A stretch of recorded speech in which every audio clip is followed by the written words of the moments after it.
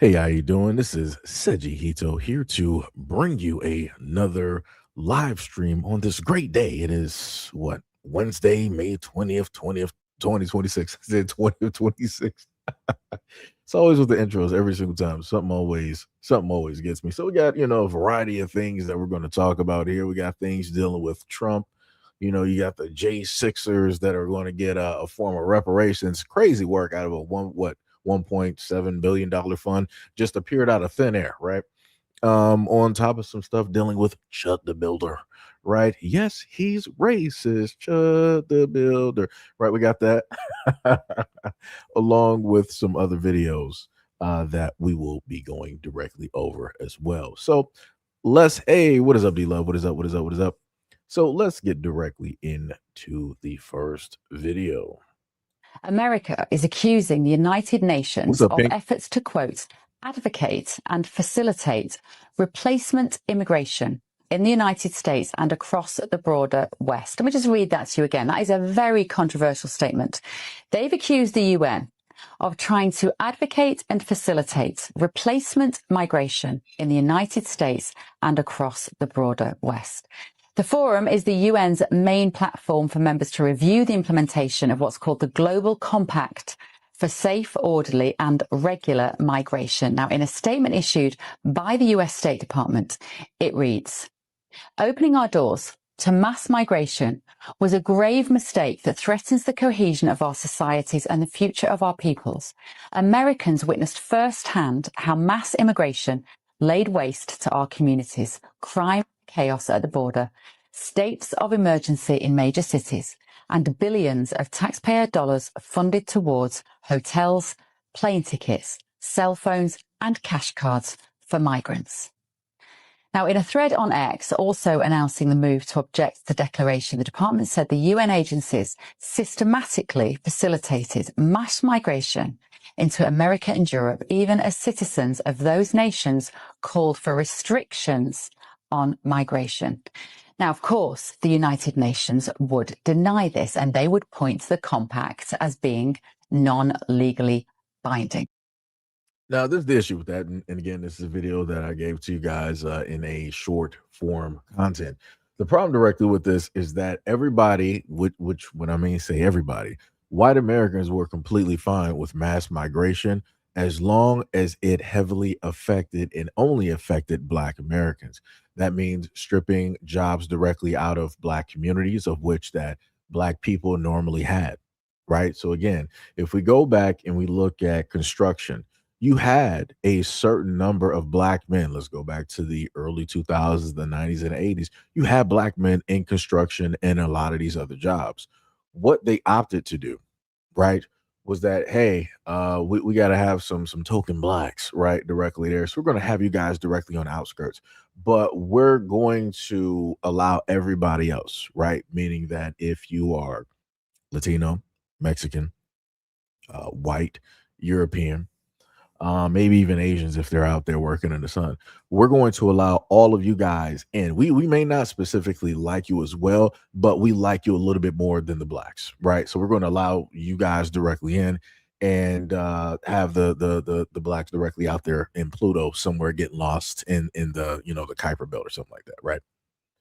And inevitably, what happened was that since they wanted to get rid of Black Americans out of a lot of these jobs, they effectively allowed a lot of these people to get so much power that they can now progressively move white folks, right? They can start to move around because there's enough of them there. They can now start to move white people around in these industries, and they can now start to 100% employ their own people, start up their own businesses, which then means what, guys? That then means that white people are going to start to lose out on jobs, more so specifically white males.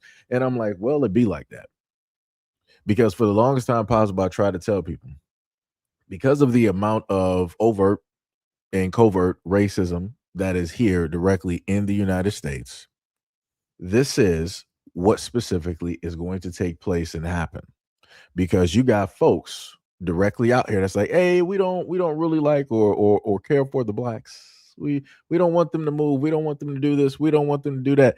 Now, understanding the fact while saying that, understanding the fact that if black people are to have a little bit of power or a little bit of something that is going to benefit the face of the United States, is going to benefit the small towns, is going to benefit the economy, the cities, the towns, is going to benefit the police, the firefighters, the ambulance, it's going to benefit everybody if black people are allowed to be, to move around and get jobs and to formulate businesses. We're going to put everything back home, which is America.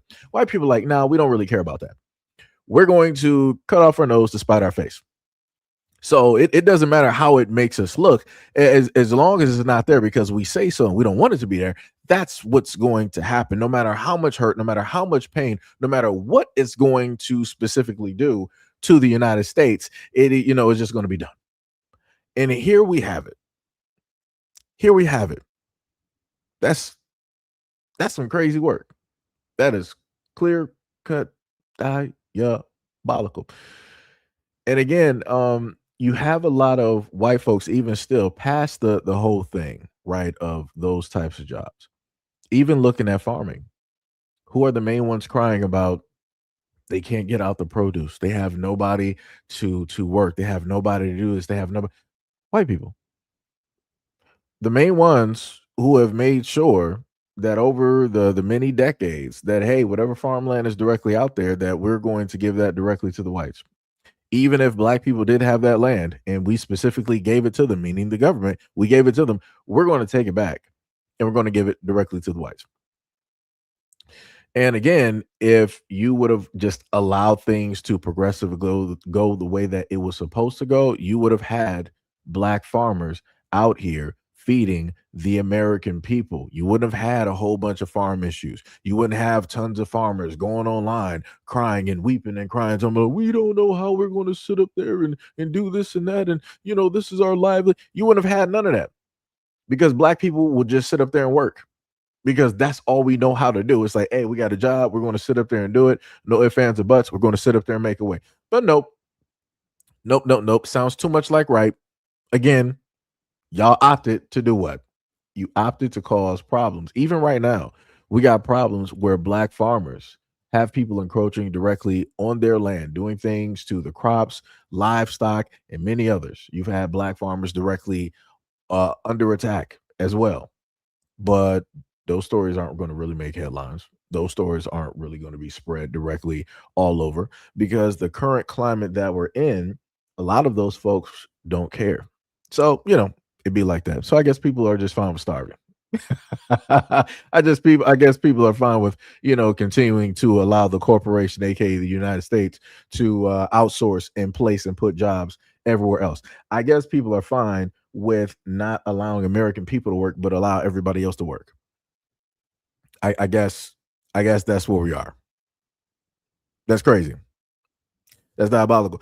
Somebody said in the comment section, they was like, the people like you have the same legal rights with the whites. It's not a racial problem. It's a religion problem. America doesn't support Jesus. Yeah. Like I said, now you're trying to go into this whole, biblical thing. This is the whole thing. When people don't really have a stance and they can't really say anything, people just factory default set to the Bible. Just factory default reset. Like I said before, I got a lot of things I can speak on directly, dealing with that, but I'm just going to let that directly be. Oh, we got a troll in here. Get him out of here. Who we got? We got Vincent Taylor. What is up? Somebody said that's a global problem. They don't want farmers, and I'm not talking about global problem. I can care less. I can care less what's going on all over the globe, because black Americans are not all over the world. I'm talking about directly right here in these United States. I don't care what's going on with nobody else, nowhere else. They business is not my business. I'm worried about home first. Like I said before, that's a lot of people's problem. Instead of being worried about home, everybody want to be worried about everybody else. Everybody want to have their concerns about everybody else. Worry about fixing the inside of your home, the outside of your home, your front yard, your backyard, and both sides of the house before you decide that you want to move over and start worrying about what's going on in a different country. And then even if you get your whole area of the house basically fixed, you still got a neighborhood. And then when you got the neighborhood, you still got the street. You still got the alleyway. You still got side streets. Like, come on now. Like, what are we talking about? Like, sound crazy out here. Like that is 100% diabolical. But again, because I know this is not a subject that people really care for, especially when you bring up the blacks, as they like to sit up and say online, the blacks, right? So we're going to continue directly over to something that specifically deals with white folks. Let's go to their God and Savior, Lord Trump. The Justice Department has this new fund that was announced today, $1.7 billion. Yeah. Why should taxpayers pay for the January 6th? Well, it's been very well received, I have to tell you. I know very little about it. I wasn't involved in the whole creation of it and the negotiation. But this is reimbursing people that were horribly treated. It's anti-weaponization. They've been weaponized. They've been, in some cases, imprisoned wrongly. They paid legal fees that they didn't have. They've gone bankrupt. Their lives have been destroyed. And they turned out to be right. I mean, it was a terrible period of time in the history of our country. And they worked on it. I know the Justice Department, it's really been working on it very hard. There's been numerous other occasions over the years where things like this have been done. But these were people that were weaponized and really treated brutally by a system that was so corrupt, with corrupt people running it, and they're getting reimbursed for their legal fees and the other things that they had to suffer. So let me just clarify that for anybody that doesn't know what he said. What he basically said is that those who are part of January 6th, when he was first elected, all of them are getting reparations. That's basically what he stated. 1.7 billion is going for reparations for those who are part of January 6th. This is the same exact United States who said that they don't have reparations for Black Americans. Every single time, I could have sworn just last month I did a live stream. We were talking about this before, where I said that, hey, America always say that they don't got this type of money, but then magically they come up with this type of money. That's some crazy work. So wait a minute. So wait, let me get this. So for the Jewish community, the United States helps manages, the money, lost art and all the other type of stuff when it deals with Jewish folks getting money, right? Fine, no problem. Native Americans, reparations by way of, like land, casinos, all the other type of stuff. Right. Cool. Fine. Asian, the Asian Americans, the Chinese and the Japanese, when they were held in internment camps by way of the United States because of what was going on politically, they got forms of reparations. Even after the fact of the pandemic, Asians again still got about what, 25 to 50 million dollars of reparations so that they can build up stuff in their communities specifically for them, right? Everybody is getting a form of reparations except for the blacks. And this is what everybody always states. This is what everybody always thinks. It's like, that was so long ago. Slavery was so long ago. I didn't own a slave. You weren't a slave. This is that, the third. I don't even know anybody who owned a slave. But I don't know anybody who was actually a part of, January 6th. I thought that was a bad thing.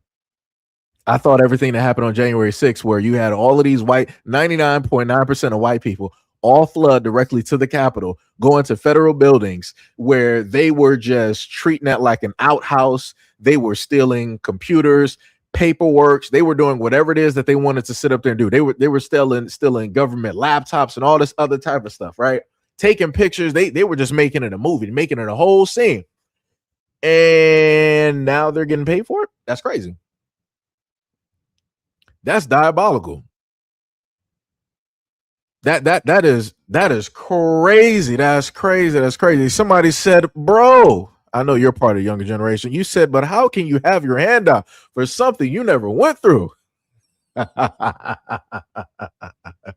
same way that the United States goes directly through and they decide to claim land of which that was never theirs. Oh, that's crazy. See how that happens? see how that takes place. See how that happens? The United States never actually owned this land. They stole it. They murdered for it. They killed for it. But it be like that, I guess. I guess only thieves. I guess from what you're saying is that thieves are only thieves should profit. Right? Not the victims, but only the thieves should be able to profit hand over foot. They're going to profit from their crimes, and then they're also going to profit from also being locked up for their crimes. That's crazy. That's wild. That's diabolical. Somebody said, come on, bro. January 6th talk. Trump brought it up himself. Do you not look at mainstream media? I'm a little bit confused. Are you guys wise to the news? Did you not listen to? Let me repeat this video again for those who are hearing impaired. Let me repeat that again. Mr. President, the Justice Department has this new fund that was announced today, $1.7 billion. Yeah. Why should taxpayers pay for the January? Well, it's been very well received, I have to tell you. I know very little about it. I wasn't involved in the whole creation of it and the negotiation. But this is reimbursing people that were horribly treated. Did we not hear that? Who's that person, Jay? Who's that person?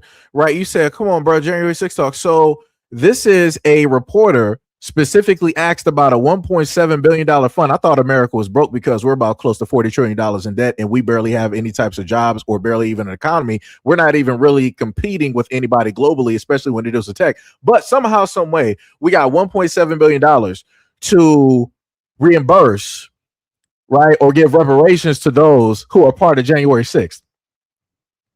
And you're trying to make it seem like I'm the problem? Huh? I'm a little bit confused. I'm a little bit confused. Did you not hear? Did you not hear what Trump replied to? Did you hear how he didn't deny any of the things that were being stated by way of the reporter? He went directly right into the question and gave even more information. He was like, hey, you know what? I agree with. I wasn't there. See how he got his hands directly off the situation. He was like, I wasn't there, but I agree with it. I wasn't there though. I wasn't there for the negotiations or the conversations, but I agree with it. But I wasn't there though. And this is to reimburse, or to better yet, give reparations to those who are horribly affected because they're loyalists. But when people happen to bring this stuff up and we show it directly to you, now it's a problem. I'm a little bit confused. I'm a little bit confused. You said I missed the clip the first time. I don't disagree with you on this. I don't understand. Like I said, this is not even my political party. So I'm a little bit confused on how I was able to see this clip. Like, do people just overlook stuff? Like I said, I don't care if you're a Trump supporter or not. But it's like, to me, it's very weird that there's a lot of clips out here of politicians, and that if it deals with somebody's specific party, people ignore or they just overlook it. And then when things are shown directly to people, hamster falls off the wheel at certain times. I'm just a little bit confused. I'm just trying to figure out what's going on, because I know I'm not a liar, right? Because we're not dealing with AI. We're not dealing with Chat GPT. We're not dealing with Midjourney. We're not dealing with any of those things directly out here. This is clear cut in 4K. January 6ers getting reparations, and Trump said that these people were horribly treated, so they deserve reparations. That's crazy. The exact same folks who sit up there and say that black people don't deserve reparations. Woo, that's crazy. That's diabolical. That's crazy. That's wild work directly out here. That's diabolical. Somebody said, see, you said, nope, you didn't suffer slavery, no reparation for you. You know what? This is the thing, though. This is the thing. At one point, when people used to give these replies, I used to severely care, and I would want to sit up there and just talk back to them tooth and nail. I would actually care, but at this point, I don't care anymore, because I understand that a lot of you guys, I don't care if you're trolls or not, but I have an understanding that you guys would rather hurt the whole of America versus helping out the few, which is then going to benefit the whole or the majority of America. I know it sounds too much like right, and that's how I know that you guys are against it. It's crazy to know the fact that a lot of you clowns will sit up there and rather support and be right next to and in bed with the government when the government doesn't love you at all. You're just a prostitute that they just found on the street and decided to have fun with for an hour. And they threw $20 at you and you decided to jump into bed. And now you want to complain after the fact of getting your $20 and getting paid. Now you're going to sit up there and come back and complain and talk about you were horribly sexualized and you don't like the way that you were treated. That's what's going to happen to a lot of white folks.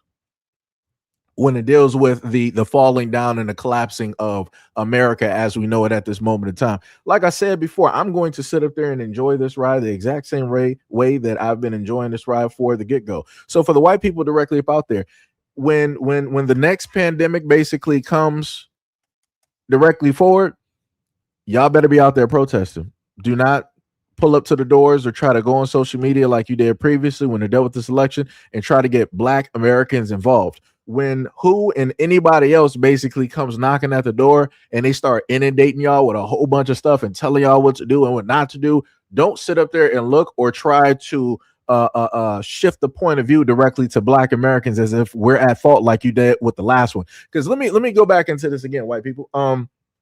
We just came out of COVID, some years ago, right?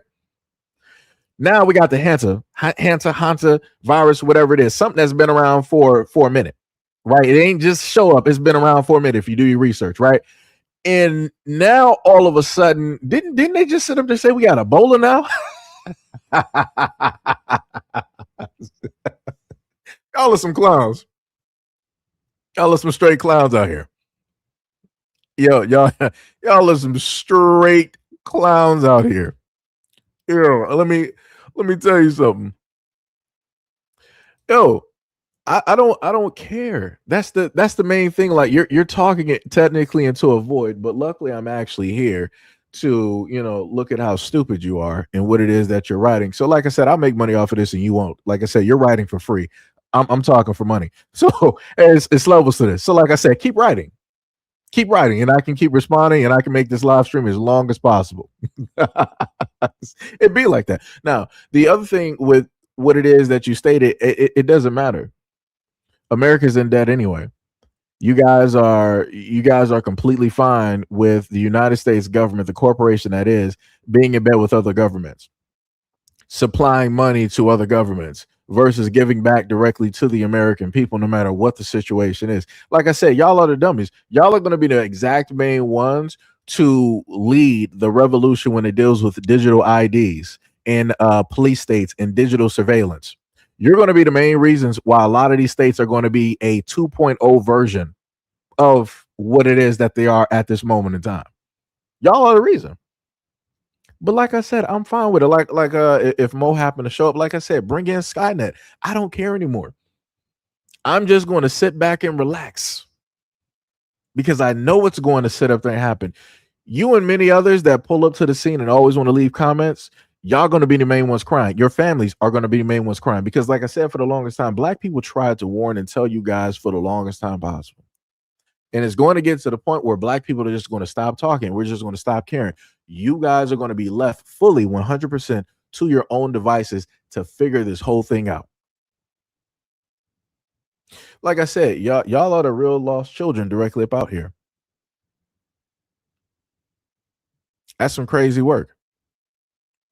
That is 100% some crazy work. Y'all going to have to sit up there and figure it out. Y'all really going to have to figure it out. It don't matter if it's a scam or not. It's the main thing that things, rules, and everything is going to be implemented. Like I said, I gave people what they were going to try to do in Canada, where they were going to have green areas, which were basically for those who abided and followed directly what it is that the government told them. And then you have others for people who didn't. I also faced how get directly in China. I showed people how they had laws and regulations specifically set in Australia and how you were going to either be jailed or fined directly there. All of the places that I listed were doing test trials of a variety of things. The United States is taking notes on all of these things, and they're going to figure out a way how to legally implement these things and how to coerce people into going directly for this. Like I said, a lot of y'all were older than me, and y'all signed, y'all agreed directly with the Patriot Act. So just like y'all agree with the Patriot Act, you guys are going to agree with whatever it is that the government has laid directly out for you. Like I said before, they already got thumbprint technology. They got hand scan and eye scan technology. You don't have to sit up there and pull out your wallet or your ID or anything like that. They have your biometrics. Like I said, so for the older generation directly out there, how y'all always want to talk about Black people don't deserve reparations, no problem. Like I said, let Skynet sit up there and lull you to sleep and put you to bed. Like I said, we got it. Y'all got it. No problem. like I said, whatever war basically happens, y'all going to be the ones fighting it because y'all are going to be the ones that are at fault. You ain't going to be able to sit up there and push back like, oh, it was the Black Americans. It was the blacks. It was the blacks. It was 100% the blacks. Somebody said we don't have Ebola. They talked about an American having it. So I just want people to understand and know that just like they talked about the hantavirus, you had Americans that had it, right? But they were on a boat, and then they decided to get those Americans off the boat and send them home. That's not a smart idea, right? Because during the pandemic, they didn't give people a choice. It was like, hey, you had to follow these rules and these regulations. If we know that you actually got this, oh, you're going to be in these hospitals. You're going to be this, that, and all this other type. You didn't get a choice on, hey, if you want to be free or if you want to be at the hospital, you didn't get a choice. But now all of a sudden, the same thing that they're telling us not to worry about, that they say is in a sense contagious, but don't worry about it.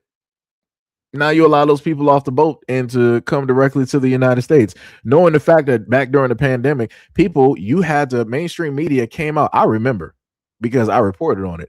During the time of the pandemic, mainstream media was talking specifically to white people like, hey, we need you guys to wash your hands, because they were doing tests on doors at public areas, and they found a whole bunch of fecal bacteria directly on these door handles. Now, some people are going to be like, well, Seiji, how could you just specifically point this directly to white Americans? Well, if I happen to upload or re-show the videos from TikTok where white people are all online on TikTok and podcasts talking about, oh, I only take a bath every, once every 3, once every 5, or once a week. Or this is day number 30 of me not having a bath. This is my day after 30 days having a shower. When I go number 2, I don't actually wash my hands. I just put my hands under some warm water and just wipe my hands directly off. Or sometimes I don't even wipe my hands at all if it's a clean break. A lot of stuff that white folks are sitting up there saying, and this is not stuff that I'm making up. Stuff that y'all was doing. So again, your media had to come directly out and tell you that, yo, we need y'all to start cleaning. We need you to start being more human. But hey, people don't want to listen. People do not want to listen. Like it is crazy. It is diabolical directly out here. Somebody said, who is y'all? Whatever you want to put it as. Let me see. Every time I hear Skynet, I think about Terminator 2 Judgment Day. That's kind of world that we're living in right now. You are correct, because you are always under surveillance. Your phones are never off, because in a lot of phones, you can't even take out the battery. But I'm a conspiracy theorist, though, like some people said in the comment section. Somebody said we figured it out without you anyway. Why are you race baiting? If everything was figured out, then why are we still trillions of dollars in debt, and why do we still have the IRS, amongst many other things? If you figured it out, right? If you're smarter than the average bear, why are there underground cities in the United States that the normal population doesn't either know about, or if they do know about it, they don't live within them? But you saying that you figured it out. If you figured it out, why is it possible that we got forever chemicals both in foods and water and fabrics? If you figured it out. If you figured it out, why is it possible that the rich elites are still sitting up there trafficking, smuggling? If you figured it out, explain to me why it is that it was stated that we're the only beings directly in this universe, right? We're the most intelligent, but yet Trump has a space force. And I'm like, how do we have a space force if we don't even have spaceships? Like that doesn't even make sense. We can barely even get to the moon. You got to go past like the Van Allen belt and all this other type of stuff, right? Deadly radiation that is around the planet, right? But hey, you got it. You got it.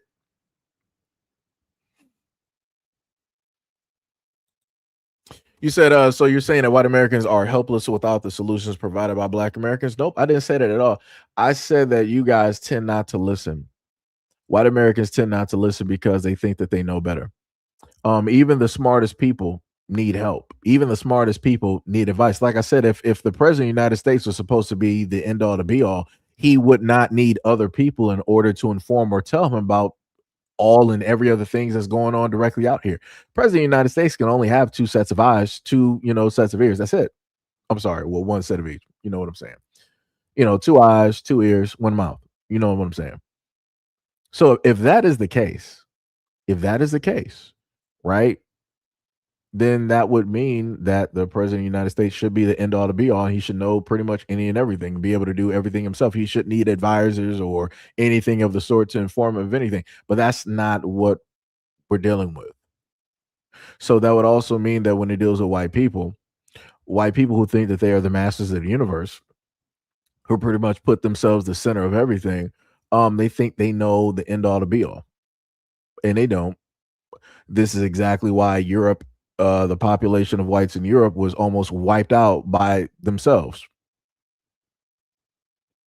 So then going back to the pandemic, what was going on? Pretty much close to the same exact thing, where people were just sitting up here doing whatever it is that they wanted to sit up there and naturally do.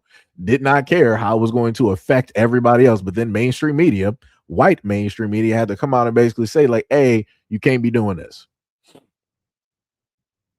But like I said, y'all got it. Y'all got it. Y'all got it. Somebody said, funny thing is, most of us didn't agree with the Patriot Act. You're making a lot of assumptions based on no facts. Well, I'm based on the facts that it passed. And I didn't see a far outcry directly about that realistically. And especially during that time, we did have the internet. We did have things such as YouTube and all these other types of things where people would make videos and all this. A lot of people wasn't sitting up there crying and complaining. Like right now, let something happen. Everybody wants to go online and start crying and complaining. During that time where we had the internet and we had websites and everything of the sort, people had camcorders and all and phones that could record. People could obviously put out their opinions. People opted not to do it. But like I said, obviously it passed. So you had a overwhelming majority that were like, hey, we're going to do it. And especially during the time of the Bush administration, because everybody loved Bush Jr. Everybody loved him. Just like everybody loves Trump. And what did Bush Jr. sit up there and tell y'all, white folks? He specifically went to his last dinner and made a joke about the war on terror, which again, really wasn't a war on terror. It was about oil and gold. And then he also said that those weapons of mass destruction got to be somewhere. And all of the elites, all the higher ups in that room laughed. But they weren't just laughing at the joke. They were laughing at you. Like I said, y'all do it to yourselves, man. Y'all do it exactly to yourselves. Y'all do it to yourselves every single time. The government has shown you time and time again that it does not care about you. It is not for the people. It is not for the country, because it is not a country. It is a corporation. They told you this 99 different times, and y'all still living as if y'all just signed the Declaration of Independence and all this other type of stuff. Like, oh, freedom. Y'all sitting up there like living like this is Braveheart. It's like, no, we're way past all of that. Way past all of y'all. Keep bringing them 1776. It's great. Like y'all keep bringing them 1776 like y'all really about to fight for something. Y'all ain't gonna do nothing. The only thing that white folks are going to sit up there and do is that they're going to section themselves off from the rest of everybody else. That's what you're going to do. It's not going to be a country. Like I said, it never was. This ain't the United States. It never was. How you going to be United States, but you got different laws, rules, and regulations in every single state? Ain't nothing unified. The only thing unified is technically money. Realistically, if you think about it, through every single state, pass all of the laws, all of the rules, all of the legalese, and all this other. The only thing that is finite that everybody agrees on that has the exact same weight is money. Gun laws are different in every single state. Driving is different in every single state. Marriage is different in every single state. How you take care of your kids is different in every single state. School systems are different in every single state. Religion is different in every. Like, come on. But we're the United States. What's so united? Now, if you want to say the divided states of America, yes, you could easily sit up there and say that. No problem with that. I'm pretty sure a lot of other people would. Because when you want to point out the obvious, people tend to have a problem. Because then when you point out the obvious, you have to look at who's at hand, who's at fault for all of this taking place. It's not going to be Black Americans. That's what I'm going to sit up there and keep continuously saying pretty much throughout a lot of these videos. And people will be like, well, you're just race baiting. I'm not race. Who are the main controlling ones? Who are the controlling faces when you think about the United States? When people think about the United States, they're not thinking about Black Americans. They think white. Let's be factually crystal clear. Crystal clear. When we think about the United States government, they're not thinking about Black Americans. They're thinking about white Americans. Let's make that crystal clear. When you think about the police and the military, who do you think about? Again, it's not Black Americans, white Americans. So, it'd be like that. Yeah, I gotta really, really pay attention. Somebody said he's so cocky for no reason. I mean, I guess. Somebody said, yeah, Obama sucked too. Okay. I mean, for whatever reason, I can tell how old you guys are. I know you got to be in like your 50s and up. Because every single time we have these political conversations, go-to is like Obama. Okay. I'm like, what is that supposed to do? Like, y'all keep bringing it up, like y'all bring up the N-word. I'm like, I'm a little bit confused. It's diabolical. Let me see. Somebody said you're all over the place. I mean, just like the United States is all over the place. Haven't you paid attention? Didn't Trump just go over there to China? I thought we were having disagreements and problems with China. I thought, we were having all this thing with like the tariffs and all this other type of, it's crazy as well. I guess people can't stay consistent, I guess. Somebody said I just put electrical tape over the phone and camera. Yeah, I got you. I got tape directly over mine as well too. I understand.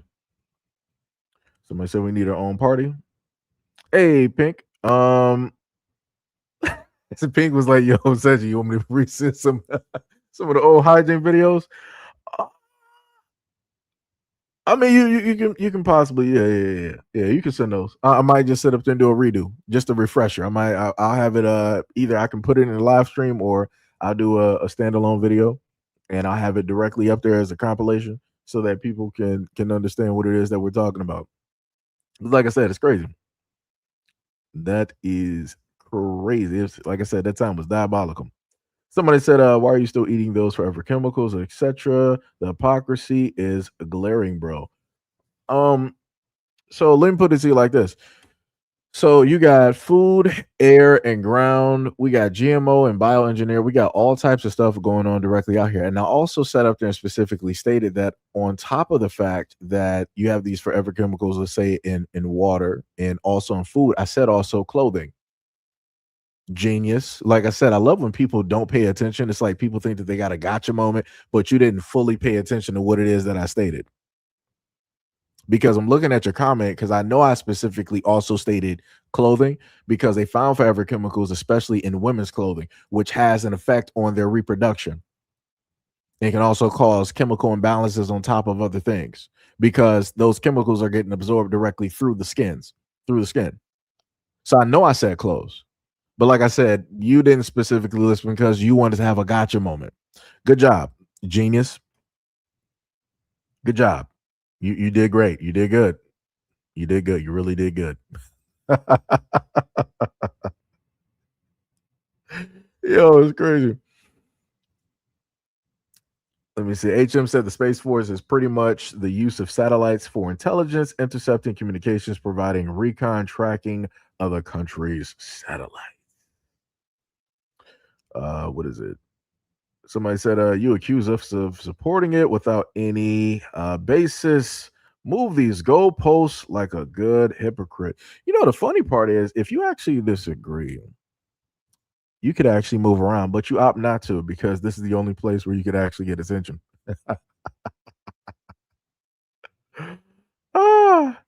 You said, don't be too outspoken. They're watching as you speak. I mean, it'd be like that. I mean, I'm a conspiracy theorist, so nothing I say is factual. Nor does anybody care. Like I said, we got people directly in the comment section. It'd be different. Like, I put it to you like this, right? If people were actually like 100% behind everything that I was saying and da da da and all that, then that'd be different, right?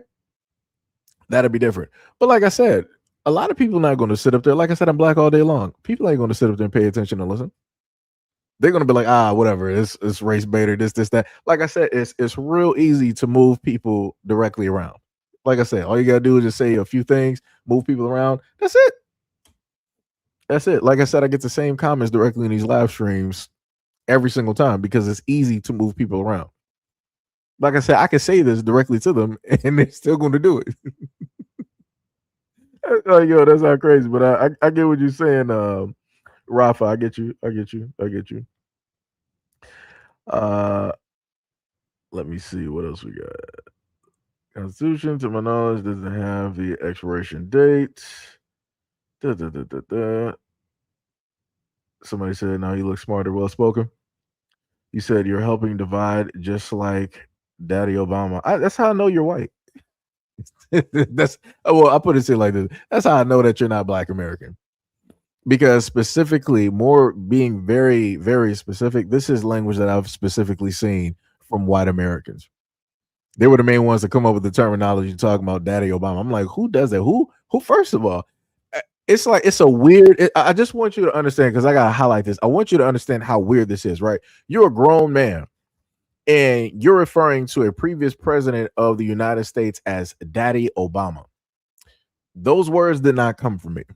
So you're a grown man looking at another man, thinking that you're taking a shot at him and other people who voted for him by saying Daddy Obama.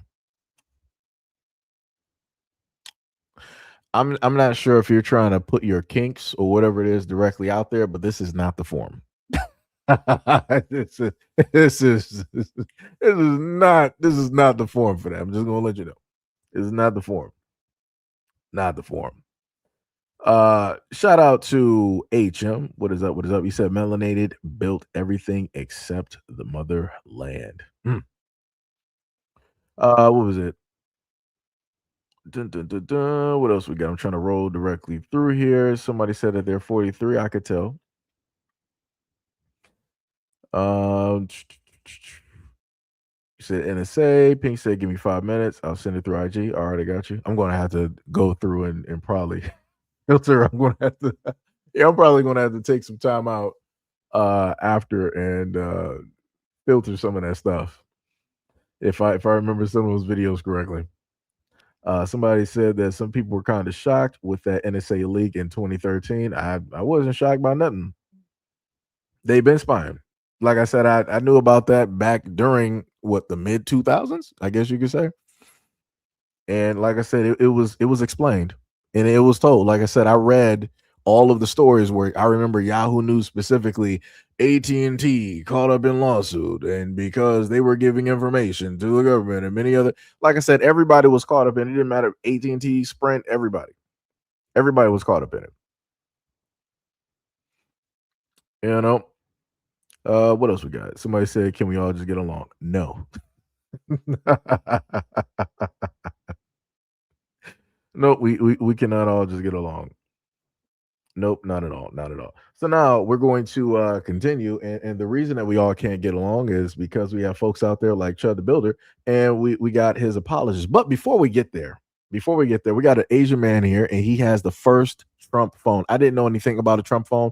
I knew about the Trump 6s, which are basically some type of gym shoes that they had that were all gold and star spangled and whatnot or whatever that white people were buying up. Right? Cool, fine, no problem. So now we got the Trump phone. So let's take a look at this Trump phone and see what's happening. Be the first person to have the T1 Trump phone.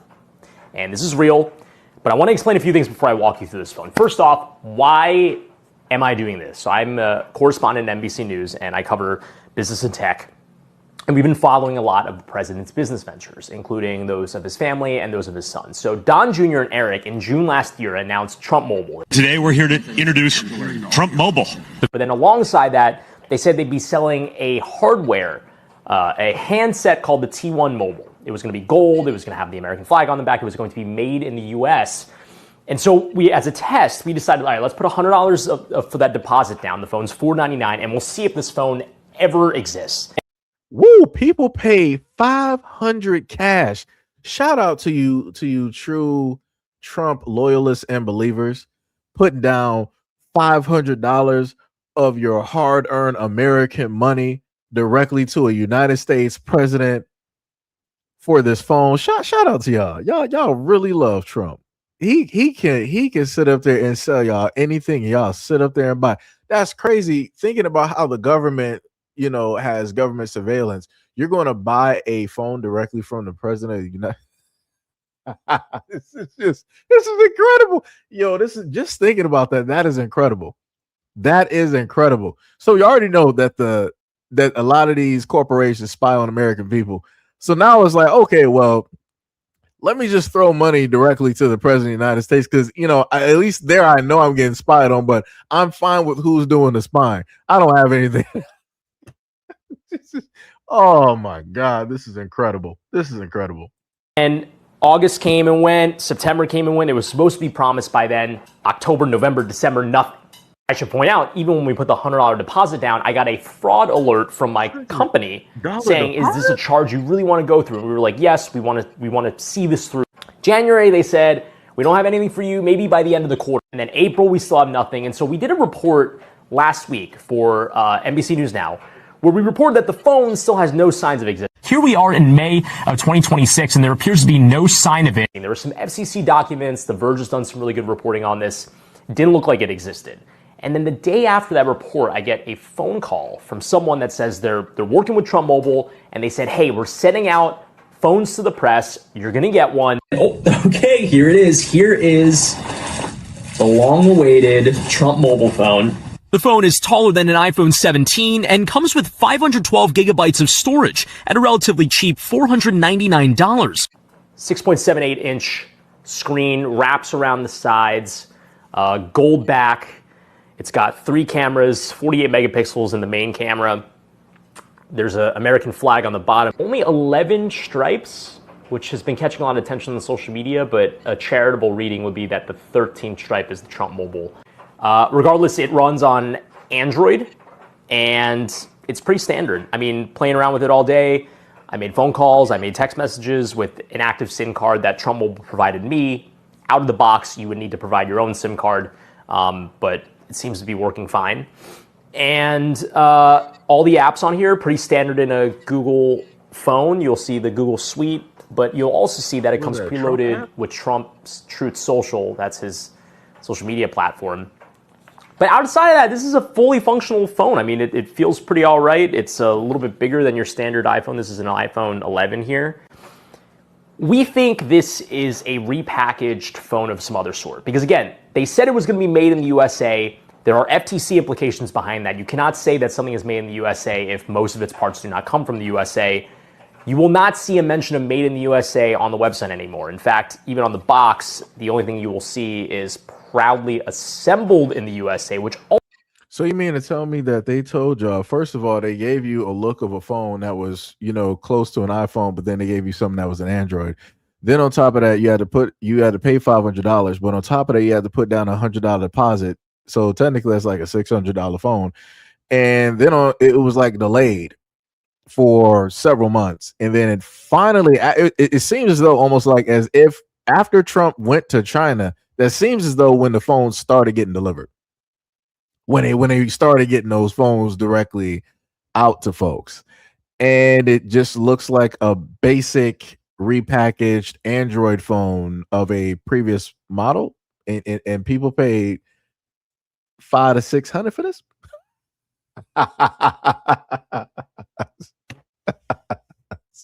Woo! That's incredible. Also has FTC implications, but it just means that as long as it is substantially transformed in the US, even if it uses parts from abroad, it could still be billed as assembled in the US, not made in the US. That might be a workaround, but that kind of reinforces that this phone is probably a repackaged version of something else. There was reporting out there, maybe it was a Chinese phone, but the folks that I spoke to said this is probably an HTC U24 Pro. Looks very similar. It has a very distinct shape. Yeah, that does look really similar.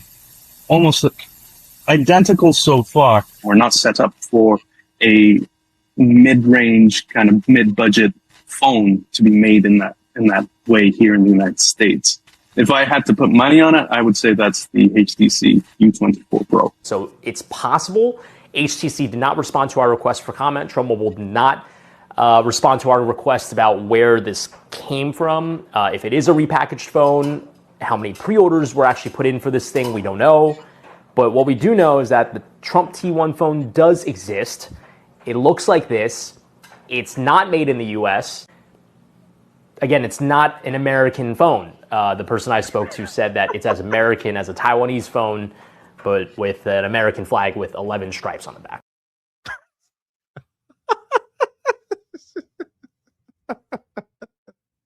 They can't even make the phone in America. You might as well just bought a phone from overseas. You might as well just for $500 to $600. You might as well got an iPhone or some other phone from overseas. This was so incredible. Like I said, God bless those Americans. God bless those people. You know, like I said, they are so loyal. Bless their hearts. Can't beat the allegations. Like I said, he can do whatever he wants to sit up there and do. And he knows that he has such a loyal fan base that they will go to the ends of the earth. If he said that, hey, walk into a volcano, they walk into a volcano. If he said it and told people like, yeah, we got the best scientists and we did tests. You can actually breathe, you know, under the Mariana Trench. People are like, oh, word? Let's go to the Mariana Trench. Yo, this is incredible. Listen, God bless those people. God bless them. God bless them. Every single one of them. I love those people. I 100% love those people. So now we're gonna go. Oh, what was it? Melissa said, you bought the Trump coin. Yeah, I remember that. I was following that. At a certain point, it was worth a lot if you initially had got in before. If you got in before, you would have been fine. But the moment in time that everything was like moving, it was pretty much over. It was pretty much over. They had a whole Trump. They had a Melania. They had a Barron. And Eric. Like I said, they had all. It was a lot of coins directly out there. A lot of coins, right? So now dealing with the whole instance of America, we're going to listen to this. Oh, you say, yeah, you was late. Yeah, see, that's the whole thing. You got to get in early. You got to be there for like some pre-sales or whatnot or whatever. But since you're basically, you know, a normal, average, everyday person, you're not going to be hip to a lot of these things, right? You'll have a lot of insiders or people that are close that'll know when a lot of these things are happening. So they'll be the first ones to put in a whole bunch of money. And that's what they normally do, right? You'll see a lot of these folks before a lot of these coins open. You'll see a lot of these people magically have like 100,000, 50, 100,000, a million or whatever of these tokens, coins, or whatever it is. So that by the time that they release it, they already know that it's going to skyrocket. And then at that point, you'll start to have a lot of those people pull out their money. They will pull out, you know, specifically what it was worth, and they'll just run off with the bag. You know, it'd be like that. That's why I told people before, you know, it's almost in the sense of a first come, first serve, you know, type of deal. You know, it's not something that you really want to be late to. You know, somebody said, I'm cheap. I'm buying an Android. It functions. That's all I need. Rafa said it's not even assembled here. Yep. Looks like I was late. Yep. Raj, what is up? You said, I've never seen a man who has this much control over a group of people. Trump may have Jim Jones beat. Rafa said Doggy Coin was okay until the tariffs. Yeah, it'd be like that. It'd be like that. Like I said, you know, that's what I told people before. I'm like, if in order to really make a profit, a nice margin directly off of it, you have to do a lot of research on top of research on top of research. And you just have to be a part of a lot of those type of, I guess, telegrams, discords, or wherever it is that a lot of those folks happen to speak. So, you know, you'll know specifically what's going on and what's happening. Because the moment in time, because I put it to you like this, right? There's going to be, because I can already see, because everything is moving digital. And I said this for a long time, even back during the pandemic, there's going to be a point in time where you're going to see all of the media start really amping up and talking about cryptocurrencies. When it gets to that point, you're going to have a choice on how it is that you want to move. But depending on how you decide to flinch or teeter totter means that you've just wasted precious seconds and minutes.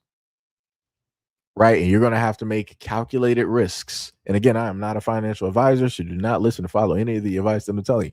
But what I'm saying is every choice has consequences. You got good consequences, you got bad consequences. But the moment in time that the media is talking about it, that means that everybody behind the scenes, like the rich folks, the elites and stuff, that means that they already got their money set. That means that they already got themselves positioned so that when they give it to, so when the 1% gives it directly over to the public, like, hey, let's start talking about this. Let's run it on MSNBC. Let's put it on Fox. Let's put it on NBC and all these other channels. And we're going to also have all these other people on social media talking about it. People who really wasn't talking about cryptocurrency. The moment in time that you see that happen, that's going to be the make it or break it time for a lot of people. And what's also going to happen is that you're going to have some people that's going to be able to skate by from, dealing with investing, which is the rich and the elites. They'll be able to skate by and not really deal with, any negative things, dealing with the government and all this other type of stuff. But what's going to happen is that when it deals with ordinary people, like what it did with Bitcoin, when it did Bitcoin, Litecoin, and Ethereum, when it deals with ordinary people investing in these and they're actually becoming self-sufficient and independent, this is when they're going to be like, all right, we're going to sit up there and cut off the well. We're going to turn off the faucet, and that's it. They're going to turn it off quicker than they did before. Because what happened last time, pre-pandemic, was that, and I remember these stories directly in the news and how they were using, both a combination of FOMO and scare tactics in order to get people away from it.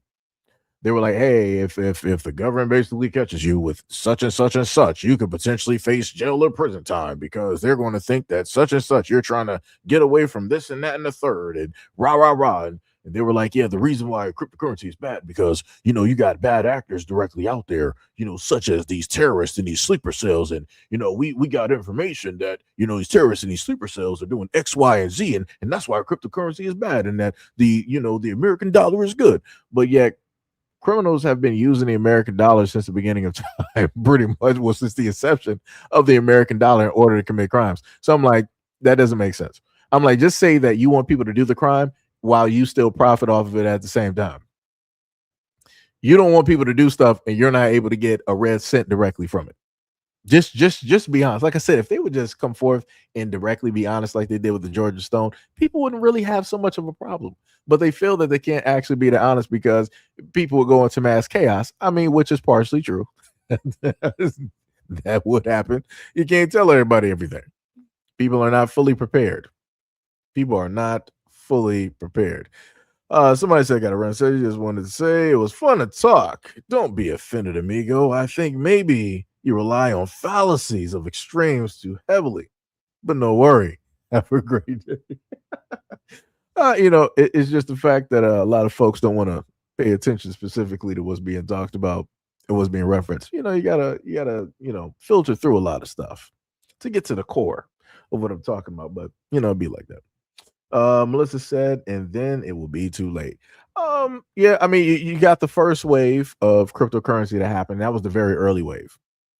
That was like early 2000s to about, I think, what was it like? I want to say 2012. Because the after effect of 2012, when people started, investing directly in it, at one point, you had Bitcoin at $1. If you take $100 and you bought Bitcoin, way back when, you would be in a whole nother tax bracket at this moment in time. But people didn't want to, take a chance. I know I didn't specifically take a chance when I saw this on anime websites. I thought about it because I saw it so many times. I'm like, man, maybe I could go down to CVS and I can get a gift card, and that way I can sit up there and actually put money into it and buy it just to see what happens. I would have probably put $50 on it. At that time, I would have spent the amount that I normally spend on video games on Bitcoin early on. I would have been in a hole. I wouldn't even be here right now. I would be on vacation somewhere, Turks and Caicos or something. I'll be somewhere else. Let me tell you something, but it'd be like that. I guess things are meant to be that way. So what happens? You know what happens. Robert said, crypto's not for everyone. The average Trumpy doesn't know who or what that is. Oh, but they will know about it. I mean, technically, they learned about it when Trump had a coin. They did learn about it then. But going back to the government, this guy is going to, I think he's wearing an American flag t-shirt, if I'm looking at that correctly. This is a delivery truck driver. He's going to explain to everybody how it is that the rich and the elites obviously are preparing for something. So let's take a look at this. I have noticed a very strange behavior among the rich folk. I've been delivering since 2014, and I have never seen the rich folk prepping like they've been doing the last 2 months. They have buying, a lot of them have been buying dry foods, buying generators. A lot of them have been trying, getting dry foods, rice, beans, all the stuff I've been delivering. And when I delivered, they're like, oh, put in a garage. One of this other guy, he has his whole entire garage built out. And when I asked him, why is he doing it? He's just like, my gut feeling. So I don't know what they're being prepped for. Why are they buying so many of the emergencies? But they're buying a lot. They're prepping, and I deliver to people who are earning million plus. Some of these houses are $2-3 million, and they're prepping for something, not to leave or go anywhere, just to stay in. They're prepping. That's highly suspicious. What do you guys think? So that's what he's saying, right? And the reason I wanted to showcase this is that the only time that people tend to believe stuff is if somebody white basically says it. So it has to be believable. If I basically say something, everybody's like, conspiracy theorist. You don't know what you're talking about. This dude said that he is the delivery driver. I'm looking at his background. I can clearly see the vehicle, right? And I clearly see the straps that you would normally use for products or packaging and different things of that sort.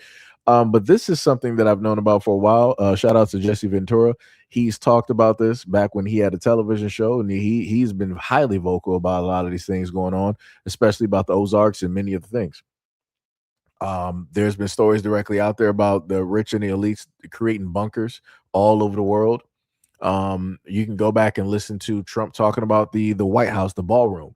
He said that it's not just a ballroom. He said it's going to be a ballroom, and then you're going to have a medical facility, and then you're going to have some type of army room facility directly there. It's 6 stories deep.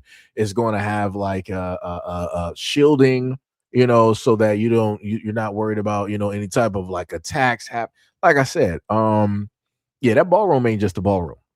And he's vocally telling people specifically what it is. Because if it was just a ballroom, you wouldn't have to make it 6 stories deep. You wouldn't have to sit up there and do that. But like I said, can't tell nobody nothing. You can't tell nobody nothing. It'd be like that though. People will find out. Yo, Shauna, what is up? What is up, Shauna? What is up, Mahoko? What is up? What is up? What is up? Robert said World War III is coming. They know it because they are the ones who will start it. That's true. That's true. ETC said, I have $400 of XRP. I brought a few years ago, and it just sits there. Yo, shout out to you. Shout out to you. I know about XRP and a few others, directly out there. I've actually talked about different cryptocurrencies and whatnot over time. And, to what I always knew was going to happen, either the videos get very little traction, or you get bots, or you get people who are, naysayers and different things of the sort. And like I said, I'm fine with it. Whenever you happen to give people information that's not coming from mainstream media or some other type of sources, people tend not to believe you. And then these be the exact same people that didn't want to listen. And then they're trying to dive in and get to stuff late when it's far too late. And I'm like, yeah, that's crazy to me. That is crazy. Like the whole duration of time that ain't nobody been talking about any of anything dealing with digital or cryptocurrency or whatnot. That moment in time, people should have been looking into stuff, pouring stuff directly in. But I also have a know and I have an understanding that being a content creator, I know how everybody's being inundated with so many things. So you got different viruses out here, other things going on medically. You got insurance, you got a family, you got jobs, you got food. You job scarcity, you got gas and the looming wars and all this other stuff. So I get it. People are inundated by all of these advertisements, which then takes their eyes away from things that they technically should potentially give an eye to or listen to or focus directly on. That could potentially do some other things different. Like I said, I get it. I get it. Trust me, because like I said, I'm here. So I look at a lot of stuff more than a lot of other people directly about there. Yo, Tippy, what is up? What is up? What is up? Melissa said, why would he lie? Many people are witnessing things. I think I'm too scared to pay attention and take seriously. The main thing I told people is this, is that, whenever you happen to, see some things, take it with a grain of salt, but still pay attention directly to it. Because you never know where the information can lead you and how it can potentially help you. Right. And again, there's nothing, you've had doomsday preppers since before I was born. And for me, I don't find nothing wrong with it. I feel that people should prepare for whatever inevitable. You can't, really be prepared, but you can still be prepared, right? So, you might not be able to protect or prepare yourself for every single thing, but at least you got something there, right? And this is why I did live streams before, where I told people like, hey, let's go and look through Amazon and or whatnot or whatever. Let me show y'all some solar panels. Let me show y'all some water filters or different things of the sort. To help with a variety of things. Like I said, I've touched on so many different topics over the years, just trying to get information directly out to people. But again, people have not to listen. So it'd be like that. Shauna was like, yep, it'd be like that. Yeah, that's bars. 100%. 100%. Tippy said, poor people might snap, and instead of targeting the poor people probably target the rich. They have those bunkers and they can't hide from their judgment. The thing that the rich do have, though, they have privatized military. So you will see a point in time where you'll see the likes of Microsoft and Google and Amazon and all of these big tech, like it'll get to the point where you'll see them with their privatized armies. It's going to sit up there and have them. And just like they got theirs, you will also have the rich. They'll have whatever it is that they got. Like I said, you got AI and you got robots. So they might not have a human privatized army, but they'll have a robotic one. It doesn't matter if it's the dogs. It doesn't matter if it's drones. It doesn't matter if it's the automatons that can just walk around like humans, or all three. They're going to have stuff there in order to keep ordinary people directly at bay. And even if they don't, they'll make sure that they're far enough away that they don't have to worry about somebody just, getting lost and just making upon their land. Like some of them might be like far up in the mountain somewhere, somewhere deep in the woods where, there's cold and bears and all this. Like it's a days or something trek just to get up there. So they're going to see you long before you see them, and they'll get rid of you because it's out there in the wilderness, and they'll just give you to the bears because there ain't nobody coming out there. Melissa said, I wish I bought that house that had a fallout shelter. Oh man, that's crazy. That's an old style house too. ETC said, I must have I dived in and gotten the stuff late. Hey, as long as you got it, that's good. That's the only thing that matters. Just hold it. Just hold it, because if you read anything dealing with XRP, you can basically see from the white or the light papers and everything that's been going on in the last several years with XRP. And again, their dealings with the government, the SEC. You can see where XRP is heading. You can look at the partnerships. You can look at the money that is pouring directly in. You can look at the other people that are, eyeing it, and, all of the things dealing with tokenization, such as with, what is it? VR and augmented reality. VR and AR, right? So virtual reality and augmented reality. So I can basically put it to you as just imagine Monopoly, but instead of it being Monopoly, imagine the board in the shape of the planet. And imagine, instead of just having those little pieces, right, you got different things. So the electric is dealing with the grid, right? But then you got the electricity dealing with other places around the world. So you got more than just one electric place that you can, run directly to and snatch up. Then you got water. You got more than just one area dealing with water, right? So you got all of these different areas. Then you got the free land, then you got the land that has businesses directly on it, then you have the all the other things as well too. So they have virtual reality areas of which that you can snatch up and buy land virtually. That's basically showing you how they're going to tokenize and monetize the real world by way of virtual and augmented reality. A lot of the stuff that we've been seeing over time is going to happen. It is going to take shape, whether people like it or not. The only thing that you can sit up there and do is figure out how it is that you can basically get directly there so that you could potentially profit just even a little bit of something from it. So, that's the best way I can sit up and tell people. Shana said, I believe you. ETC said, the story of my life. I must have died in too late in the story of most people's life. You must have dived in too late. Right, I got you. You said if we dive in too early, it's into a swimming pool that's not full enough yet. And if we dive in too late, it's with investments and stuff. Yeah. Tippy said, plus with everything you hear about crypto, majority of them will end up being fake and scams. So I don't care. No, yeah, that's true. Like I said, I put it to you like this: everything is a scam. But the thing is, what you want to basically do is make sure that if you are getting scammed, that you're still getting something directly from it. Like Denzel said, I'm from around the way. I'm leaving here with something. So that's the whole main thing. Like, you got the scammers out here scamming, but while they're scamming, are you able to make money off the scammers? Can you basically see specifically what is going on? What's going to be affected in the economy? What's not going to be affected? How certain things are going to be implemented?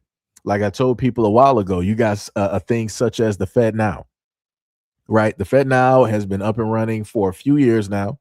It's supposed to be a 365-day, 24/7 type of thing where money and transactions can basically happen, right? That's where they're going to try to put the older financial system either within or on top of in order to quote unquote speed things up. But not only are they going to try to do that to speed things up, they're also going to do that so it's easier for them to track where it is that money is going and how it is that you're spending your money.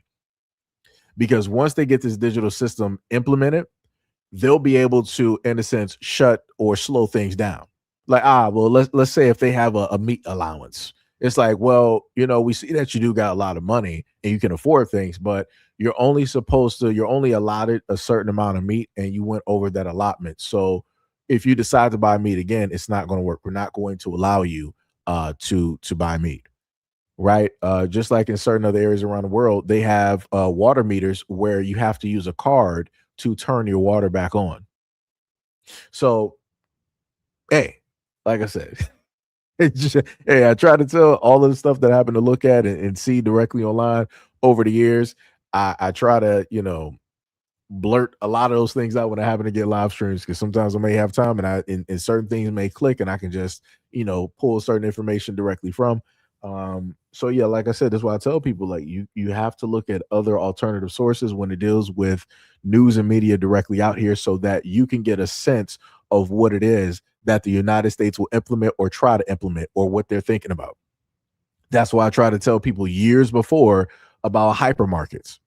And people are like, yo, Seiji, what's a hypermarket? A hypermarket is basically in a sense, computer run, a human-less market.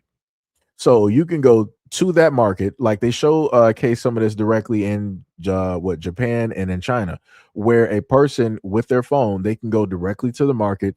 There's not anybody stocking. There's not nobody behind the counter. You can go directly to the market. The doors are closed. You go directly up to the door.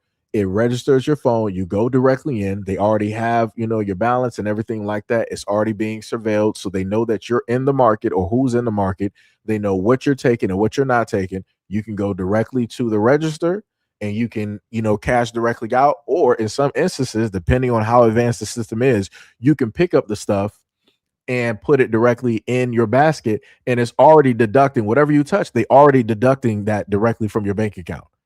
Like I said, that's how people don't even understand how advanced a lot of this AI and this tech is directly out here. They don't have to actually have people in these stores anymore. That's why I try to tell people like, hey, I get and I understand that people have certain issues with how it is that they're being paid and how they're being treated at these jobs. But the worst event that could happen is that all of these stores and these businesses, they just implement AIs and robots. And at that point in time, there's nothing that you're going to be able to do. All the normal everyday basic jobs that people actually depend on and can actually survive on, soon enough, you're not going to have those no more. You're going to only really have the corporate level jobs, the jobs where they're like, all right, maybe you didn't really need a barrier to entry to get into those jobs. Now they're like, okay, well, a diploma ain't enough. An associate's ain't enough. A bachelor's is not enough. You're going to need so many years of schooling in debt in order to potentially get that job. And that's not even, it doesn't even specifically mean that you may even get that job. Like I said, at this moment in time, it is a race. It is a race to basically get to a point where you are sufficient, where you know that you're going to be capable, or where you know that your kids are going to be capable and prepared directly for the future. The future's already prepared. It's you that has to be the one to try to prepare. It's you that has to be the one to have the foresight and the wherewithal in order to go through all of these things, through all of these muddied waters and whatnot or whatever, to arrive at that point where it's like, all right, this is the future. The future is now. I'm good. Because a lot of people are going to get washed away. If people think that homelessness is an epidemic now, just wait until a lot of this AI and everything, these AI and these robots are basically running a lot of these fast food businesses. So many Americans depend on these fast food jobs, and so many Americans are about to be out of those jobs. They already set up there and gave you a Taco Bell that looks like it was something out of I think, what was it, like Judge Dredd? I think, yeah, it should have been Judge Dredd. They gave you like the standard issued muted colored Taco Bell or the McDonald's that you didn't see anybody at the next not the register, but at the second window where you get your food. It was just a robot just like sliding the food directly, down some pipeline, almost like looking like the Jetsons. Like I said, hey, people gonna have to figure it out. I'm pretty sure I'm going off a tangent and moving technically away, but this is America, so it's feeding directly into that. Pum said they wouldn't need all this protection if they treat people right. That's true.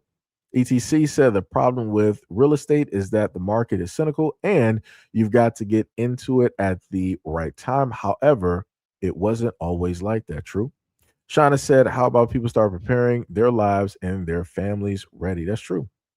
That's true. FX said, I'm new here and hi, beautiful ladies. ETC said, if you can get in within 5 years of a crash, you can usually do really well with real estate. That's true.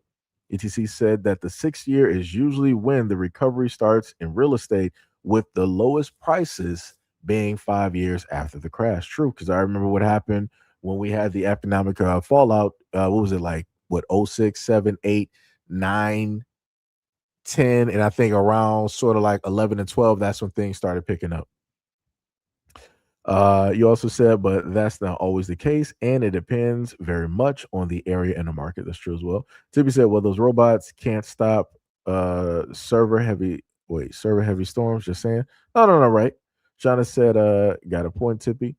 Rafa said, ridiculous to think an investment of $100 on Bitcoin would have made you a billionaire today. Yep. And there was this one dude who was trying to tell people way back earlier on YouTube or on Twitter, and he was trying to tell people, like, hey, just a few dollars directly, even if Bitcoin at the time was like $2 or $10, just a few dollars directly in there would have changed people's lives. Even still right now, if people cashed in, it would still change people's lives. But, people did not want to listen.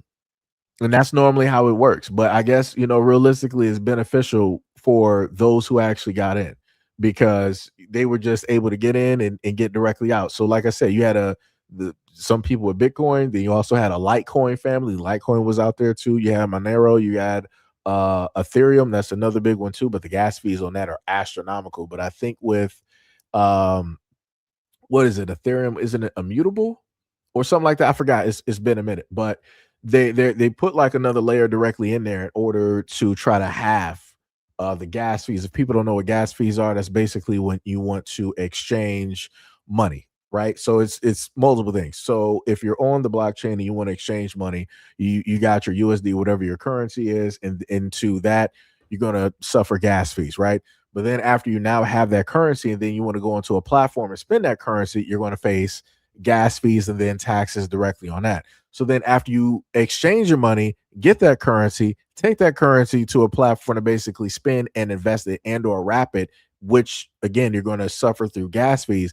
Then after that, you may want to happen to move that money directly around, more gas fees, or you may want to pull that money directly out, gas fees. It was at a point in time where the gas fees or the taxes were so high on Ethereum that people were they were afraid to move their money because they were like, yo, if I'm only pulling out $100, but I have to pay 250 or three something in gas fees, is like, it's not worth it. And it just wasn't. it just was not worth it. And there was times during the pandemic where it dealt with Avalanche, where it dealt with Ethereum. I think Litecoin was one of the main ones that had the least gas fees. So you would have, different things that people can do in order to swap things directly into Litecoin to, get their money. They may lose technically a little bit, but they still ended up, getting their money. Right. So like I said, it's a lot. Like I said, I'm pulling from old, information. I've been out of that space and for a minute. Technically, I still remember certain things though. Still remember certain things. ETC said, I remember when I heard about Bitcoin, I said, yeah, that's not going anywhere. Man, I couldn't have been more wrong. It'd be like that. But you know what? It's not even specifically your fault. You also have people like Warren Buffett and other rich people. They were like, yeah, cryptocurrency is a flash in the pan, flash in the pan, flash. They kept repeatedly saying this. And the main majority of folks followed directly with Warren Buffett and the other billionaires, right? What was it? He got money into Berkshire and Hathaway or whatever it is. And I sat up there, I looked directly into that stock. I think at the time, it was anywhere from 100 to 300K. I'm like, ooh, that is crazy. That is racks on racks on racks when it deals with money. Bless those who got money in that. That's crazy. It's like, yo, just one of those stocks getting cashed in, that would change just an ordinary person's life. Just that by itself. Like, that is crazy. Whew. Some of those stocks that people don't know about, the amount of money that they're worth, incredible. Let me tell you something. Like I said, it's funny how a lot of stuff that I ended up learning about now that we were never taught or even, it wasn't even theorized, in school. So it's like, it's crazy how being out in the world, you learn more versus actually being in school. Like, that's crazy. But school is supposed to prepare you for the real world. Tippy said, oh, my manners, rise and shine, everybody. I hope y'all have having a good morning or an afternoon going smoothly. It's hot. Try to stay cool and drink water. That's bars. ETC said that it's not a scam if you make money off of it, and nobody who makes money off of it will ever admit that it is a scam. Yo, I told people a story a while ago dealing with, cryptocurrency. Again, like I said, I know I'm getting directly off basis. But I told people a while ago that there was during a time where things were, in a sense, like pretty tough.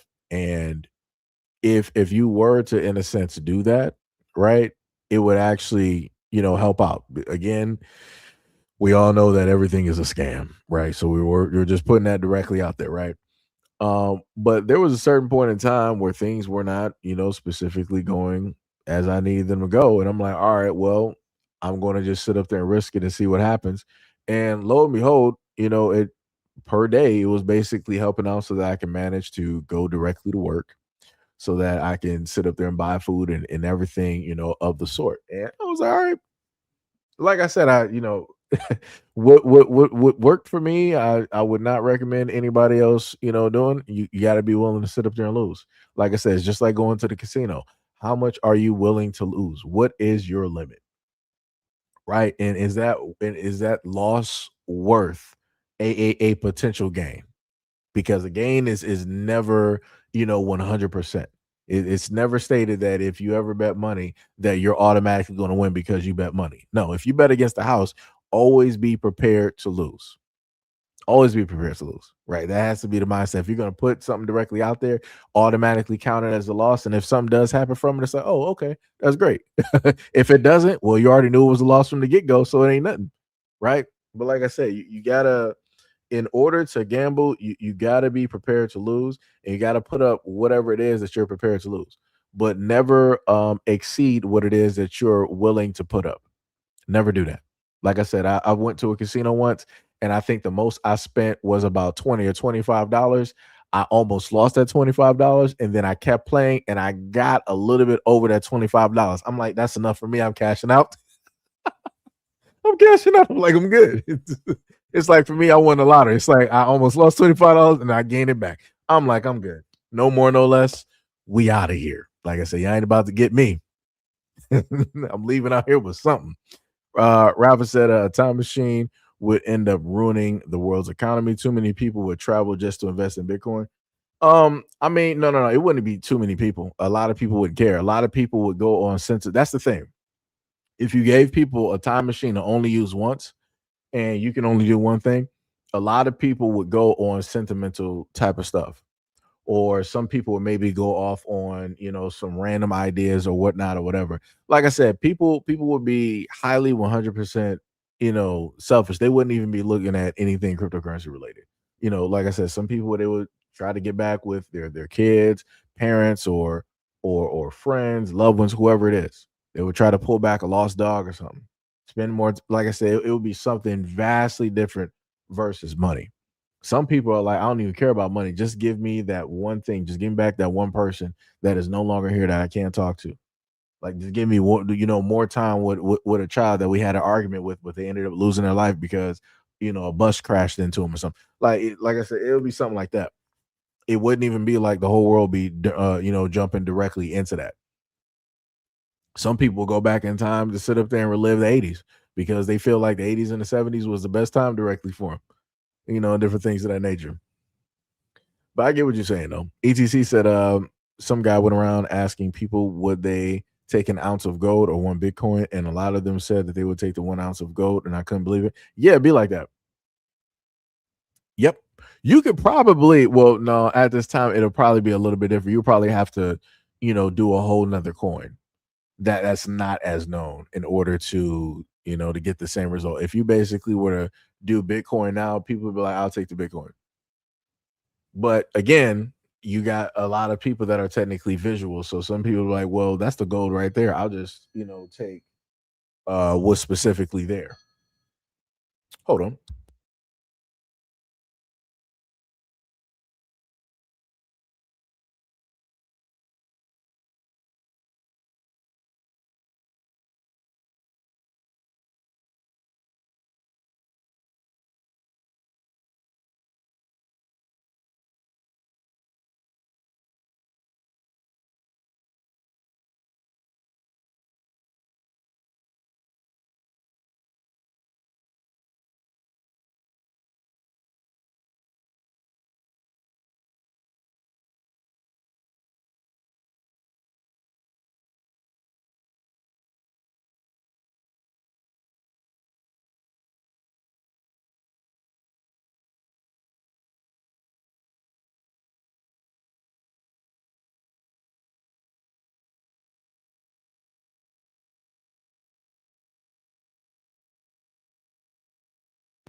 So yeah, that's where we're at directly on that. One of many, what is up? He said automated consumerism, bars. Shauna said, you've been saying that? Mm-hmm. Yes, indeed. One of many said brick and mortar is becoming that of a bygone era. That's bars. That's another thing I spoke on before, and I talked about the whole effect of Blockbuster, Hollywood Video, and Redbox. But even Redbox didn't even last that long because then the streaming services was like, yeah, we're about to get that directly up out of here because people thought that Redbox was the wave of the future. And I'm like, yeah, that doesn't really have the staying power as it should because people aren't really buying DVDs like they were. Like I said, at one point we used to have the format wars. And the crazy part is the main individuals that would have the biggest effect on the formatting wars are the AD movie industry. the X movie industry had a heavy effect on the formatting wars, where it was like DVD, HDVD, UHDVD, and Blu-ray and all this other type of stuff, along with the military. But as soon as that entertainment side went directly digital, everybody else went digital. So, like I said, it's a lot of things that, in a sense, lead industries that people don't pay specific attention directly to. That's the best way I can put it. ETC said, and he probably should have asked them 1 ounce of gold or a Satoshi, but of course nobody knows what a Satoshi is. It'd be like that. It'd be like that. I mean, people could look it up. People could look at white papers. people could look these things up, but a lot of people don't want to, look stuff up no more. One of many said, question is, why does anyone have to accept any of this? Why is adapting to what folks don't want the only way? Because that is the controlling powers that be. And because the many that are out there, realistically, a lot of people would rather be controlled because they feel that it's easier and it's less responsibility. A lot of people don't want to actually be responsible for themselves. They say that they want to claim being independent, but they're not really independent. Everybody's still hooked up to a system. We still use USD, which is petrodollar. It's not backed by gold or silver. And in a lot of instances, we have places where people can't even fully grow food. Matter of fact, because we're on this, and it still has to do with the whole thing of tokenization and things of the sort. Let me bring you guys this video that this young lady was speaking directly on. This is something that I didn't know anything about, right? So the video is that the government forced a family to destroy their food garden, right? So government threat. Let me, before she starts talking, the main thing, and this is why I said a lot of the stuff that I said before, where you have a lot of white folks out there don't really care about anything when it specifically is affecting one group of people. But once it starts affecting everybody else, that's when people want to start, crying and going through, this whole thing. But before I get to this video, because I'm going to leave it up there so I don't miss the point, but I want to make sure I hit and go through everybody's comment, real quick. Tippy said, basically, you're saying follow the ways of the wicked if you want to survive. And Tippy was like, no. Shada said, but when they came up with the Jacksons, they've been playing this. It started from the Jetsons. When they came over, and the Jacksons, they were trying to show you what they were thinking. Rapper said, by the time Satoshi becomes common knowledge, it's already too late to buy Satoshis. Yep. Like I said, when everything is like dirt cheap, that is the time. That is the time. One of many said 2007 and 2010, the subprime housing bubble burst. Yep. ETC said, I have some Bitcoin. It's not much, but I don't have some Bitcoin. I have some Satoshis. I got you. ETC said, maybe someday one Satoshi will be worth what 1 Bitcoin is worth now. I mean, you had some financial analysts basically state that, well, this is the thing, right? The thing about Bitcoin is it goes up with scarcity. So as more Bitcoin basically gets mined, that's less Bitcoin that is out there in the public because it's being held. So the more that's being held, the higher the price will basically reach. So we already saw it reach like 150K. So by the time, like I said, do not be too surprised that be somewhere during the time before 2030, you may see that touch upon somewhere in the area. If it already touched 150, it's not a far shot in the dark to sit up to say that Bitcoin by 2030, somewhere in there, it could potentially see something of the magnitude of like close to like 500K. Like I said, don't be too surprised. If it already hit about 120, 150K, it is not that far of a shot to say that it has a possibility to hit 500K. All you got to do is just have some things line up. Like I said, let the economy start running good again all over the world, where people are basically spending, where people want to sit up there and invest. Best believe that coin will sit up there. That coin and many others will sit up there and just start blowing up. It'll start blowing up. Like I said, I've seen it before.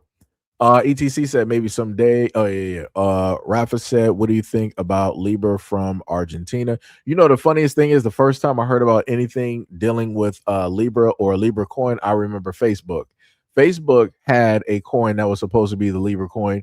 And as soon as they were going to come out with a digital currency, The powers that be, they were like, oh no, they stopped that instantly. They was like, yo, Mark Zuckerberg, we may allow you to do a lot of stuff with people's information, third party, and all this other type of stuff, making billions and millions and billions of dollars. You got the glasses and all this type of surveillance. Yo, you're doing good. We'll let you slide on that. But no. You're trying to be your own bank, knowing the fact that you got hundreds of millions, if not a billion people on Facebook. Nah, brother, we got to stop you right here.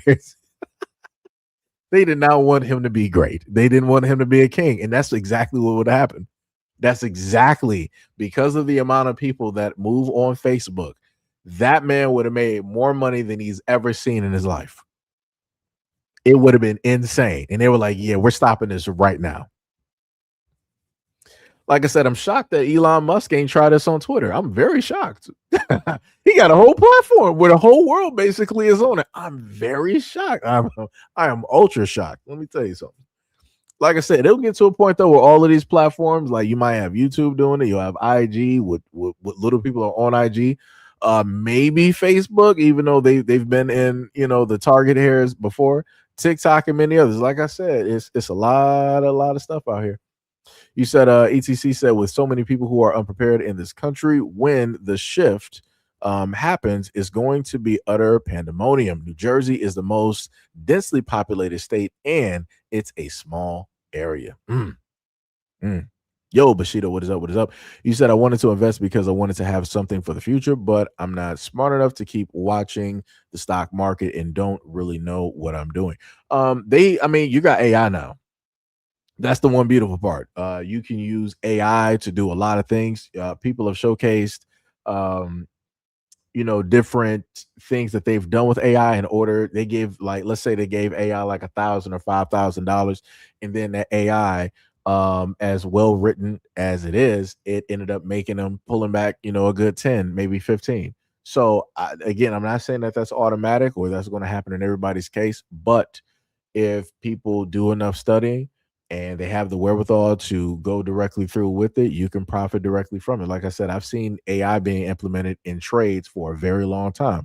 People got bots that trade stocks and ETFs and all these other types of things. So if you got bots that can do this, trust and best believe that all of these, other folks directly out there, they got AI that's doing the trading for them when it deals with, currencies and all this other type of stuff.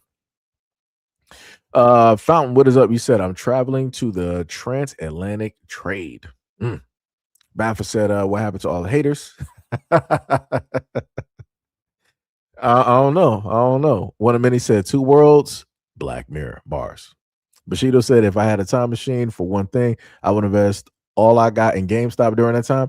Yo, and Bushido, the crazy part is I told people before, I had GameStop. I had, I think, 1 or 2, and it was nothing I could do. Everybody was locked. I think I did a live stream during that time. I remember doing it at night. Yeah, it was at night. It should have been around like 2 or 3 o'clock into close to the early morning. And I was telling people about what was specifically transpiring and happening on the market where it dealt with GameStop, and how the powers that be, like a lot of these hedge funds, they were playing with people's money. So it was like Webull, Vanguard, Robinhood, and all of that. They were playing with people's money. They specifically stopped ordinary people from trading. Usually when trades stop, the numbers are not really going to be moving like that. But the numbers were still fluctuating because trades were still happening.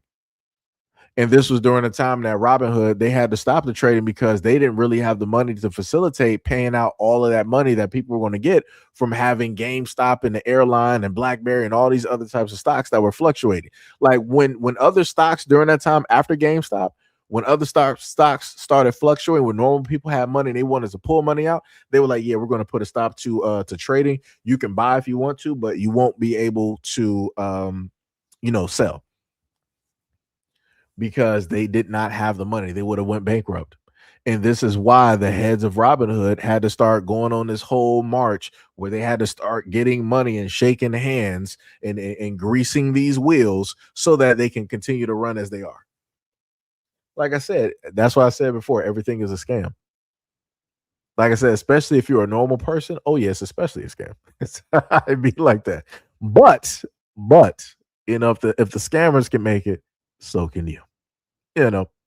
And that's why we saw the court case, and I think I covered a little bit of that, where the this one white guy, he was following the cookie crumbs when it dealt with GameStop and how it is that these hedge funds and these large entities were trying to short GameStop into bankruptcy. And because if GameStop went bankrupt, they were going to make millions off of it going bankrupt. So the dude basically literally bet his whole house and became he ended up making hundreds of millions of dollars off of this bet.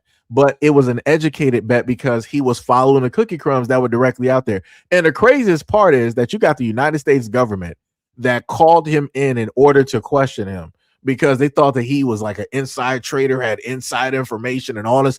But it's like, you want to question him, but you don't want to question the people that's right there next to you that you know that practice insider trading and things of that such. Like I said, they don't like when ordinary people win. This is another reason why the powers that be make sure that the literacy rate is very low in the United States. They don't want stuff like that happening. Like I said, they got to put stuff out there in the open. They have to. It's a very simple rule. They have to, if they're going to do the wrong things, they have to put it directly out there, even if they don't want to. So, like I said, if the literacy rate is low, they can put any and everything directly out there. The average Joe is not going to be able to pay attention or read directly into it or have critical thinking skills. This is the reason that we got a lot of the social media such as TikTok, where everybody goes directly there and they inundate it with thousands of videos, and all of them are like 15 seconds to 20 minutes to train people that this is the amount of time, this is your attention span now. They don't have to specifically train people to have a short attention span. People will train themselves by way of social media. And by way of doing that, that also trains people to have low tolerance and patience. But it's like people don't pay attention. You know, like I said, it's a lot of stuff. It's a lot. No Freedom said, I would go to the future and get the tech likely forever and study the past. I would manipulate and control the future. You also got to remember the butterfly effect now. Timmy said, why I was going to say something similar to that. I'm putting black people in charge of the world. Everybody would be better off because we're not evil. No Freedom said, to live forever. Autocorrect. One of many said, thank you for that response. Brother says, no problem. I got you. Rafa said, what stock do you think will blow up? I don't even know what to tell you right now. I'm not even there at the moment. Just to be honest with you, I'm not even actually there at the moment in time. I'm looking at a lot of things just like in general that's not, like stock related. I would say the moment in time that you will have water in different necessities being tokenized, those are going to be the things that are secretly going to blow up. Because at a point in time, they're going to tokenize water. And the reason why I say that is because I have a video where a woman, it wasn't a TED Talk, but it was some other conference.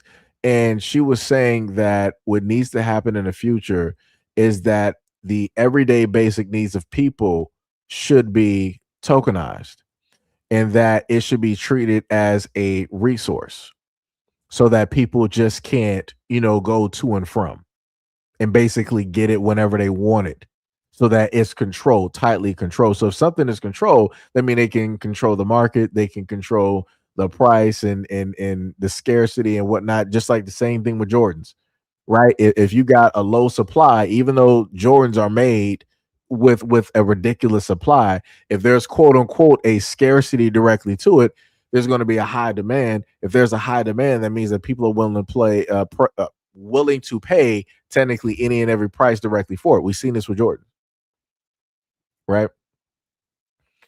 ETC said, I think I'm going to start buying the stocks that all of the big wigs like Trump and these other people are buying, or maybe I'll just get some automated artificial intelligence stocks. All of that is good plans.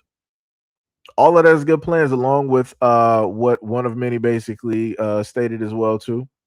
That's 100%, bars. Go directly for it. But again, like I told you before, do your research, read the white papers, try to research and find any news directly about it. Like I said, you got AI. AI is technically the best tool to get a lot of information directly in front of you, so you don't have to try to click and go through a whole bunch of websites and all this other type of stuff. Like I said, use AI to the best of your ability. And if you don't know how to use it, watch a few videos so that you can learn certain prompts. so that you can get the specific information that you want. Or better yet, you can train and build your own to just do what it is that you wanted to do. Like I said, it's a lot of stuff directly up out there. Like I said, we're living at a timeline that none of our parents, our grandparents would have ever seen. We are in a digital revolution where anything is possible. It's like almost like using a Green Lantern ring. It's like how wide is your imagination? How vast is your imagination? Right? Whatever you can think, you can pretty much do at this moment in time. If you want to create an app, you can do it. If you want to create a website right now, you can do it. And all of that is by way of AI. You don't have to go to Fiverr or any of these other places to do it. You can literally have an AI and have it program and do all of the hard work for you for little to no money. You know? One of me said, if you're going to do anything with crypto, get you a cold storage wallet. Yep, I told people about that before. Get you a ledger. I told people, and let me be very specific, because I like what one of many said. When you happen to get a cold storage wallet, by all means, make sure do not buy that off of Amazon or any other place, because people can tamper with stuff. Get that directly from the source. If you are to buy a cold storage wallet, get it directly from the source. So if you're getting the ledger, get it from the ledger website. Do not buy that from a third party. Do not go to Amazon. Don't go to any of these other places, because they could potentially tamper directly with that, which is going to put the security of whatever currency that you have at risk. Please at least heed my word. You might not heed my word on anything else, but at least heed my word on that, because I've seen too many videos where people have decided to get some ledgers or cold wallets directly from a third party, and they ended up finding out that it was compromised, and that as soon as they hooked it up and started doing the ledger was automatically given the information to the op, for lack of a better word. It was given it to, whoever the thief was, and there's nothing that you could do about it. Like I said, during the time of the pandemic, I've sat here and watched people run off with millions of dollars in cryptocurrency, if not potentially hundreds of millions of dollars overnight. So like I said, please heed my word. Out of everything that I normally say on this channel, I'm like, hey, take it with a grain of salt. Heed my word on this. Is finite. Please get that directly from the source. Do not get that from a third party. You will thank me later. Next, yo, Lennar, what is up? You said it's them trying to escape karma while spell casting. Oopsie, it's bars. Tibby said, I don't like those short videos. Bushido said, was there a movie made about GameStop situation? Yeah, they got I think it should be on Netflix or something like that. ETC said people will get so sick of AI and stuff that real musical performances will become like gold. I mean, it'll be like that, but it's going to take a minute. It's going to take a minute. And it's going to take a long while. But we're not there yet. Like I said, you got people right now, they're able to make AI movies. And some of those AI movies, I'm like, wow. I'm like, that is incredible. I'm like, what prompts did you use? Because I'm like, I would start making videos, using it. I'm like, yo, that's looking incredible. It looks real. I'm like, yo, the tech out here is crazy. ETC said, oh yeah. Mahoko said, appreciate the live stream. Says, hey, no problem. I'm pretty much all over at this moment in time. Got stuck on one thing because whole bunch of information. But so let's go directly to this video I was telling you about before, since it deals with the whole fact of this is America, and let's listen to what this woman has to state. So the government threatened a family with daily fines until they destroyed the vegetables growing in their yard. Not trash, not hazardous waste, vegetables. Yeah. I was just about to add some edible plants in my yard, and it made me think of this. So for 17 years, Hermione Ricketts and her husband, Tom Carroll, were growing vegetables in the front yard of their home in Miami Shores, Florida. Their backyard, I believe, didn't get enough sunlight, so realistically, the front yard was the only place for it. And it wasn't some like tiny hobby garden. It was like dozens of vegetables, okay? Neighbors complimented it, no formal complaints, and it provided around 80% of the family's food. But in 2013, the town suddenly amended zoning laws to specifically ban front yard vegetable gardens.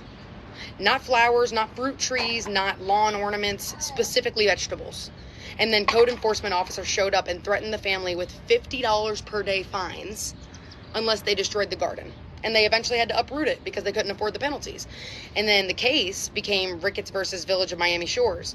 Court rules that the city had the legal right to ban vegetables in front yards, which is honestly insane when you realize the garden existed peacefully for 17 years before suddenly becoming a problem once the laws changed. And another important detail, Hermione Ricketts was a very respected black architect in South Florida and one of the only black female architects in the region in the early 90s. So it wasn't some like irresponsible family destroying property value. Like, the garden was meticulously maintained. By all accounts, it was beautiful. The case ended up sparking national debate around food freedom, zoning laws, property rights, government overreach. And here's where it gets interesting. After losing in court, they take the fight to the Florida legislature. And in 2019, Florida passed a statewide law preventing local governments from banning residential vegetable gardens. And that law, you know, it wasn't random. It happened because the case got national attention. People kind of just started asking, okay, why should the government be able to stop people from growing food on their own property? Now, obviously, not everyone's going to become fully self-sufficient overnight, but hypothetically, if enough families started growing their own produce, there would be economic consequences, and they wouldn't be for us. If supply increases, demand decreases. If more people grow food at home, they buy less produce, they spend less at the grocery stores, they become less dependent on massive food systems, we rely less on corporations for basic survival. And historically, powerful systems have never loved populations becoming too independent. And this is why this story is bigger than vegetables, because once you realize that the government was perfectly okay with flowers, decorative bushes, flamingos, statues, grass, you're drawing the line at food. Was it really about aesthetics or was it about control, right? And that's what I was trying to, get through a little bit earlier, right? We asked some people earlier. I was saying like, hey, you're all over the place and da da da. I mean, that's because the conversation is going to be all over the place. Normally, this is technically how I talk. just to be real, it's not really structured. It just flows. It just goes to and from. It goes, everywhere. Hoop-de-loops. Ring around the rosy, pocket full of posies. It goes everywhere, right? When it's not actually structured, because that's how I normally talk. So as she basically stated, there was a black woman who was an architect that had a garden that was standing for 17 years with no problem. All of a sudden, the powers that be, because obviously we're not dealing with a black town and city. We're not dealing with black people directly in power. These folks decided that, hey, it's in our best interest to just put limitations on what it is that people are doing, but more so specifically, hey, if you got a front yard and you got a garden, yeah, we're not going to allow you to have that there. They didn't say it was a danger. They didn't say that it was an eyesore. They didn't say that it was causing problems. They just wanted to put a ban on it.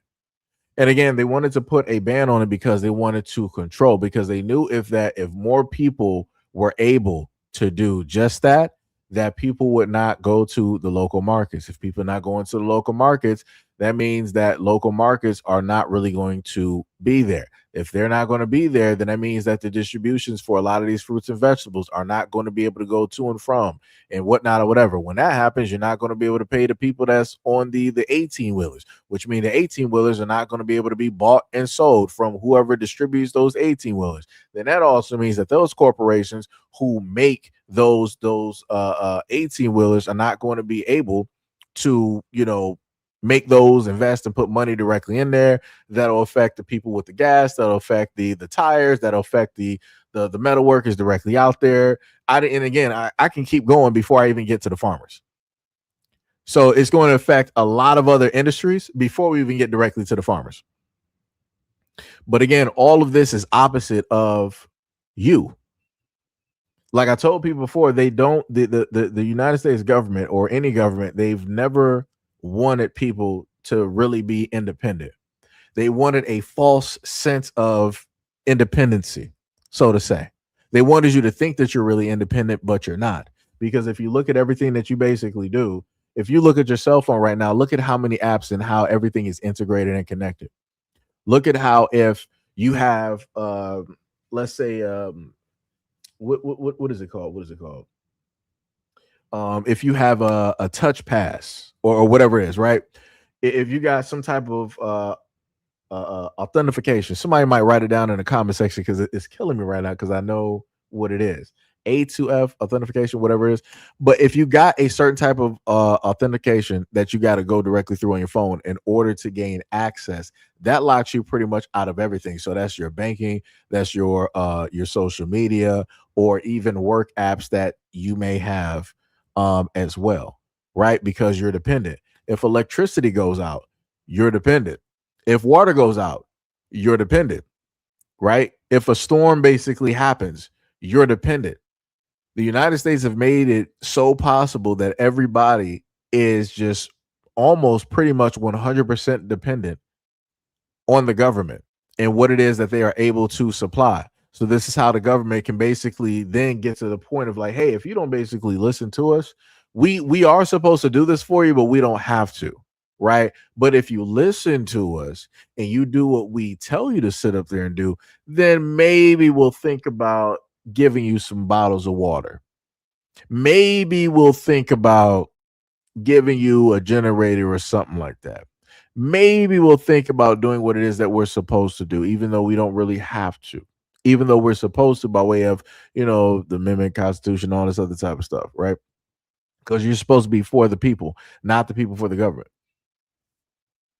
But this is what that looks like. And this is why I said before that for the white folks out there, y'all are siding with this type of lunacy where you got these crazy rich psychos who are able to control any and every single thing.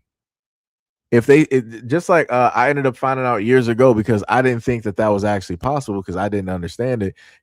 In states around the United States, it is illegal to capture water. Let me go to what's the name real quick because I just want to type in something. Let me see. Is it what states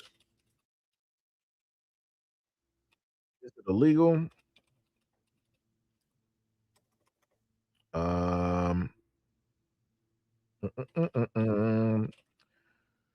To collect water.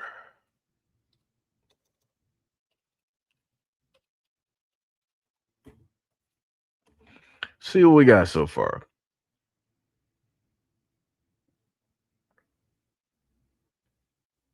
Right, they said collecting rainwater is not completely illegal in the United States today. However, some states have restrictions, permits, or limits on how much water that you can collect or how you can use it. The states most commonly known for stricter rainwater collection rules are Colorado, allows rain barrels, but residential collection is limited, commonly up to 110 gallons total from 2 barrels. Utah allows collection, but may require registration for larger systems. Nevada, regulated in some areas due to water right laws. Arizona, generally legal, but local rules may apply. Oregon, collection is usually allowed only from rooftops. Most eastern states, including Connecticut, allow residents rainwater collection with few or no restrictions. So, like I said before, we shouldn't have restrictions at all. If it's raining for a grand total of a week, why are you worried about somebody collecting water? It's basically flooding. It's flooding. Why are you worried about somebody collecting water? It's enough clouds in the sky. You're like, yo, this is why I be telling people, like, this is how crazy a lot of this stuff is. Like something that's natural, they were like, no, we don't want you sitting up there collecting that. No, we're gonna put limitations directly on. That's like them sitting up there telling you like they don't want you to have solar panels gathering sunlight. Huh? Brother, what? Say that again? That don't make no sense. I'm like, come on now. Like I said, it's crazy. But like I said, this is the type of control that they like to implement. There's been other times around in different cities where some of these cities they're like, hey, we don't want y'all having a community garden full of vegetables and all this other type of like they'll make so much like red tape about stuff it don't even make sense. Like I told y'all before, that's why I tried to tell people back during the pandemic how crazy law enforcement and the government is, where you got barbers who make content creation where they give homeless men a pickup, basically meaning that they go directly out there and they bring a chair and they bring their clippers and they give these men who are on the streets a fresh new look to make them feel better about themselves, and you know, so people look at them, you know, different, right? They won't look at them or try to treat them the same way, because like I said, they might be down on their luck. They might be, you know, out there strung out on drugs or some alcohol or something like that, or you know, or maybe mentally something got to them, so they never, you know, got straight. And then you had the police. I can't tell you the countless videos I done seen of men out there doing this barbershopping, and the cops are just sitting there and they're just watching this dude, and then they hand him a ticket. I'm like, what? I'm like, y'all clowns. Y'all clowns. I'm like, this is why I don't like the police. Y'all are 1000% clowns. You enforce stupidity. 1000%. Like I said, they're going to mark my words on this. Mark my words 1000% on this. Pretty soon what they're going to do is they're going to make it illegal for you to help another person, because they're technically already doing it right now. If you wanted to basically serve hot food directly to the homeless, magically the police are showing up. They're like, well, this is not a designated area. It's like, yeah, you might mean good, but this isn't a designated area. You don't have a food handler's card. You don't got this and that and all that. They'll bring up all of this other nonsense to basically scare you. And if it doesn't scare you, then they're going to write you a ticket. And if that doesn't work, then they're going to sit up there and I guess try to jail you somehow or something. Because I gave another video on that where it was a white woman, and she has people out there. She has a type of outreach where they have clothes, they give clothes, and they give food directly to the homeless. And she recorded everything. She said that they had, at least at the time, about 98 tickets directly from the city dealing with the fact that they want to go out there and help out another human being. The city not doing it, the government not doing it, the police not doing it. So, and that's how the government works. If they're not out there helping the people and they can't reap the benefits from all the notoriety and the celebrity and all the stuff that comes from it, they don't want nobody else doing it. That's how the government works. They don't want nobody else doing it, and they're going to send their dogs in order to stop you. Like I said, that's why it's a little bit confusing to me when people come directly here and they try to, you know, talk about the content that I do. I'm like, you ain't been here long. I'm like, you ain't watched none of the you ain't really been there for none of the live streams and the videos that I've actually covered and the information that I try to drop directly to people. You ain't been nowhere. That's why those conversations are always funny to me, because I can have live streams directly like this, and a lot of those folks will never show up. And I also want to note to people, when you look at this live stream, the numbers are actually fairly low. The numbers are fairly low due to the fact of the content. And I want people to notice that. If I decided to have a conversation technically about anything else, numbers more than likely would have been higher. Just like with the videos that I've recently put out, and it was specifically tailored. One, I had some videos tailored to Black men. I got, you know, very little looks at that, very little responses, right? And then I tailored videos directly to Black women, very little looks, very little responses. But then if I put other videos that have nothing to do with any of those factions, you start seeing people pull up. So, you know, like I said before, it's it'd be like that. You can't help it. You can't save everybody. It's crazy work. Let me see. You said empowering cuts. You said that is the that's the organization of your friend in Philly.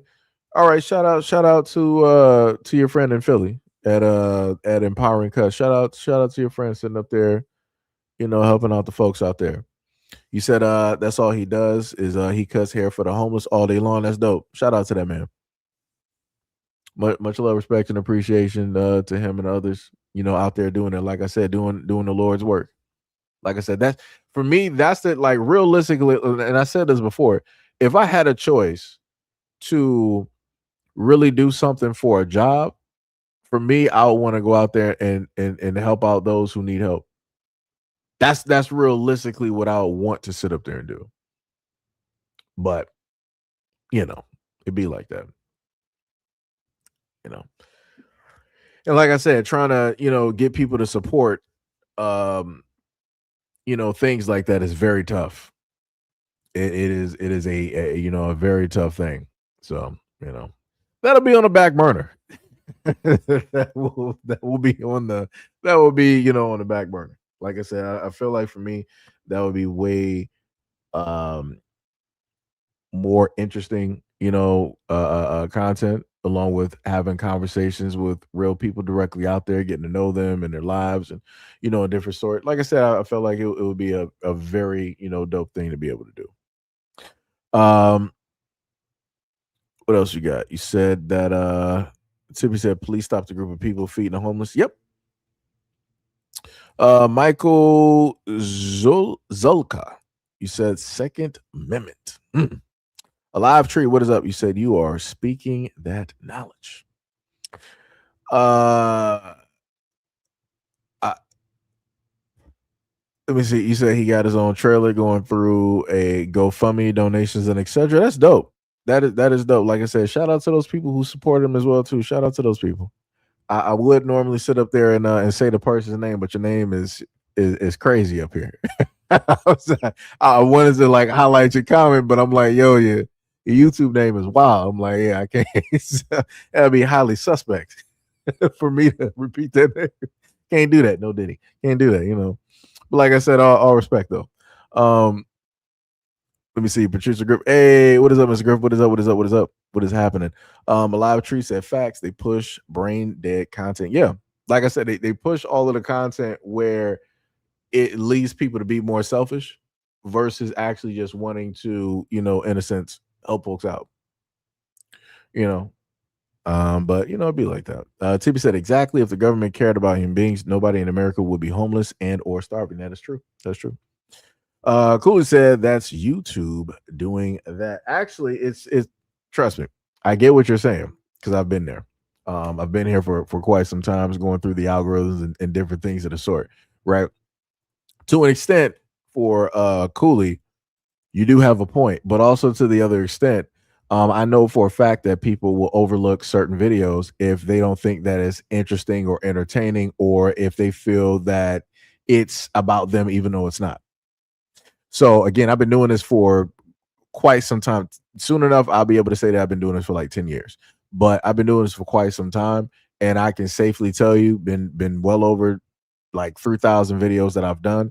I can safely sit up there and tell you that a lot of people tend to ignore videos if they feel that it's targeted towards them, if they're going to get offended, or if they feel like you are specifically talking about them, even though the image of the person or what it is that you're referencing is not specifically them.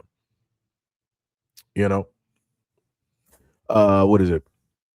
Bruce said hi. What is up? What is up? What is up? I'm just gonna say General, right? You said thank you for that, Rob, because I appreciate him for that. Yeah, I don't even know him, but I appreciate him for doing the Lord's work. Like I said, it takes a lot for a person to want to be selfless and to help out other people, because naturally a lot of people are selfish. And again, it's nothing wrong with that. That's just the way that, in a sense, the world is. But it takes a lot for somebody else to want to go out there and help other people, and in a sense be there for them. So like I said, I have immense respect for people that do that. Alive Tree said just found you and just subscribe. Hey, much love, respect, and appreciation. Much appreciation. Somebody said get out MySpace. I don't even know what that means. I'm not sure if you're talking about just being on YouTube or if you're talking about on MySpace. I'm like, who still uses MySpace? I'm like, yeah, that's like some archaic technology right now. I'm like, MySpace, like what? Like, that's crazy. At one point in time, MySpace used to be popping. Yeah, it ain't been like that for way more than a decade. Way more than a decade. Crazy work. Mahoko says, Seiji, you always show us very important news that nobody else is talking about. I appreciate that. Hey, like I said, as long as I'm able to put some stuff out there that there's some takeaways, or that people can just so happen to use or research themselves, that's all that matters. For me, I'm doing my job. I'm doing what I set out, to specifically do. Right. But now we're going to take a look at a few other videos. So let me take down the Trump video phone. I'll probably save the Chud the Builder thing for last. I'll probably do that, right? What was the that was other Chud the Builder stuff. Okay. So going back into the whole issue with building directly in the United States. Right, we're going to listen to this black man here and what he has to say, but before that, he's going to play a video to make his point. Right, so let's just take a look at that. People within the politics of rural America, they need to realize that a kid that gets hired to work in the tire shop the rest of the year and then drive a floater in the spring, that's not necessarily what we all mean by bringing another generation back in agriculture. You're not going to put down roots and raise a family being seasonal help, and we need to figure out how to get them involved. Oh no. So let me just pull it back right there. Right, so the white dude was basically saying that they're trying to figure out a way how to get the newer generation into farming, because as you can clearly look, he's older. He's probably like 50s, 60s, whatever. He got 1 foot in, 1 foot out, meaning that he's alive now and he's almost gone at the same time. So they're trying to figure out a way to get the younger generation in there. And just by them being able to work in the tire shop and then, being able to drive one of these vehicles, that's not what he specifically means. He means he wants them to get their hands directly in the dirt. He doesn't want this to be a flash in the pan. He wants them to be seasonal. He wants them to be in there during the good, the bad, and the ugly when it deals with this, because this is what America needs, but more so because they want to keep how the face of farming, they want it to look just like him. And this is why I said before at the very beginning that a lot of people would cut off their nose to spite their face, because you got black Americans that had farmland, but you got people like this and many others that want to come directly through, and they want to take that farmland directly from black Americans. If these white farmers can't take the land from black Americans, then corporate will come directly in there. If corporate can't specifically do it, then the city will come in and they'll be like, well, we got this brand new bridge or this train system. We got this roadway, this highway that we need to sit up there and build. And in order for us to build it, we gotta, in a sense, go directly through this land. So you're going to have to sell it. If you don't want to sell it, then we're going to just implement eminent domain, and we're just going to take it directly from you. So they treating this like the Boondocks, like Fleece Johnson. Well, Tom, you can do this you can do this the easy way, or you can do this the hard way, Tom. The choice is yours. Yeah, Tom. It's that type of deal. They're trying to do the Fleece Johnson. So you can either give it to them willingly, or they can take it from you. And those are the choices that black Americans have always had when it specifically deals with the United States. That's the way that it's always run directly with us. Nobody else has ever had these type of options like this that are both negative. There's not a positive to any of these. The only positive is for corporate America, for the government and for these white farmers. But even the white farmers are struggling. The only ally that realistically they would have had is if black Americans were directly there, because we would have been there to, in a sense, take the blow when it dealt with what's going on with the farms and putting food directly on the table and all this other. We would have been there. But nope, people don't want to sit up there and do that. People don't want to sit up there and listen to folks, right? Which then, which then technically goes into this video. We're going to get back to finishing this video, but then this falls directly with this video here. White people. So when I grew up, my mom would always try to wake me up and get me ready so that I could get on the school bus on time. And then some days I would just oversleep, or I would ignore her because I wanted that extra sleep because it was just so cozy and comfortable, and I just felt so good while I was sleeping. And then ultimately I'd miss the bus, and then my mom would cuss me out, get me dressed, and have to drive me to school, but she's cussing me out the whole way there because she told me I have to get up. That is me as a black person participating in anything political right now, because we told you to get the up. You did not want to get up. You were so comfortable. It was oh, sleepy. Oh, 5 extra minutes. You wanted 5 extra minutes so bad, you got it. Y'all wanted 5 extra minutes so bad, you got the 5 extra minutes. Now we driving you to school, and we barely want to drive y'all. Y'all wanted 5 extra minutes, and y'all got this. Now we barely want to drive you to school, and we cussing y'all out the whole way because we told y'all to get the up, and y'all didn't want to get up. You didn't want to get up. Y'all wanted 5 extra minutes so bad. You got it. Congratulations. It's the country you have. Now they killing y'all. Now y'all actually care. With the 5 extra minutes, that's all y'all wanted. So just know, while anything I'm politicating in right now, I barely want to be there, bro. Because we told you so long ago. And you did not care because it wasn't happening to y'all on a mass level. It was happening to us, so it was cool. Y'all. So to hero for hire, this had nothing to do with anything, baby mama. That's a stereotype. She was specifically talking to white people and basically explaining how Black Americans have been trying to tell and warn people for years, but nobody wanted to listen. And now we're in dire straits. America is now in dire straits, and you have everybody trying to figure out what's going to happen, what's going to go on, and then you've had people come out online on TikTok, especially. And I've showed these videos both in long form content and in live streams. How you have people coming directly to Black Americans, like, yo, Black Americans, this is all of us. There's no time for division. We got to come together. We got to sit up there and fight this. This is bigger than any of us. And da da da. If we don't do this, then we're all going to sit up there and lose. And Black people are like, well, we're all going to lose. Black people been losing for so long. What's the matter? Black people been losing for so long. What's the like the Black Americans had a record like the Lions had during the Thanksgiving Day game that they had way back when, where they had the highest losing record ever in existence in NFL. I think it was like 17 or 21-0. It was something ridiculous. Like pretty much people were just going to the game just to sit up there and see that record keep going. And you have fans wearing paper bags over their head. That's how bad it was. And that's how America is looking at this moment in time. That's how, especially how white Americans and a lot of other Americans are looking directly at this moment in time. Y'all now have to suffer with a losing record. We got the hugest losing record because people out there allowed it, because this is what they wanted, because specifically it was only supposed to affect Black Americans. But now it's at everybody's doorstep, and everybody's like, yo, Black people, we need y'all to sit up there and come work with us. We need y'all to march with us. We need y'all to sit up there and speak. We need y'all to say something. We need y'all to use our platforms. And we're like, no.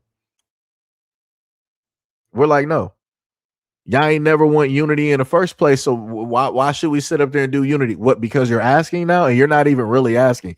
In a sense, y'all sitting up there giving snide remarks, throwing shots, and it's not even dark. And then you're trying to tell us to do what you want us to do. Like when it dealt with these No Kings and all these other protests, y'all wanted us out there on the front lines. But y'all saw us like over the last 10 years when we showed up to protest, what happened? We were the only ones getting attacked by police. Now, when we're not on the front lines, who's getting attacked by police? Oh, Cry Me a River. Cry me. That's where you at. Shout out to Justin Timberlake. That's what white people are now. That's where everybody else is. Now people sitting up there looking at their people getting messed up by the police out here. It be like that. Like I said, back to blue. Thin blue line. Follow and obey a lawful command. Maybe those things wouldn't happen. Like I said, the same rhetoric that everybody else wanted to levy and state against Black Americans when things are happening at these protests. That's all I got to say from the rooftops, like Rorschach. I'm whispering. Instead of whispering, I'm yelling it. Obey the police. Obey an officer. Follow the rules. And maybe things won't happen. Maybe show them your ID. Let them know that you're at that protest and you're a law-abiding citizen. Show them your ID, your citizenship, your passport. Show them your state, your social security. Show them all that. And maybe the police will not harm you as a white person. Just maybe. But it'd be like that. All right, Pinger, guys, you said excuse me. So you sent a bunch of videos. Much love, respect, and appreciation. Alive Tree said facts. Tibby said they didn't say let's all come together after what happened to Khalif Browder. They didn't care. Yep. D Love said right, said you. D Love Senator laughing. Hero said FBA, nobody's crash dummies. Yeah, that's facts. That is 100% bars. Black Americans are not about to be fully out here deciding to march and protest everybody else when everybody else wasn't trying to do it. And a lot of people keep trying to levy the whole thing, talking about BLM and all of those protests. Like I said, I got videos of white girls. They were sitting up there taking photo ops. They were literally stopping and doing photo ops. White girls sat up there and picked up a random hammer and took a photo op like she was sitting up there helping board up the windows and stuff, and then dropped it and then dipped off.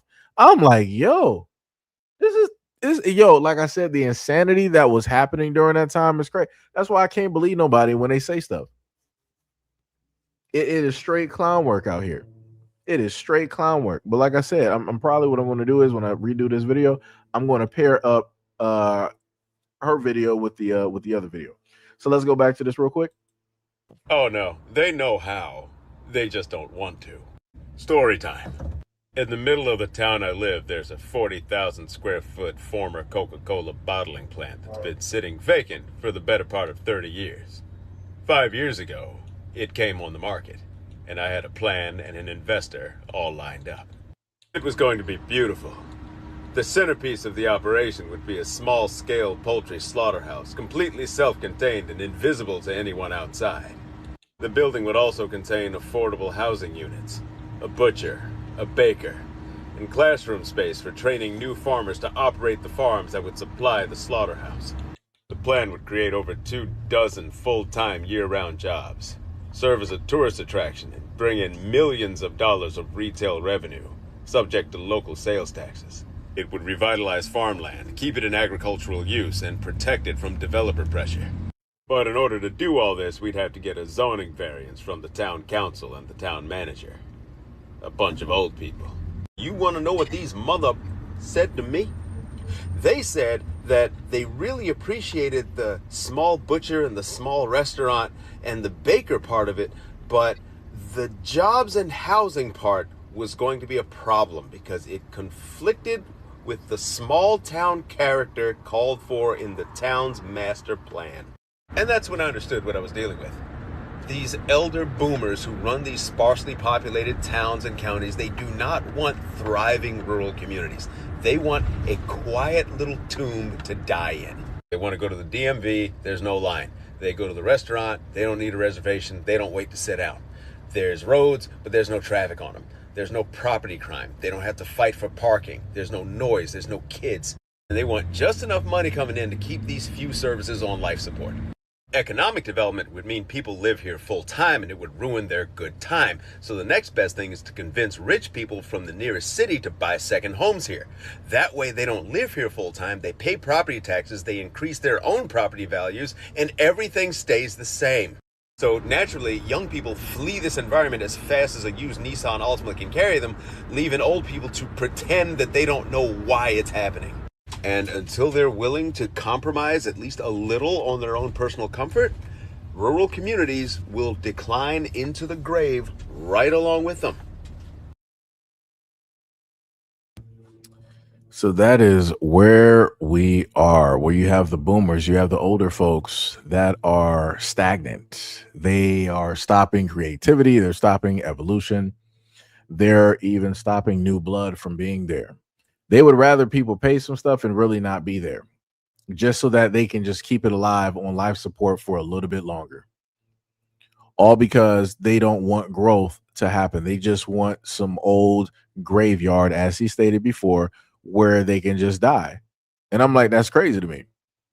I'm like, your town is going to be looking the same. It's going to be looking dirty. It's going to be looking old. It's going to be looking archaic. There's not going to be any new businesses, no new jobs or anything like that.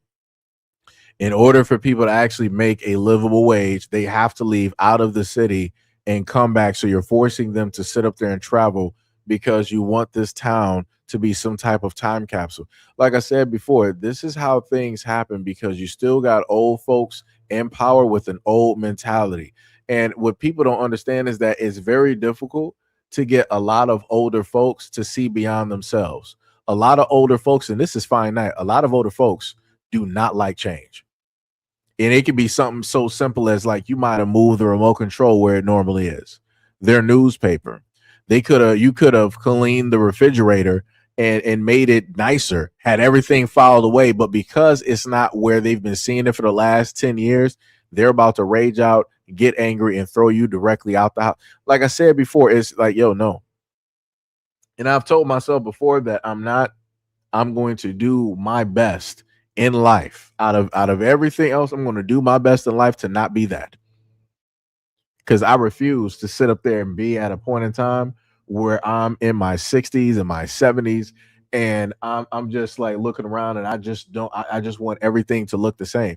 You want everything to look the same because that's what you're comfortable with, but it's not about your comfortability. Everything is going to have to change one way or another. You either be with the change or it's going to mow you directly over. I'd rather be with the change. I'd rather understand the change. I'd rather evolve with the change. I'm not doing this. I'm sorry. I'm not doing this. I'm not doing it. Impossible. Impossible. That's ridiculous. We are not doing that. We're not doing that. But like I said, this brother here, he had the idea of trying to start up a business directly in that town. And the powers that be, they were like, nah, we don't want that here. We don't care the millions of dollars that it's going to sit up there and bring in. We don't care if it's going to do this, care if it's going. They were like, nah, it's great that you had the idea, but nah, you ain't doing that here. Like I said, they cut off their nose, despite their face. It'd be like that. This is why, like I said before, what needs to happen is that you just got to have people like him with other like-minded people. And like I said, when his idea starts running and then it makes millions or hundreds of millions of dollars, I will be petty as all get out. And I'll be like, yo, this is what I'm about to do. I'm about to sit up there and pull back. And I'm about to make a video about how I tried to implement this exact same plan, this exact same, $1 million, $100 million business directly in this town and city, and how the townsfolk shut me down. They said that they didn't want the money. They said they didn't want the jobs. They didn't say, they said they didn't want people to be employed. Like I said, I'll be petty as all get out. Petty. But, it'd be like that. It's crazy work.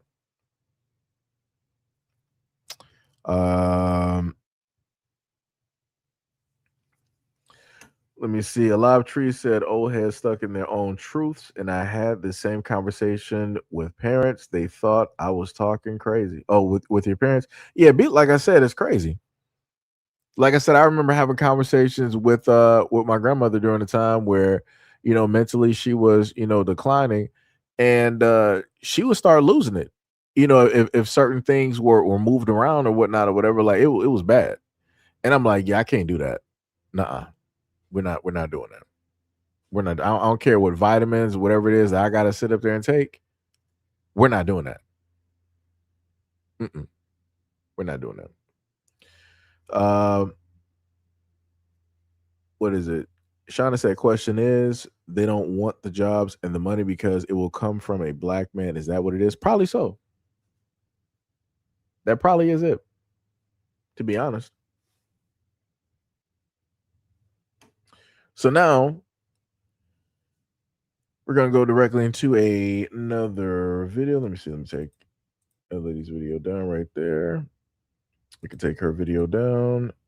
I forgot. What was this one? The black athletes out. Okay. So this one is going to, do I want to get to this one? Or do I want to do the other one? Yeah. Okay. Yeah. I'll do this one first. So, this lady is basically going to talk about how the NAACP wants the black athletes to pull directly from their colleges, because of everything that is going on with down south and how they took the black majority and they split it directly up. Right. So let's just take a listen to what she has to say and then get directly into it. I want to talk to the black athletes out there, those college athletes 18 years old and above. The NAACP put out a statement telling the young black athletes to forfeit their schools, protest against their schools in the South where the redistricting is happening, quit there and go, I guess, to an HBCU that's still funded by white people. Now, hold on. Let me tell y'all something. Go look at what happened to Colin Kaepernick. I'm not picking on Colin. But Colin did that bull crap, acting like he was taking a stand for some nonsense. And he been a free agent ever since. Nobody's picked him up yet. Now notice this also. The people who are asking you to do this got gray hair. Okay, so nothing's going to happen. They get ready to die in the next 20 years. These are the idiots asking you to forfeit your life. Okay? That's what the boule does. Just see, the God is letting these people expose themselves. Okay? The Divine Nine and the boule, they've always been in place to protect the 13 families. To protect the white Democrat, the white liberal. That's been their job. So the master said, get out there, boy. Do whatever it takes to secure our vote. But they can't overturn the Supreme Court. Let me tell you something. What they do is they indoctrinate young men. This is pure communism, okay? They indoctrinate the young men, the young folks, to get out here and do what they can't. So while you boycott your school, lose your scholarship, go to another school who you might not even, and that's going to be on you. You understand? They're going to be like, well, they're not team players. They whined about some redistricting when all the redistricting is making, and really is getting these lousy, no good politicians out so y'all can stop having Newport boxes and natural ice cans and crime all in your neighborhood and all around the streets where it looks like crap, like Brandon Johnson talking about locking up black men for rape and murder and robbery is systemic racism or something like that. See, that's what they want. They want you to kill yourself. They want you to be the loser. These Negroes got gray hair. They have nothing to lose. They want you to lose it all. Let me tell you something. Don't you listen to them. Don't you listen to them. Don't you listen to these race-baiting, ignorant fools. This has been the playbook since the 60s. Go read about it. They use impressionable young people to do their bidding. They out here trying to protect Nancy Pelosi and what she wants. The Clintons and what they want. These elite families and what they want. That's what they're doing. Don't you listen to them. Listen, stay strong. Listen, have a brain of your own, okay? For too long, we've been listening to ignorant black folk. Old ignorant black folk. And where has it gotten you? Nothing but crime-ridden neighborhoods with Newport boxes and natural ice cans all on the ground. Can't get ahead. Got you living in fear, thinking the white man got his foot on your neck when he don't. That's the problem. There is a problem. We have a problem in the black community, which is the enemy from within. What is the enemy from within? Misinformation and fear. And that is their job. They utilize the youth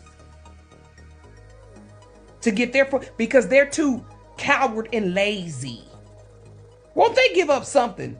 Won't they work? The NAACP is paying. Do y'all understand that? The NAACP is ran by Jewish money, who are white, by the way. Okay? They're Gentile, by the way. The HBCUs, except for Grambling and I think in Tuskegee are all what? White? By Rothschild and Rockefeller money? So you're running from one white man to the next white man. Y'all so ignorant. Listen. Wake up. Right. There's multiple points that she made. The one thing I'll say is this. When it deals with sacrifice, people have to figure out what are they willing to sacrifice, right, for the greater good. Am I going to specifically go out there and tell those young dudes who've been working their whole life to get there to give up whatever promise or whatever it is that they're getting in order to do X, Y, and Z? No. I'll let them decide if they want to do it. Because they have a family, they have families and everything that's riding and betting directly on everything that they're doing, everything that they're sacrificing currently at this moment in time. Because do I 100% have anything to give directly to them other than like a thanks and I'm happy that you did this? Nope. Does anybody else have anything to give directly to them? Nope. Is the NAACP going to guarantee them any type of monies like millions of dollars or helping to take care of their family? Nope. So, like I said, I got to look at this very, very differently. Now, what I can say is that not the ones of now, when it deals with the young boys, now very easily those families could opt to just put their kids directly in the HBCUs. But again, is that going to stop them from, being scouted? No. Just because they're going to HBCU doesn't mean that they can't opt to swap colleges. Like I said, those college scouts and whatnot, they can make some very, very sweet, lucrative deals for those kids. They can change their lives real quick. And I've stated before, that's the problem when it deals with HBCUs. That it's great that it's a host to Black folks directly out there when it deals with education and everything of the sort. But what else do you have to offer them in comparison to the white colleges? Like, what millions of dollars can you offer them? What road can you offer them when it deals with the NFL and all this other type of stuff? Because if you really think about it, if these HBCUs were actually as serious as they say that they are, they could have really made Black athletes. They could have had all Black, football league. If you think about it, as big as an HBCU is, they could have, in a sense, had their. I'll put it like this: they could have had their own Negro league, right? So you have the whole thing where it deals with the United States colleges, right? That battle each other and all this other type of stuff, right? But then you could deal with the prime, right? Which are the HBCUs, right? You got all of this Black talent directly there. They could really have their own league, in a sense, down there. And then those leagues will then go out there and fight against the other white colleges, right? Or multicultural colleges directly out there. Like I said, it would have been incredible. And that within itself would have brought money directly to the HBCUs. But like I said, people ain't, either thinking that far ahead, or again, like I said before, they're not really trying to empower those Black colleges like that. So, it'd be like that. It be like that. Yo, what is up, Mo? We was talking about, I was looking for you early. We was talking about Skynet, man. Talking about Skynet, brother. It was all Skynet for about a good hour plus. We was talking about that. Good Skynet, good Skynet. Shauna said, and the whole time not even thinking about the child and what they want and what they need. They're trying to protect them, but what about protecting the child? That's true. Tibby said they're not boycotting. Becky won't allow it. LOL.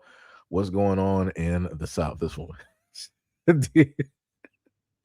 D Love said, Albert, I don't know who what's the name is, who that dude is speaking about. So now we're going to go to the quote unquote, as people will say, the Asian persuasion. We're about to listen to what it is that she has to state about the dating world when it deals with white men. So let's take a listen to this real quick, this nonsense, before we get into the prime time, right? So out of my friends and my guy friends, there's one of my guy friends that if any of my girlfriends were single, I would hook them up with him. He is 6'1", really good morals and values, really nice guy, really good guy at heart. Like I was like, yeah, like if any of my friends were single, like I'd hook him. No, I can't. We have been friends for 6 or 7 years, but turns out he is just like any other man. There are no good men here. Because tell me why. He is dating around, right? Like, good for him. And he's talking to this girl right now for almost like a year. And the girl apparently asked. The girl asked, what are we and can we be exclusive? 2 bomb questions. And then so I was like, okay, are you gonna be exclusive with her? No, he won't be. What do you mean? What? He said, I would be down to be exclusive with her just to do stuff, but she's not relationship material. I'm like, what do you mean? What do you mean she's not relationship material? You've been talking to this girl for like a year. What do you mean you're just wasting her time? He was like, I know usually within the first couple dates that if she's a material, like relationship material or not. So he's just gonna keep talking to her and just kind of see where things go, but he has no intention of getting in a relationship with her. Yeah, so I have no good. So it's crazy how she wanted to put all that weight on the guy friend. You stated that he was a fairly attractive guy and that he's 6 foot tall.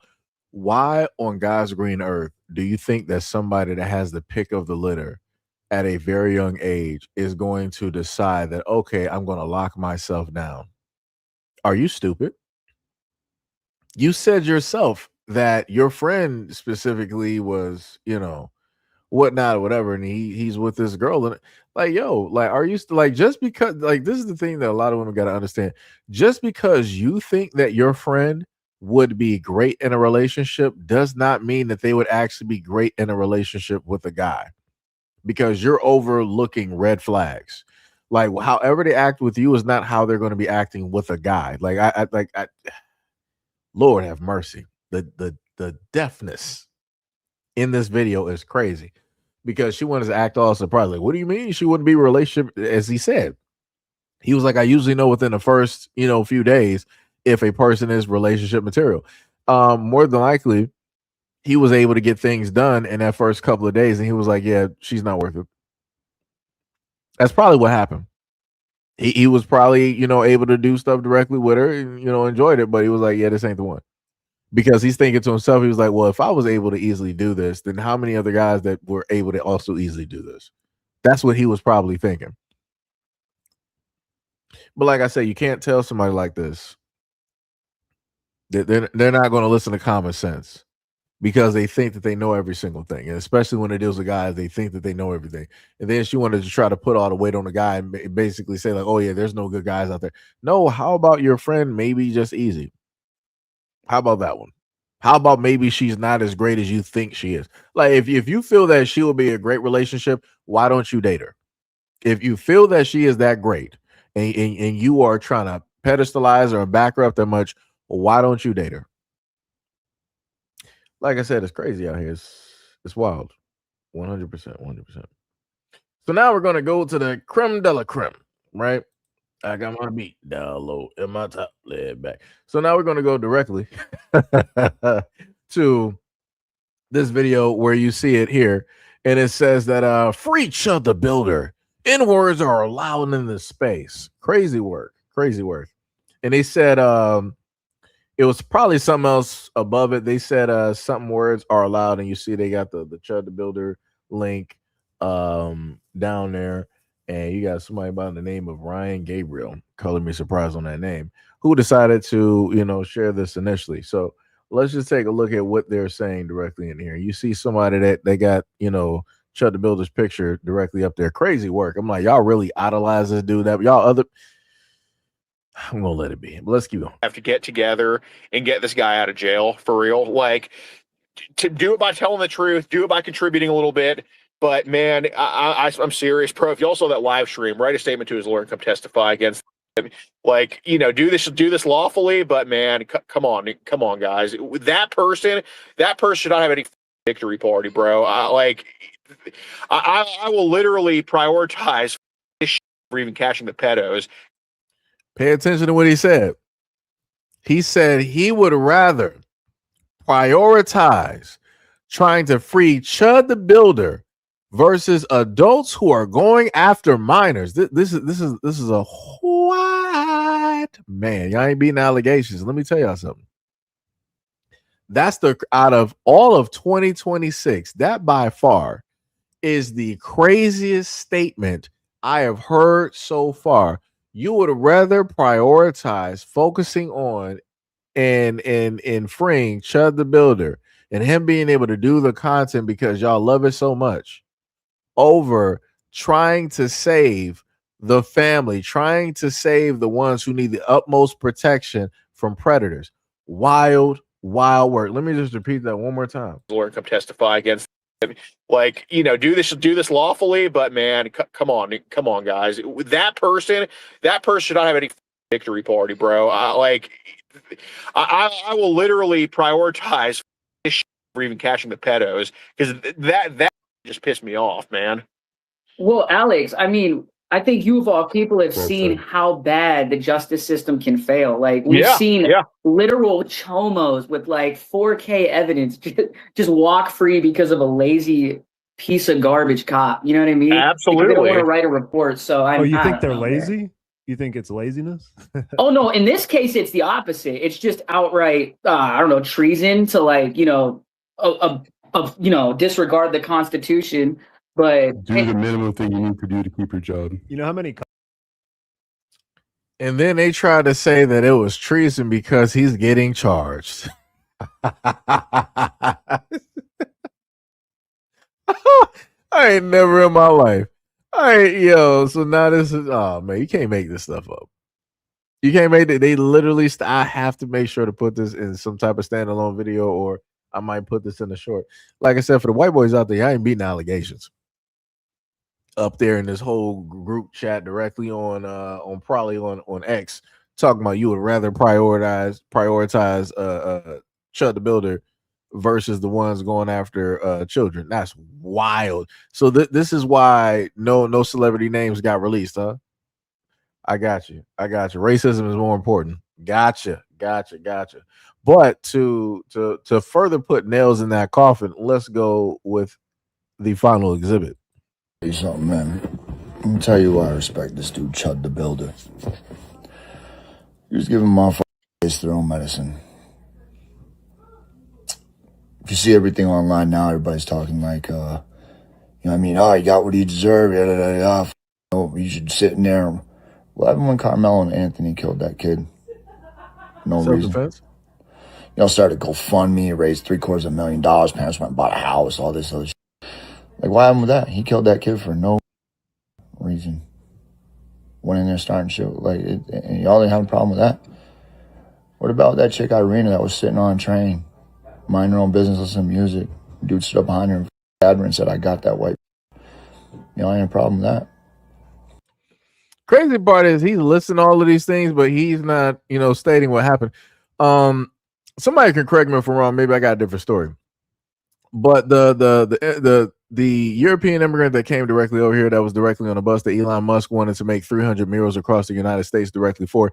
I could have sworn that the family stated that guy was already mentally disturbed, was supposed to be on medication. He should have been admitted and kept there for a long time, but they opted not to do it and just kept releasing him. And then this ended up happening. And the family did not back him up on that. To my knowledge, maybe I might be thinking about a different story, but like I said, that's crazy. The Carmelo Anthony case, I didn't know people were actually still on that. That was self-defense.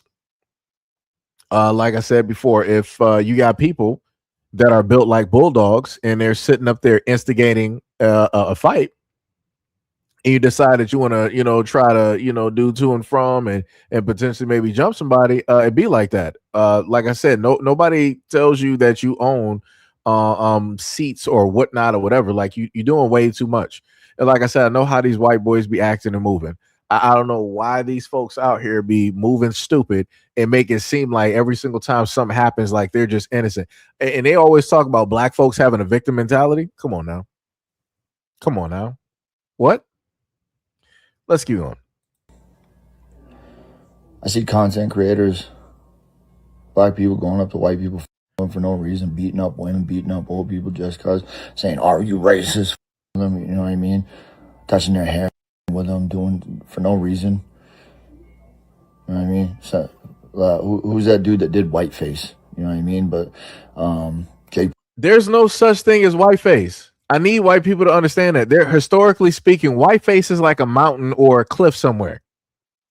There's no such thing as what I've never seen people want to be victims so bad. How do you go from being the hero, from being the quote unquote God of gods to now being a mere mortal? What are we doing? And then I can't sit up there and take this dude serious. Like this dude, he doing a video trying to sit up there and show off muscles and like tattoos like he just got out of prison. Like he done just did a 30-year bid. And now he want to sit up there and talk about like, yo, man, what about these blacks doing whiteface? There's no such thing as whiteface. Historically speaking, where is whiteface at? How has that been used against white people? How has that been marketed all over the world in a negative way where it has affected and demoralized them? It hasn't. It's makeup. But blackface is a thing. Stupid. But let's keep going. Paul does blackface and all of a sudden black people got a problem with it. Like, man, y'all are hypocrites. And not all. Don't get me wrong. People's character. I mean, I did 7 years in Connecticut. Let me tell you one thing, man. I fought over the color of my skin a lot. I mean, a real lot. And the hatred some people have for white people just because we're white, it's insane. But I respect Chud the Builder for giving my kids their own medicine, how you like it. Like, how would you like it if y'all wouldn't have a problem if black dudes walking up to people and calling cracker, white trash, cracker? What's up, white trash? Y'all would think that was funny putting a bunch of likes, but when you get tissue on medicine, y'all cry like a mother. When were black people doing that? Like people said before, the most dangerous place for a black person to be is in a white person's imagination. This dude literally brought up a whole thing like, oh, what, you know, if blacks are setting a percentage, y'all would have thought of where are we doing this? Where's the trends of us specifically going into these sundown towns and these all white communities? And this is what we're sitting up there doing. We're just going there specifically to antagonize, to go specifically directly at y'all, to ruin y'all day, to disrupt and do all of this other. Where are those videos at? Like I said, they just be making up some mystical, magical black people so that they can amp themselves up. Like, yeah, he was giving them a taste of their own medicine. So why don't you go do it then? Why don't you do the same thing that Chud the Builder did? I bet you won't. I bet you won't decide to sit up there and go to some random black town or community where you know people who are active will get active if you decide to show up and pull that same stuff. I bet you won't sit up there and do it, but you'll make sure to sit up there and agree with Chud the Builder behind the screen, though. You'll make sure to sit up there and support him with a go donation. Any GoFundMe. You'll make sure to sit up there and do that. You'll make sure to make this video like you did right here, but you're not going to sit up there and go do it though, because you know better. But let's continue. Soft. If somebody looked you dead in your eyes and called you a piece of, does that mean that you can punch them in the face? Does that mean that you can attack them and assault them and stomp them out, possibly poke them or pew-pew them? No. So the N-word's no different than being called a piece.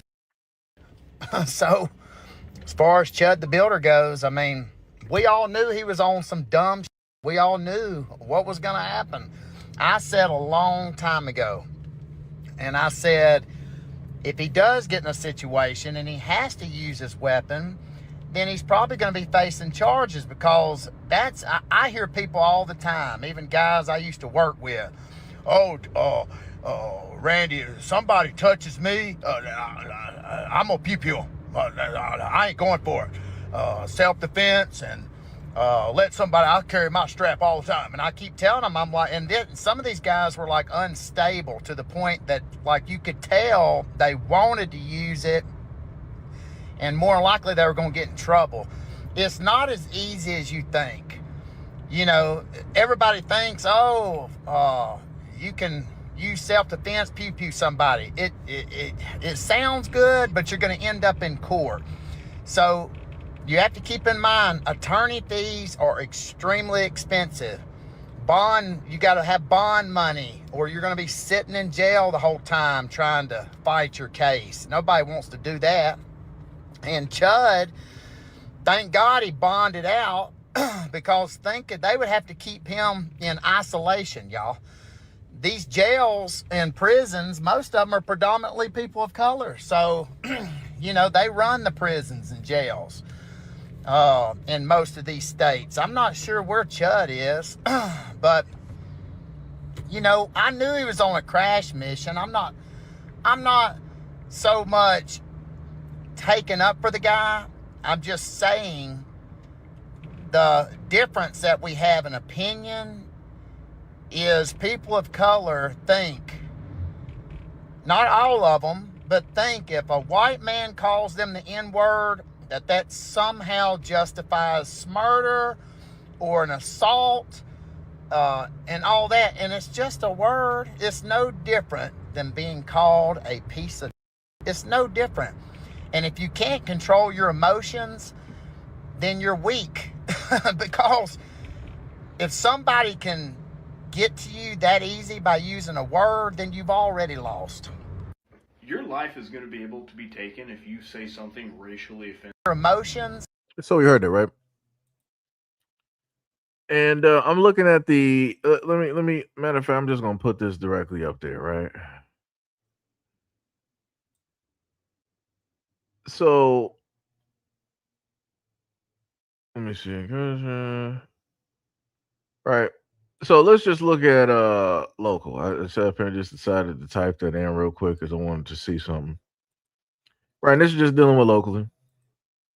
right? Because like I told people before, you got folks out here that try to make it seem like Black Americans are just every single place. Like we make up the populations all across America. Like we're just every single city, every single time. No, we're not. No, we're not. No, we're not. No, we're not. Right. So it says directly in front of you, race demographics in American jails, local jails specifically, are roughly right. They said white at 45 through 47%, Black and African American 36 to 38%, Hispanic and Latino 14 to 15%, American slash Alaskan Native 1 to 2%, Asian slash Pacific Islander 1 to 2. And this was based on stats from the United States Bureau of Justice Statistics from 2023 through 2024. So it's technically it's somewhat recent, right? We're not dealing with like 2012, we're not dealing with 2009, 2004, 1994, right? We're dealing with something that's fairly recent. So again, and especially in a lot of these white towns and in these cities, white people make up the population in those jails. So I don't know what he's sitting up there talking about. He must be talking about some major city where it's predominantly Black. Or you must be talking about something that might be, multi, racial melting pot, area. If we're talking about like some Utah, maybe Oklahoma, Montana, type of stuff, it's like no, like no. But you can't tell nobody nothing, whatever. And then he wanted to sit up there and say, it's just a word. No, it's not. No. It has historical significance. It has history directly attached to it that we can flip open a book and look directly at. Matter of fact, we only got to flip open a book and look directly at. We can look at pictures. We can look at documentaries where people have done, where scholars have done research. But like I said, folks don't want to look at none of that. They don't want to pay attention to any of those things. Like I said, I got a pictorial book that has no words, but it just has pictures associated directly with what he said. It's just words. All right, let's look at these pictures real quick then. Well, like I said, you can't tell folks now, but let's continue. Then you're weak. Because if somebody can get to you that easy by using a word, then you've already lost. Your life is going to be able to be taken if you say something racially offensive very soon in America. Hear me out.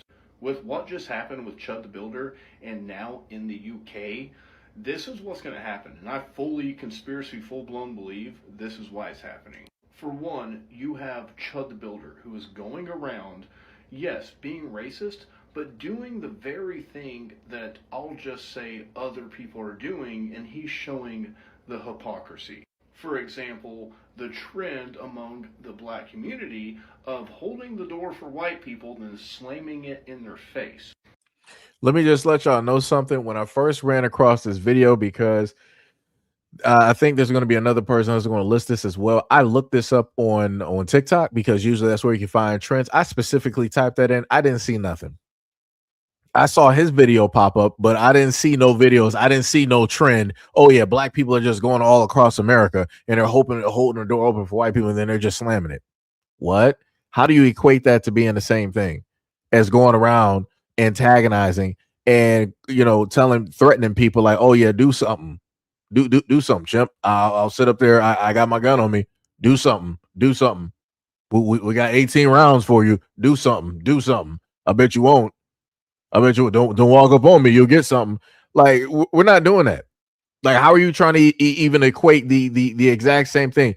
For all intents and purposes, if Black people were doing that, you could consider that a prank. They're not trying to antagonize anybody into a fight or to get violent. They're not poking and prodding, hoping that somebody is going to want to, cause bodily harm. They're not doing that. But that's what Chud the Builder was doing. But again, this dude is sitting up there making up stuff. And I've covered a lot of dumb trends. This is something that I did not see at all. I looked for it directly on TikTok. I typed it in, didn't see it, but I saw his video. But it's like, okay. Got Geico Caveman sitting up there just making up stuff. You see that on the internet and it has thousands, tens of hundreds of thousands of likes with no problem. Chud the Builder does it and then he is labeled a racist streamer who's problematic, and yeah, then what happens? happens because he gets attacked because of these things that demographics are doing, and in self-defense. Yeah. Now in the UK, you have a man who was knifed. The police get there. The immigrant who did that, holding the knife, still with blood on it, said he said something racially offensive. So the police in the UK handcuff the man on the ground, bleeding out, only for him to later lose his life. Yeah, true. Look it up. But I am telling you right now, we are along those lines in America. If another liberal Democrat gets in power, if the Senate, if the House, the presidency, we cannot let that happen. And Where did that happen? Where didn't y'all have back to back? Y'all had, there was Biden and there was Obama, back to back Democrats. Where did that happen?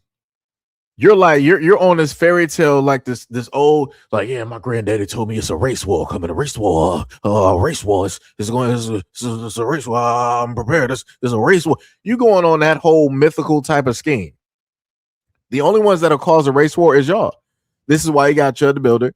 This is why you got another white boy directly out there that's trying to get famous like Chud the Builder, going out there trying to do the exact same thing. Like I said, dumb stuff, man. You can't make money no other type of way. So you got to use black people in order to do it. Being mediocre and white is not going to cut it no more. You actually have to do something. But because you don't want to do nothing, that brings you right back to us. This is a clear cut why this mediocre white man, who is clearly looking like he was out in the sun way too long, wants to sit up there and talk about black Americans. But then he also wants to bring in politics and the Democrats, which I'm like, how does that have anything to do with black Americans? But, oh, that's right. You're trying to, in a sense, segue in some type of way to say that, oh, what happened in the UK, I thought we were American. Why are we busy and worried about what's happening in the UK? I thought we are free directly from them, right? I guess not. So he wanted to use the example of what happened in the UK by some immigrant, that somebody was probably Arab or somebody that was African, that decided to do a knife attack directly over there, and how the police handled that situation. Well, my friend, you might want to look at the laws and how everything basically went down there, and you might have an understanding directly of that. But somehow he wanted to swing and make parallels and be like, yeah, what happened in the UK, if we have another Democrat directly in office, that's going to be us. How have you not seen all of the school shooters, church shooters, movie theater shooters, market shoot? Like, what are we talking about here? What are we talking about here, buddy? Didn't y'all have somebody? Didn't y'all have a full-fledged shootout? Bow bow bow bow bow at a Las Vegas country show or whatever it was, a concert? Wasn't just y'all? Matter of fact, Charlie Kirk. Who's that again? Who was that? Was that a black American that did that? Somebody let me know. You know, I try not to see color. I try to be a different person. I try really not to see color. But I could have sworn that dude didn't look black to me. That dude was acting like an American sniper. That man was on rooftops. People had video of somebody on a rooftop ducking and dodging and moving to and from, doing barrel roll. That dude was just all over the place. It's crazy work, but people want to talk about black Americans. That's crazy. That's wild. I ain't never seen so many folks focused on black Americans. Y'all need to look into the people that went directly after Charlie Kirk. Those were not black Americans. That was another one of your gods, right? That was somebody that y'all idolized. For whatever reason, y'all really thought that it was going to be somebody black that was going to do something. No, I've been telling y'all for the longest time, if anything, if there's any type of downfall to this country, it ain't going to be at the hands of black Americans.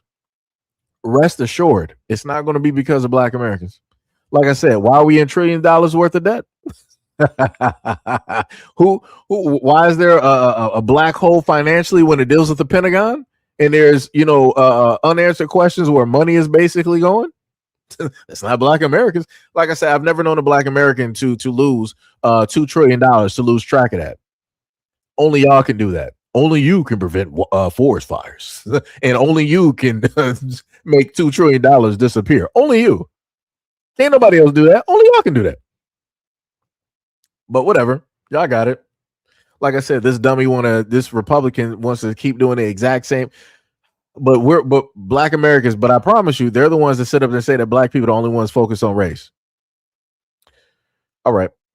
That's why so many of us are becoming extreme to prove that point, only for us to be called out as the extremity, while certain demographics have that privilege.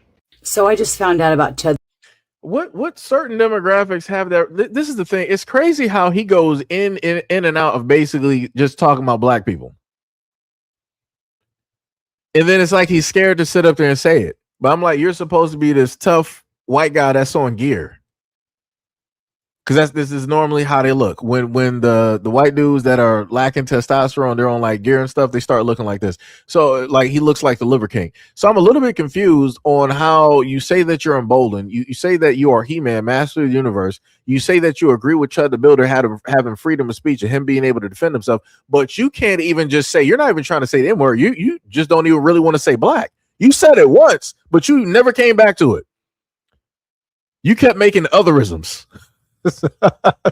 Like, I've never seen this. Like, this is wild. I'm just going to say other people, other communities. What? Say specifically what you mean. Ain't you a white man at the end of the day? Don't you have some pride? Don't you have some security within yourself? Are you really that fragile? You can't just sit up and say Black people, Black community every single time that you basically mean these specific people that you're talking about? That's crazy. You talking about we got specific privilege. Magically, Black Americans got privileges that white people don't now. All of a sudden. Since when? Since when? Let me know so I can get that privilege card. Because I need my privileges up. I need the platinum, diamond, rhodanium, whatever version of it. Alpha Rainbow Edition. I need all of that. I need all of that. Because like I said, I never get that in the mail. I might have seen AARP and everything else. But I ain't never see that. Talking about we got some privileges other people don't. That's crazy. That is crazy, but whatever. Presidency.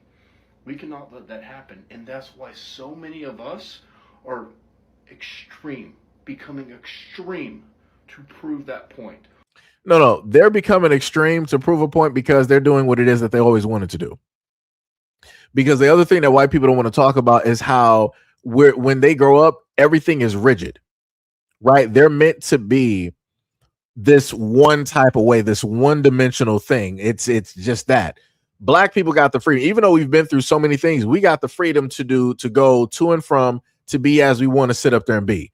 They don't like that because they've been taught that they can only live life and go by life this one way, and that's the only way to basically live it. So this is why whenever Black people are just out there having fun, we can be at a park, just two Black people just out in the park having fun, could be fishing, could be just like throwing a ball, playing catch. They want to sit up there and call the police because they don't like the fact that we have the freedom to just sit up there and have fun. We're not in, some type of rigid format that this is what we can be and this is all we can be. This is why you see a lot of white folks get annoyed when Black people are just out there having fun. We're just out there just enjoying ourselves. We're not minding nobody else's business. We ain't in nobody else's business. We're just being ourselves and just being out there. We could just be going to our car. You know what happens? If it's a nice looking car, I'm about to call the police because I don't think that's your car. But realistically, it's not that they don't think that it's that Black person's car. It's that they're jealous of the fact that he got that car before they could ever just so happen to afford it, which means that dude has a better paying job than they do. And they're like, I don't like that. So because I don't like that, I'm going to sit up there and make your life a living hell. So I'm going to call the police so that they can harass you so that I can get the outcome that I know should happen, which is you don't have that car and you no longer have your life. Jealousy is a hell of a drug. Crazy work. Diabolical. Well, let's continue. Only for us to be called out as the extremity, while certain demographics have that privilege. So I just found out about Ted the Builder. And, I don't know a ton about him. I see clips on this app, and I've done a little research. But I do know, in my opinion, that man had he was going out and doing the exact same thing that Black creators have been doing to white people for quite some time. getting in white people's faces, shutting doors. Okay, that's the new trend. Where? Like I said, there was going to be somebody else that was going to list this again. Where is this new? Every time they say something, normally, let me tell y'all something real quick. As a content creator, normally whenever I watch these videos and people want to talk and they want to bring up something, they give an example. If they got 20 videos that they can showcase, they will put all 20 of those videos in alignment and then get back to the main point. She doesn't do any of that. She's like, oh yeah, this is the new trend. Where's the video? Where's the video? Y'all normally do this directly on TikTok. Where's the video? Where's the evidence? What are you talking about? You're just out here saying anything because you're just naturally racist and you want to back up a racist. Let's keep on. Opening a door for a white person and then shutting it in their face. Black creators walking up to white people going, are you racist? And then questioning them, treating them like shit. Touching their hair. Going into their businesses and making a scene. You know the black lady that goes into all the businesses and makes a big old scene, and she's like barefooted and she tries to go behind the counter and she does outrageous things. Is that woman black or is she other? But like I said, when it deals with them, you can see the racism just emanating directly from her. She has that blank stare like a rabid dog. Like this is the type of look that a rabid dog gives before he's about to attack the owner and bite off their face. This is what that dead look, that dead eye look looks directly like. And this is how racists look when they're just bringing up the idea of these fantastical black people just doing all of these horrendous things. She didn't even say anything. She was like, oh, you got some blacks out there that were touching like white people's hair. You know how many times that white people then just rode up to black women and started just touching and feeling directly on their braids, like, oh, your hair is so nice. Like, oh, I like the why are you touching people's hair? So those videos I've seen, what those content creators are doing was giving white people the exact same treatment that they've given black Americans historically when it deals with their hair, because white people think automatically that it is their God-given right to touch black people because they feel that black people are their property. And black people sit up there and say that, don't sit up there and touch me. And when we see these videos and how black people react and they start sitting up there getting mad and stuff, these three white people, oh, it's not that serious. She just touched her hair. Maybe she could have asked, but you know, she didn't mean anything by it. And yada, yada, yada. It was actually no, it's not a compliment. Your hands are dirty. Your hands are dirty. Your hands are dirty. Your hands are dirty. Stop touching black people's hair. Touch your own hair. Why are you not fascinated by your own hair? Why are you not fascinated by your kids' hair? Why are you not fascinated by dog hair? But you want to sit up there and run your gnarly, mangled, dirty, bacteria-ridden hands directly through black people's hair. What? And then you want to try to justify it online. What? Okay. To me, that was our Chud the Builder. He was one person that would actually go out and do the exact same thing that they were doing to us, but they couldn't stand it. They couldn't stand it that somebody dared play the game that they've been playing on us for a long time. That one guy that goes around to old people and asks them, hey, did you used to own slaves? Are you a slave? I mean, what they've been doing to us out in public for quite some time. That's not the same thing as saying the N-word. Like, this is like, I'm trying to show you again. She got that dead look again. That's crazy how these pauses work. But she got the same exact dead look, and she's trying to justify Chud the Builder going out there trying to antagonize and threaten black men who he knows ain't even on that type of time. Because like I said before, they all know who to do this to. I want y'all to understand this. These type of white folks here who want to justify what Chud the Builder doing, they know what type of black people, what areas to go to, and they know what areas not to go to. Like I said, don't get it confused where all of they want to show you all of this military, they want to show you the police, they want to show you all of this on how brave white dudes are. They know what areas to go to and what areas not to go to. If you got areas in the United States that the police don't even want to sit up there and go to, they just overlook. They're just, hey, I'm not even responding to a call there. That should sit up there and tell you something. Why doesn't Chud the Builder go there? Why doesn't he go to those areas to mess with those black dudes there? Huh? But he's supposed to be this tall and shaped, you know, white dude, this specimen, this peak specimen of white maleness. But like I say, he's only brave when he got a can of mace and a gun directly on him. Crazy how that works. I guess he's not that brave with just his hands. This is why in any interaction that he has, he was like, "Go ahead and chip out. Go ahead and chip out. Don't get too close. I got something for you. I got something for you. I got 18 shots for you." Like this is why he keeps listing things directly with the gun, because he wants people to know. He's like, yeah, I'm going to sit up there and say this. I know something could potentially happen, but I got this gun on me, so I know you ain't gonna do nothing. That's crazy. And that's the idol. That is the idol that they believe in. That's some crazy work. Is no different than what Chud the Builder was doing to them, and they couldn't stand that. There's no way they were gonna let a white boy walk around freely out in public and get in their faces and call them the exact same bullshit they were calling us. Huh? And again, we got the dead look again. It's crazy how that works. I guess this must be her resting face. I don't know. But it's crazy to me how she's like, so we're Chud is giving the blacks a taste of their own medicine, and what it is that they've been calling us, that's the energy that he's giving. Where do you see that? And like I said, the craziest part is I don't even think this woman is fully white. That's the craziest part. I'm looking directly at her face, and I'm like, something about you looks a tad bit different. Dare I say Hispanic. But like I said before, it be like that. It 100% be like that. So I would not be too surprised. It could be a 50-50 either way. I know that I'm right somewhere. I'm putting money on black and I'm putting money on red. I know that I'm going to win somewhere. Like I said, it's crazy. The obsession, how it is that they will try to find a way to give a justification on going out there in public and being racist. He's going out there and bothering people who don't even care about him. He was never even on their radar, but he had to come in order for him to make money. He had to go to black spaces, to black areas in order to create content. Why couldn't he just live within his whiteness and be around white folks and create content that way?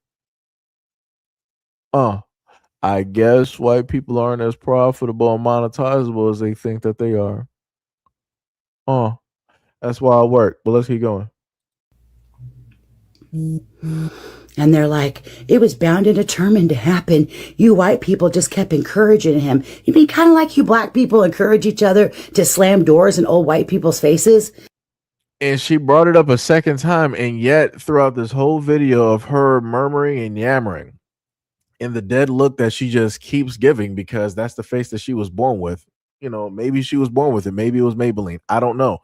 But it's crazy how you just stay fixated on this one thing and you don't show any type of proof. Where are the videos?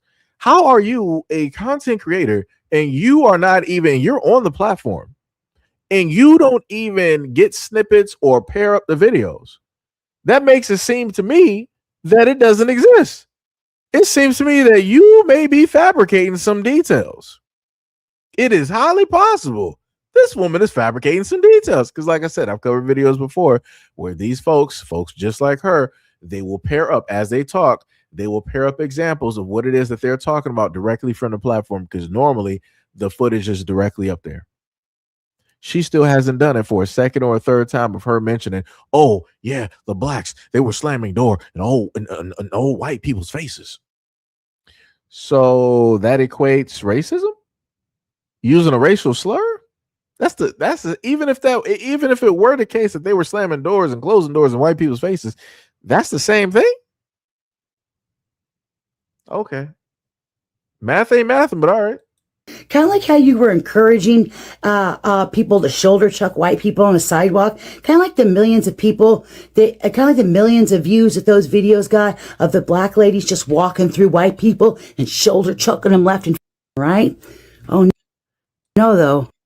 So I didn't see a shoulder chuck, but videos that I have seen that black content creators gave examples of is how white people, when they're walking, they want to take up the whole sidewalk. And I've witnessed and seen that myself. I'm like, y'all don't know how to do a single file line?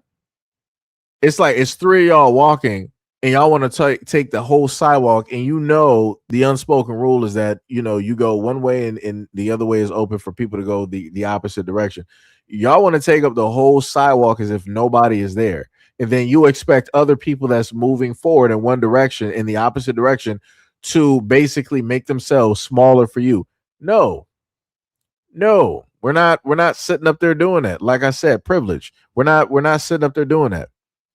Like I say, anytime I happen to see, folks sitting up there walking, I'm like, I'll sit up there and move directly to the side. You might have a small sidewalk and a woman with like a carriage or something. It depending on if the sidewalk is small, it's like, hey, I don't got no problem sitting up there walking the street or walking directly to the side of the grass, whatever. It's completely cool or whatnot, whatever. Understandable. But again, you got three people walking one direction, taking up the whole sidewalk, one person walking the opposite direction, and y'all all three is a word I want to sit up to say, but all three of y'all want to sit up there and take up that whole thing. Okay. But you don't want to talk about that though. Don't want to sit up there and bring that up. So if people are shoulder checking, I mean, I guess. But again, are they Black Americans? I just have to, I have to ponder that question because we've had a lot of people that's decided to do some things on social media and they weren't even specifically Black American. But somebody like her doesn't care about that. If they all look a color, then they all are one color. Right?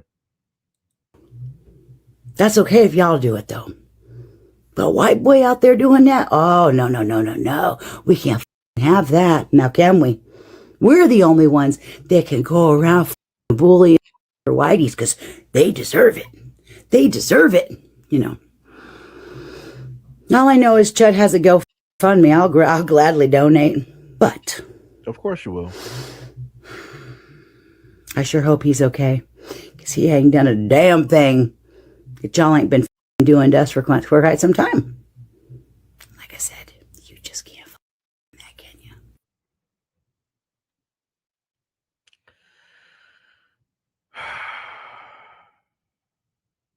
It's crazy.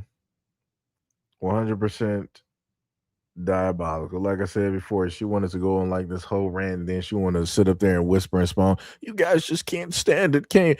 She would be the type. I can see it. Let this be the 1950s. She would be the prime example of a woman lying on a Black man or a group of Black men to have their lives taken. I can see it. It's directly within her. I can see it. I can directly feel it. It's directly there. Like I said, it's within her actions. It's within her words. It's within her face. But like I said, she keeps listening and talking about all this other type of stuff, and it's not making no sense.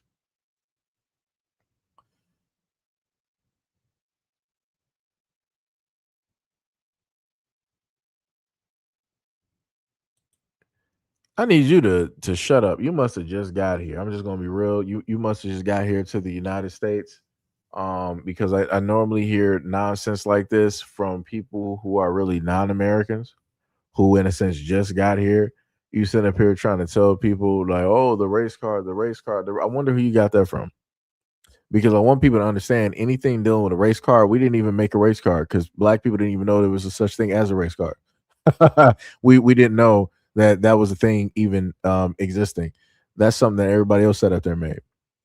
Talking about you shouldn't be focused on race. Well, naturally, we weren't really focused on race. We were forced to be focused on race because of other people directly out here, white people directly about here. So again, that wasn't something naturally that we were just out here doing. That anytime we saw somebody different race. No, that's not what we were doing.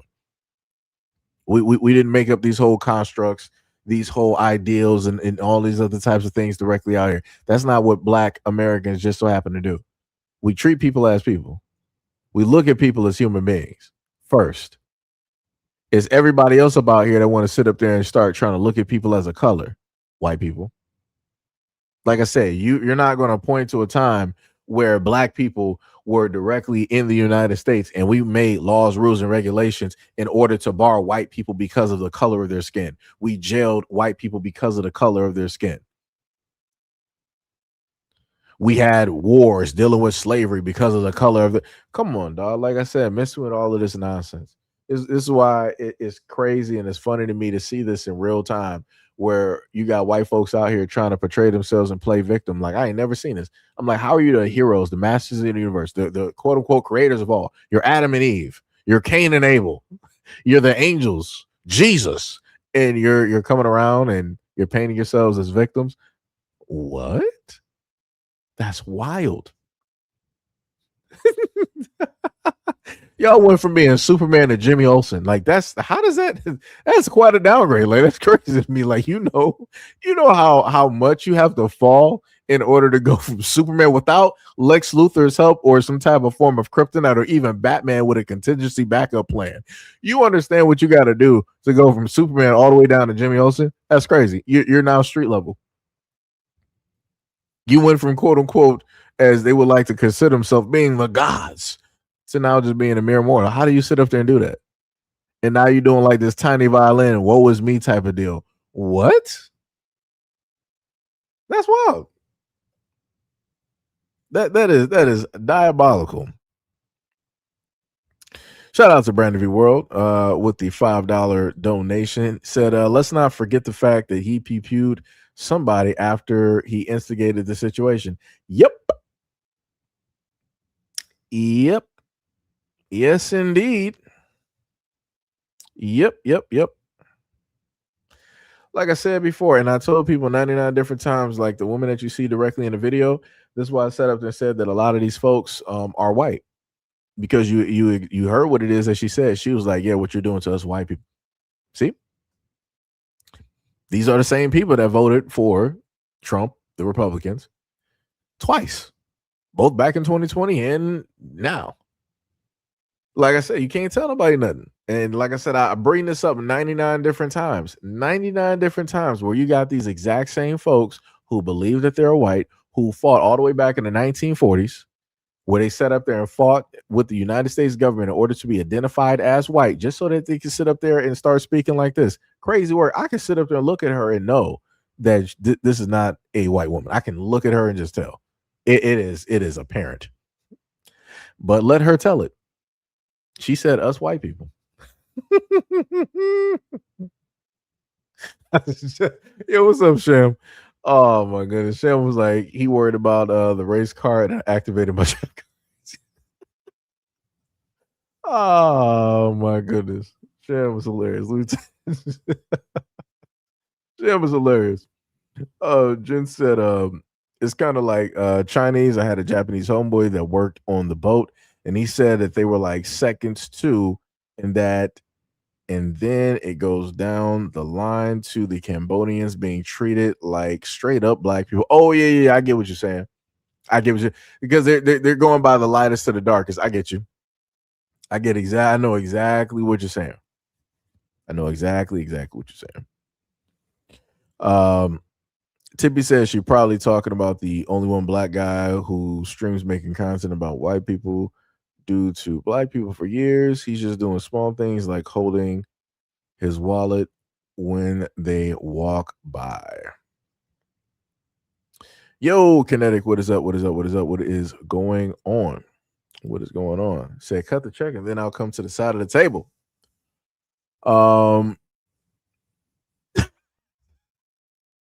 First of all, yeah, like I said, I'm not sure if that's supposed to be a play on R. Kelly, but we got Robert Kelly in here, and he said they don't make white people like they used to.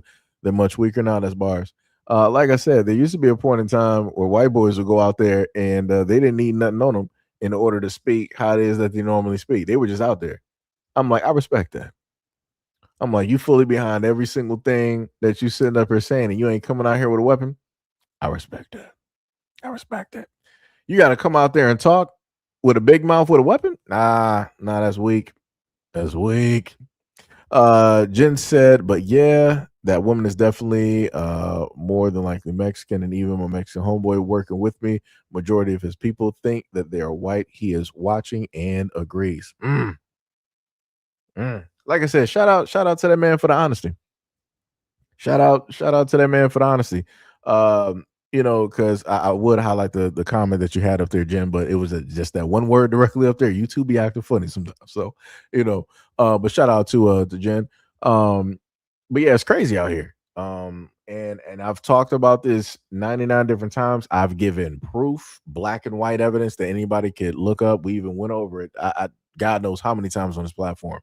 And I'm like, yeah, it's crazy.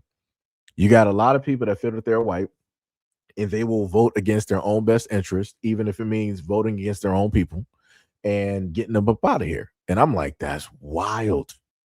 That is 100% wild. And this is why I told people before, it's like, you can't blame black Americans directly on the situation dealing with ICE deportation or whatnot, whatever. We didn't have nothing to do with this. We didn't have nothing to do with this. If you see black Americans at this point in time really speaking up on it and saying some stuff, it's because of what we've seen directly online and the actions that people have decided to take over time. And black people like, hey, we had enough. So, we had a change of plans. We feel a certain type of way. So this is how we feel now. Right. But when you try to also tell people that, people don't want to pay attention to the evidence. They don't want to look at the different situations in which that you can provide and prove that, hey, this is how people were acting in circumstance A, B, C, and D. During these protests, they decided to side with the protest. They decided to side with the police versus with the black protesters. Like I said, it was a whole bunch of, it's a layered cake. It's a layered cake. Jen says, speaking, definitely look at one of his own people and he could tell when it's one of them. Yep, I believe it. Mr. Cardenas, what is up? What is up? What is up? You said, what up, though? At SEIJIHITO, it seems as though we black folks are living in the most overrated / mediocrity of whiteness we've ever witnessed. Bars, straight bars. What was it? Shauna said, but she married to a white man, guarantee that. Oh, of course. The way that she's talking, yeah, she got to be married to a white dude. Sham said, these are the same people defunding the Edos, the Geppettos out here, the rapists, the killers, in the name of Jesus. They'll harm themselves just to get at us. Stupidity at its deadliest form. Jen said they were killing us at the border, trying to escape, and then and the one that didn't turned this right into slavery, where we got the same treatment, if not worse. Okay, I got you. I don't know what I was getting caught up on. I was reading that. Let me tell you something. Brandy World said, dang. What was it? Anyone making I'm not even sure a megaphone has to do anything. King Mike said, what did she say in the video? You can just rewind it back. She basically agrees with everything so basically, long story short, she agrees with every single thing that Chud the Builder does. She supports him and she's going to donate to him. And she basically says that he's innocent. Aura said white males are responsible for 70% of the sides in the United States. People need to start paying attention to this stat. I mean, I've listed that as well too.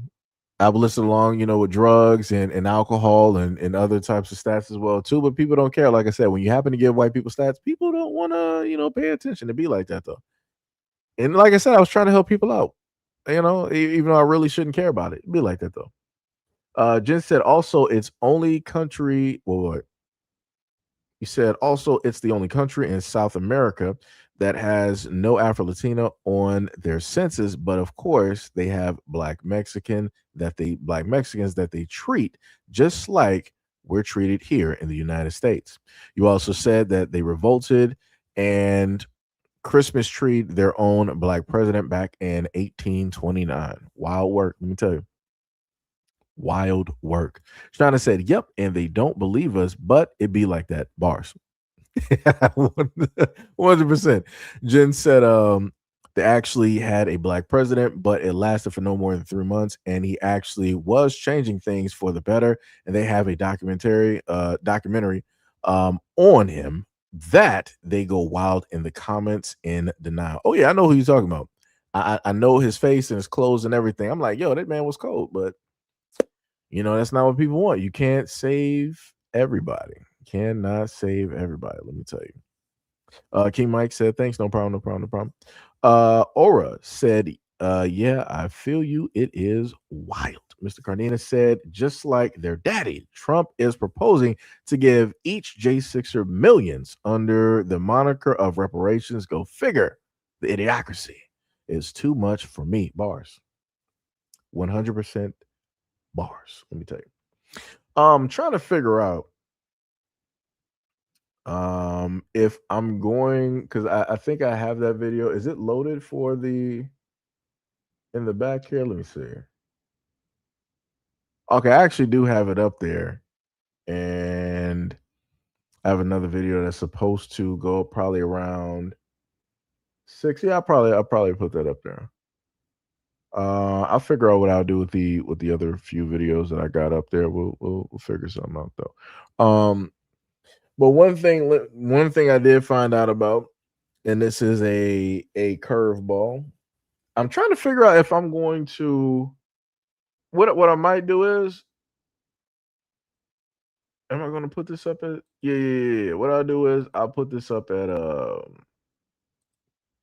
6. I mean, I'll still talk about it here. I'll still talk about it here. So I'll put that at 6, and then I'll give you guys the other one at around 12.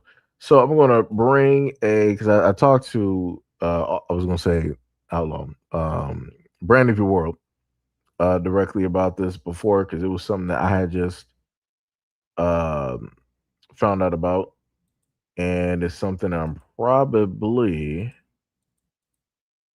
get my words a little bit mixed up because I'm trying to set this directly up at the same time.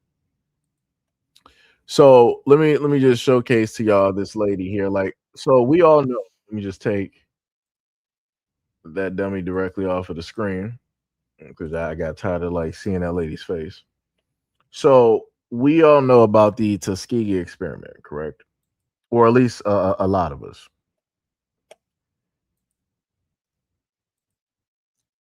Just a quick question to see, does anybody know who this woman is? Let me know. I give y'all a couple of seconds. Does anybody know who this woman is? Robert Kelly said, "Yeah." Let me see. I'm just gonna hold it for a minute and let people let's see if anybody else catches it real quick. Oddly enough, I'm trying to look back at some of my what's the name here? I know I should have had okay, I think it might have corrected itself here. I did not. So just in case people don't know who this woman is, her name is it should have been like Eunice. I should have it directly up here. Hold on, let me go back real quick. Yeah, her name is Eunice Verdell Rivers, right? Lori. This is Bushido said, is that Miss Axe? No, that's not her. Cardenas said the last survivor of the Tulsa, Oklahoma massacre. Nope. Shauna said, is that the woman that tricked the Tuskegee Airmen into getting Yep, you are correct. This lady here is the one that helped to gather 600 black men for the syphilis test trial that was supposed to last 6 months that ended up lasting 40 years. She was the only one that was there to oversee that whole process, like basically in, I guess you could say, her sector area or whatnot or whatever. And she also made sure to keep those black men there. So this is why I sit up there and say, and why, you know, I go off on a variety of things when it deals with content here on this channel.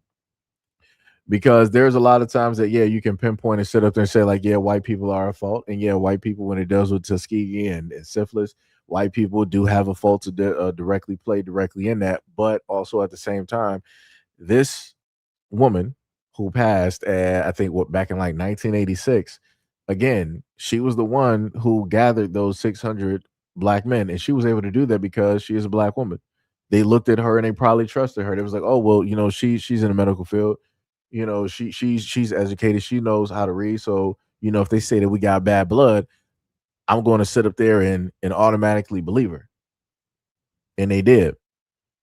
So not only did she ended up ending the lives of, you know, black men there, but she also infected black families. Not only did she end the lives of black men there and affected black families and helped to pass syphilis down to many others, she also more than likely broke up a lot of families because the black women there probably thought that their husbands were cheating directly on them because they came through with an STD.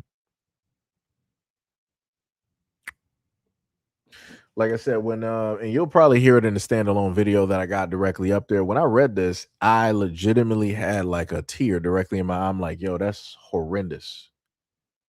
And I'm like, how could you actually be capable of doing something like this? Like, you know what it is that they're doing. You know the poison and the stuff that they're giving directly to these black men and how that's going to go directly through the black community. How could you sit up there and do something like that, knowing that you got the trust of your people? Because they look at you and they be like, yo, that's one of my people. That's a black woman right there. I automatically trust her. I believe her. She wouldn't do anything wrong. She wouldn't steer me wrong. She wouldn't sit up there and lie to me. And she did. That's crazy. Shout out to Jimmy NZ for becoming a member. Shout out to Jimmy. Much love, respect, and appreciation. Much love, respect, and appreciation. Like I said, that setup there that hurt. And like I said, I've done a lot of content here that people have disagreed with. When I happen to do, like I told you earlier, I can do content where I can specifically like, hey, black men, hey, this is something that needs to be highlighted and talked about. People don't pull up. I can do other videos, hey, black women, this is something that needs to be talked about. People don't want to pull up. I already know when this basically goes directly up, I expect this to get low views. I automatically expect it. I'm just gonna be honest. I already know exactly what it is, but like I said before, I just found out about it because whenever people mention Tuskegee, they never mention her, and I'm like, that's a little bit weird to me because I'm for the thing of mentioning everybody who was at fault for what it is that black people had to go through. She's a part of this. I don't. There's no excuse that anybody can sit up there and make that anybody can sit up there and give. I'm not trying to hear nothing. Even reading directly about it, it even said that white people gave her praise for what it is that she did, her hard work and dedication to the project. The whole family needs to get thrown away. That's where I'm at. There is no way. I don't care what nobody has to say. It's like, oh well, you know, that was a long time ago, and you know, that doesn't mean everybody. If she was willing to do this, and she also had a husband. And I think they stated that her husband was black. The whole family needs to get thrown away. I don't trust none of them. I don't care. That is your bloodline. It is impossible to sit up there and trust you. This is what you did directly to the black community. That family cannot ever in life be trusted. I don't care what they do. I don't even care if they come up with a cure for cancer. They cannot be trusted. They cannot be trusted. They cannot be trusted. They cannot be trusted. They cannot be trusted because this is your bloodline.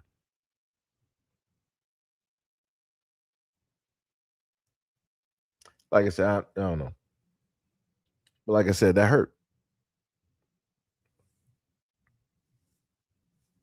Like I said, that directly hurt. Cardina said it wasn't an HBO movie Mrs. Baker, Mrs. Baker's Boys was based on. I am not sure. Somebody says so. I'm born in 1993 and I'm responsible for something that happened 40 years ago before my birth. I don't even know what this person's even talking about. I would like for people to be directly speak on what you're saying. That'd be great, so I can follow. That would be great. Mo said that he had to ban somebody. Oh, who got banned? I'm not even sure who got banned. I can't even spot them. It'd be like that though. Tibby said I'm not really familiar with the story, but what if those white doctors lied to her about the vaccine? She believed them, thinking, no, read. Like I said, go read about it, Tippy. Go. They got other information directly about her as well too. You got people that condemn what it is that she did, and you got other people that basically agree. And during the time, I want you to know that penicillin was something medically that they could use in order to fix the situation dealing with syphilis, but they opted not to do it. That I went over some of the medications that they had during the time that I read from the article, whatnot, or whatever. But like I said, they had 2 other medications that had negative side effects, but then later on they found, penicillin that could basically, deal with this at the time. And they still opted not to give it to those black men. They just wanted it to run their course. They knew what it was going to do. They just didn't care.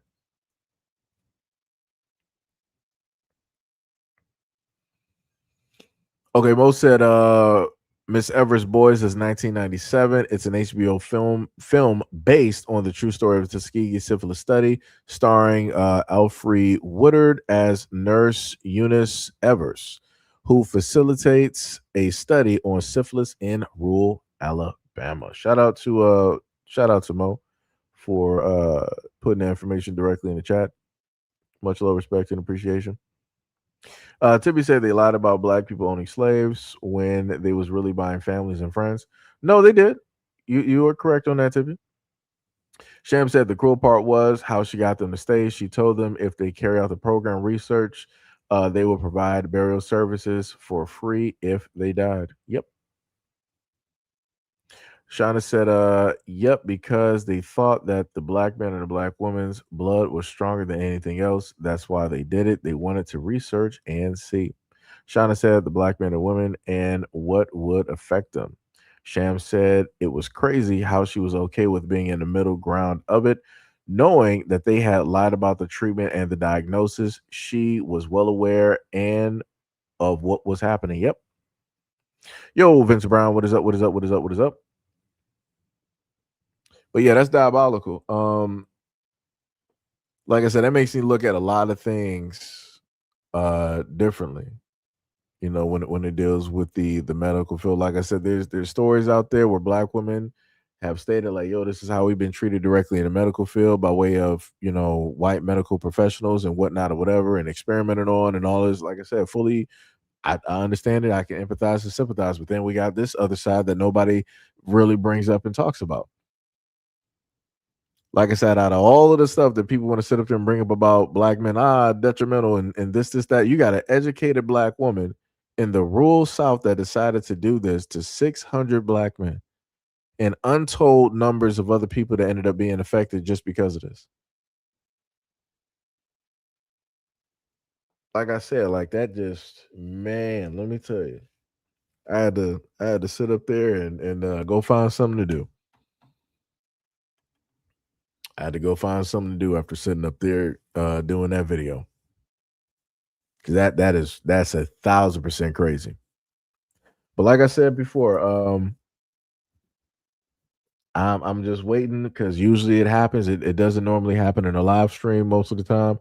I'm waiting to see if I'm going to see, some of the classic women that pull up to the scene that normally want to rah back and forth with me on videos when I do. I want to see if they got something to say to justify this, to excuse this. I'm just waiting because I'm waiting for somebody to pull up a story. Like, oh, but black men been sitting up here doing this. Black men been doing. I'm waiting. I'm waiting because it normally happens. It normally happens. Like I said, crazy work, diabolical work. D Love said, absolutely. This is why I don't trust those medicines, especially the new ones, because of this right here. Yep. Shauna said, because they don't care about us, and black people that don't care about us, they don't give a darn about us. Yep. This man Machino, he was like, who out here sending these clowns to the nether realm? Mo Guns. That's who. LOL. Shout out to Mo. Man called him Mo Guns. Yeah, that's a nice moniker. That's a nifty name there. If only Mo was a gamer, that could be his Call of Duty name. But Mo was like, man, I'm too old for video games. I don't do that. We don't do that out here. Phenomenal. What is up? You said, remember, you were supposed to trust black individuals who are part of the pandemic medical development team. I mean, you did have somebody that tried to give a warning directly out there, but they hurried up and threw that to the side. because I remember I did a story directly on that woman. They hurried up and threw that directly to the side and just kept it pushing. I'm like, it's interesting. I remember though. Shauna said, don't forget about Henrietta Lacks. They used her and then her family didn't even know about it. They used her for her blood for a lot of vaccines. Yep. I want to say I should have covered that in either a solo video or I might have did that in a live stream. I want to say. Ross said, missed most of the story. Please recap. Well, technically, the good part is Mo pretty much put information directly up there. So if you actually got the time, you can at the top of the screen. Great moderators here. Mo said that Miss Evers Boys 1997 is an HBO film based on a true story of Tuskegee syphilis study, starring Alfre Woodard as nurse Eunice Evers, who facilitates the study of syphilis in rural Alabama. This is basically the real world version of the female medical professional who was a part of the syphilis program, who helped to get 600 black men and infect them with syphilis. It's crazy how it was only done once. I'm like, 1997, that was far back. I'm like, somebody should redo that. You know, somebody should bring them back up since they want to make all of these movies out here now. You know? Sham said even the pandemic was being tested with the RH medicines using the RH genes and blood from black people. Shauna said, and they did not, and they still don't want to pay them. Yeah, they don't, and they probably never will. Just like with Henrietta Lacks, they'll never pay them either. Sham said they steal the blood and they keep it alive and multiply it for medicine. A lot of medicines today is our ancestors. That's facts. Mo said my gamer name used to be Boo Boo the Toilet. That's crazy. Yo, that man is crazy. Tippy said I cried watching that movie about Henrietta Lacks. Just demons. Yep. Ross said yes and thank you. No problem. But she was like, hey, yo, not Boo Boo the Toilet. It's crazy. Just said, yeah, and you definitely gave me some new research. Yeah, like I said, I forgot how I came upon that information. I think I might have watched or seen something in a video. I'm like, yo, let me go check this out. And ended up, I typed it in and just got a whole bunch of information. And I'm like, that to me, that is wild. But like I said, I know when this video goes up, it should go up around 6 o'clock. What is it right now? So it's about like 3:28. So when it goes directly up, I expect to get low views. What did I just see? Real quick, it said Wayne's brothers defend roast style as Floyd joke backlash grows. Of course. TikTok star charged in LA murder for hire plot targeting a boy band singer. Oh, that's crazy. Why am I not surprised? Why am I not surprised? That's diabolical. Like I said, it's a lot of news directly about here. It's a lot of news. News never sleeps. Jen said, so she's no different than the other one who created the eugenics program. Wait, are you talking about like Margaret Sanger? I don't know why I started thinking about Aaron Rand. I forgot. I'll be getting a lot of these women confused because they're within the exact same thing. Hillary Clinton is right up there with Margaret Sanger and all these other ones directly up out there. Like I said, and I did videos and live streams directly on Margaret Sanger and a lot of her quotes and all of these other types of things. I think I might even threw Aaron Rad directly in there as well too. That woman, she wrote the book, like Atlas Shrugged, and they got movies and stuff based on a lot of stuff. Pretty interesting if people take the time to watch those. Quite a bit of stuff directly up in there. Some of the stuff is a bit rushed. The book is probably, of course, going to be better. It's a very thick book. But yeah. Most in per laughing at the name. Sham said, just imagine to save lives, our ancestors who are long gone are still being cannibalized. Yeah, that's crazy. Jen said, I think I seen that gamer tag before.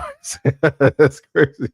Sam said you can look up every medicine discovery and you can trace it all back to medical experimentation on slaves, Africans, and black people. Yeah, it's crazy work out here. It is diabolical work, 100%. But that is clearly where we are. Like I said, we didn't cover it quite a bit. Quite a bit. Also, shout out to the folks who pulled up to the scene dealing with one of the videos that I did. Let me see if I can actually pull up the picture just to change the topic. Oh, matter of fact, let me swap the topic real quick. let me swap this topic since I'm already directly on this whole area right here. This right here, because I was trying to figure out if I even wanted to even make this into a video. So this movie is coming directly out. I feel like this is in a sense a newer, shorter version of Color Purple. So let me just catch you up on what it is, just in case you didn't see the trailer. Like I told y'all before, if you want to make money, just have a black man doing something negative and it'll sell. Everybody will buy it. So God is basically about the story of a black man that decided that he wanted to burn his black wife and his kids.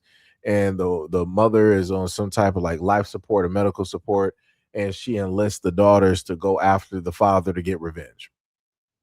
That's the whole plot of the story. Like I said, I ain't never seen nothing like this in my life. I'm like, I guess since Tyler Perry ain't really moving and doing nothing right now, this is the type of trash that we got. Okay. Like I said, it never ceases to amaze me the type of nonsense that is out here. But oh wait, there's more. There's more. So the woman who came up with this is the woman here, right? So this is the woman right here, and we obviously know that she's not Black American. We can obviously tell, right? And color me surprised when I did a little bit of digging and I found out that her significant other is here. He looks like the discount version of the comedian from The Watchmen. If anybody knows what I'm talking about, dealing with that actor. He's also on The Boys as well too. He was also on Supernatural. But that's pretty much what we see here. So we got a woman that's not Black American that decided to make a movie where a black man is a villain, and he decided to basically do this to the black women in his family. And now those black women are like, we're going to showcase our empowerment against black men by going out and getting revenge on what he did to us.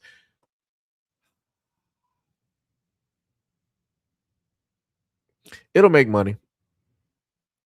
It'll make money. It will make money. Let me tell you. Yeah, Jeffrey D. Morgan. Yeah. Yep, thank you, Bushido. Yeah, that's exactly who I was trying to get the dude's name, but I couldn't sit up there and get it. But yeah, like I said before, it's crazy. Like I said, you don't got to do nothing. All you have to do, we already know that if that woman wanted to sit up there and put a white man as the villain, it wouldn't have sold. We already know this. It probably wouldn't have even gotten the green light. This probably would have went directly to Netflix or something like that. But this is where we are. Like that's crazy. Like anything to basically sell the point that black men are dangerous to black women. That's all they're trying to do. You could have did anything else.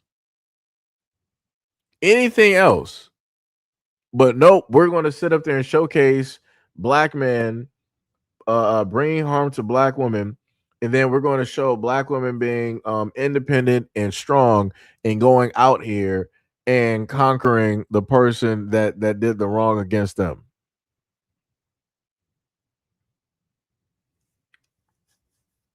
But I want people to notice this though. They will make movies showcasing black women getting vengeance against folks like that, but when it deals with other types of situations and scenarios, this is how they'll sit up there and put black women. like I said, notice the difference, right? Let me go back, right? So when we got Is God Is, right? They got the burning car, which is maybe his car, the car that they're driving around in, and you see them basically looking all tough, hands balled up, like, yeah, we're about to sit up there and do this, right? We're about to get revenge, right? But then in the next one, when it deals with what it really should be, where you're getting your vengeance because of how it is that you get treated historically, this is how they got black women portrayed on stage. Crazy. You sitting up there, just got the broom down, you on the ground with your tongue out. I'm like, I didn't know black women were doing that during slavery. That's crazy. It's some crazy word. It's diabolical. I'm like, I didn't know that was the thing. Like, black women actually acting like that. Hey, like I said, people got problems with one thing, but don't have a problem with another thing. It'd be like that. It'd be like that. Hackman said, diabolical work. Yes, it is. And the craziest part is, I technically like this actress because she played in Marvel Monica Rambeau, aka Spectrum. Sorry. Like I said, black superhero powers are dope, but I didn't know that this is the play that she was a part of and what she was doing in that play.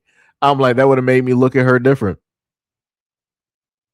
Like I said, it's crazy how you never learn this when you first see the actor. You always learn this after. That's the craziest thing. 100%. Just said, yeah, he sure does look like dude from the Watchmen. Yep.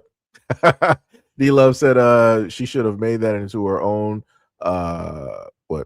country and use her own men for that garbage. Yeah, but you already know they're not going to do that. If they want to crucify black American men, they are not going to sit up there and do that. But you got people that were from the islands and they made a video about sacrificing black Americans. They do got video. They do got a movie out there. I forgot what that movie was, and I was supposed to do a video directly on it, but they do have that movie directly out there. So like I said, whatever they can make and theorize, that's what they will do. D Love said that we love our black men over here. Bars. No Diddy though. No Diddy. I'm just saying I understand what she's saying. It's crazy that you gotta sit up there sitting. It's crazy. You gotta in a sense, you gotta say stuff now. D Love said, this who be trying to speak for us, bars. Hackman said modern day cases. Tippy said, well, back then black women didn't have a choice. Unfortunately, she had a choice for the role in this play not to be on her hands and knees. Look like she about to start twerking with her tongue out, looking at the slave master. Like, the dude got a whole whip. This looks like a whole different type of film. If I didn't know it was a play, that looked like some stuff is about to say. It looked like some slave role play is about to happen, and I don't see a black man in sight to get blamed for this. Let me tell you. Mr. McCraw said that's her. Yeah, that is her. Monica. That is Monica Rambeau.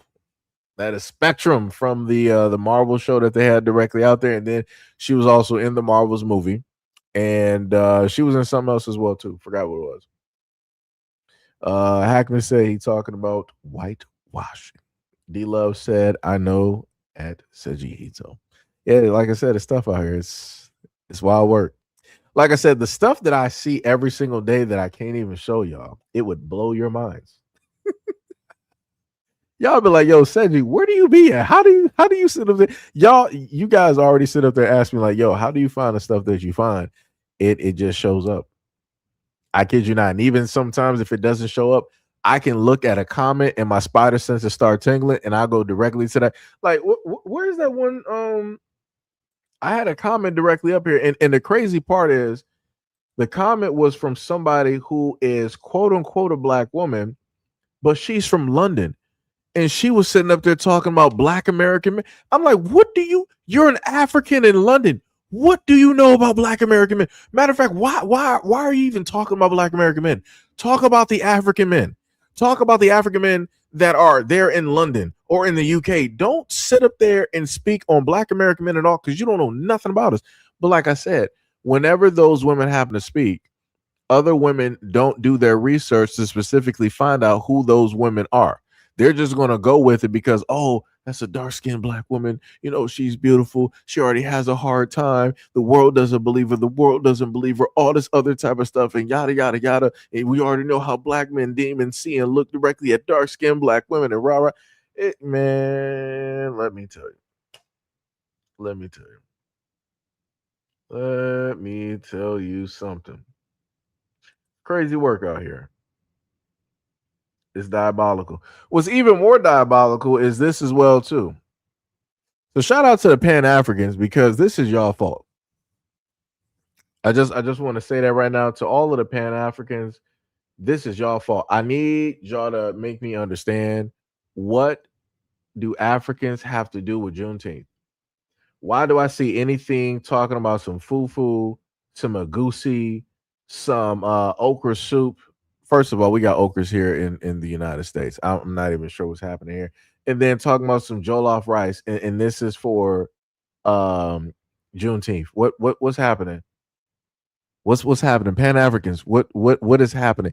The freedoms that took place in these United States where Black Americans were celebrating their freedoms. What does that have to do with Africa? This is what I keep saying. This is the Essence Festival all over again. This is what I keep talking about. These people cannot come up or make anything themselves, so they have to coattail ride directly on whatever wave Black Americans established in order to make themselves float. This is what I be talking about. Pan-Africans. Pan-Africans, Pan-Africans, Pan-Africans. This is your fault. This is your fault. Like, this is crazy. This is 1,000% crazy. This man talking about some $50 $50 for some African. Have you lost your mind? Who do you think? Who do you think you are? Charging $50? Man, I hope you go broke. I hope don't nobody show up to this event. Whoever shows up to this event is stupid. I'm just gonna be real. I don't care who it. Whoever goes to this event, you're stupid. I hope they rob you out of your money with that food.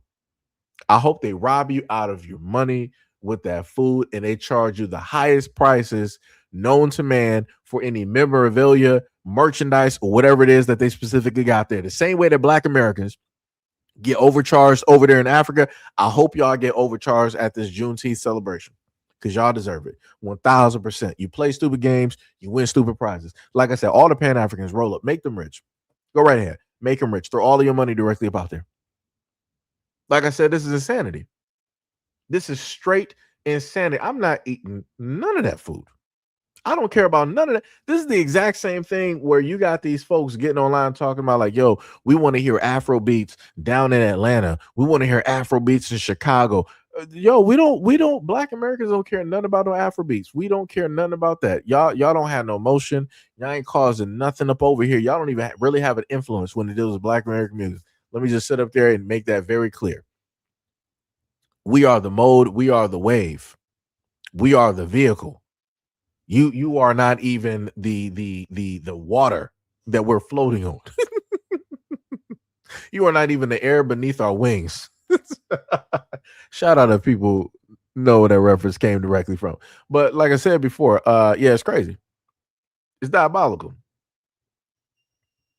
Sham was like, ain't a lick of soul food. Exactly. But yeah, this is supposed to be Juneteenth. Something dealing with Black Americans. Like I said, now over there in Africa, they're trying to do some stuff dealing with Juneteenth. How do y'all got a Juneteenth over there in Africa? What are y'all Juneteenthing over there? Huh? What? Like, it don't even make sense. It don't even make sense. It don't even make sense. Like, it's crazy. And then, you know, the craziest part is I got videos right now of Africans who are practicing delineation from other Africans. But yet, when we do it here in the United States, dealing with Black Americans and everybody else, they want to sit up there and say that we're xenophobic, that we're anti-African, we're anti-immigrant, we are whatever it is. And I'm like, that's crazy to me. But I'm like, y'all over there in South Africa, y'all trying to delineate from Nigerians and the Ghanaians and all these other types of folks. But ain't y'all on the same continent? Didn't y'all roughly go through a lot of the same things? But yeah, y'all being xenophobic towards your other folks. Like I said, you can't tell nobody nothing. Like I said, it's crazy. It's wild. It is wild out here. Like I said, when you look at a lot of this stuff out here, it's wild. It's crazy. Diabolical. Somebody said, Lead said they basically hate Americans of any sort. No, I'm not going to say that because they love white Americans. Let me let y'all know that Africans love white Americans. They Africans do not have a problem with white Americans. Let me tell you that now. I ain't never seen Africans say anything bad about white Americans while being in the United States. I ain't never seen it. I ain't never seen them make any type of videos either. I ain't never seen it because they know better. They're not going to bite the hand that feeds them, just like they're not really going to say nothing bad about the Europeans. There's only 5 nations out there over there in Africa right now that are fighting against the European powers and the world powers that be. The rest of Africa is like, we're with the white man. It's crazy. It's diabolical. This man always like, we didn't cook bushmeat or those disgusting sides here in Texas. That's bars. Texas got good food. Lead said, y'all Americans. She also said, just like any other American, and that is better than and cause what are you even talking about? You said especially when somebody looks like you. What are you even talking about? You're completely just going somewhere. Are you African? Where are you from? You're either Pan-African or African. Where are you specifically from, since you want to enter directly in this conversation? Where are you from? What is this? Lead artist? Where are you from? You're either Pan-African or African, or half and half. Where are you from? Because it's crazy to me that for the longest time that Black Americans have basically been talking about who it is that they are, and all of a sudden you said, I'll leave then. Hey, that's on you. I like I said, I was asking. Like I said, once the questions start coming directly in, people like, I'll leave. I bet you will. Because you want to sit up there and start talking crazy, talking about Black Americans, think they better than da da da, and y'all really have a feel. Y'all got some type of sentiments, negative sentiments about people who look just. No. We ain't doing none of that. We're not doing that. Like I said, a lot of y'all that want Black Americans to sit up there and do all this cozying up to Africans, y'all not pointing out the fact that the disrespect that Africans give. Africans are already disrespectful to other Africans, so you think that they got the type of heart to basically split that to the side and be like, hey, we got love for the Black. No, they don't. No, they don't. This is why you see Africans every single day online talking about, oh yeah, hip hop, that comes from Africa. Poetry, Africa. R&B and soul, Africa. Soul food, Africa. The way that y'all dress, Africa. The way that you style your hair, Africa. The way that you walk and talk and your ebonics and your slang, Africa. They're trying to claim every single thing. All of a sudden, everybody's like, oh yeah, just be African Black Americans. What? Where'd that come from?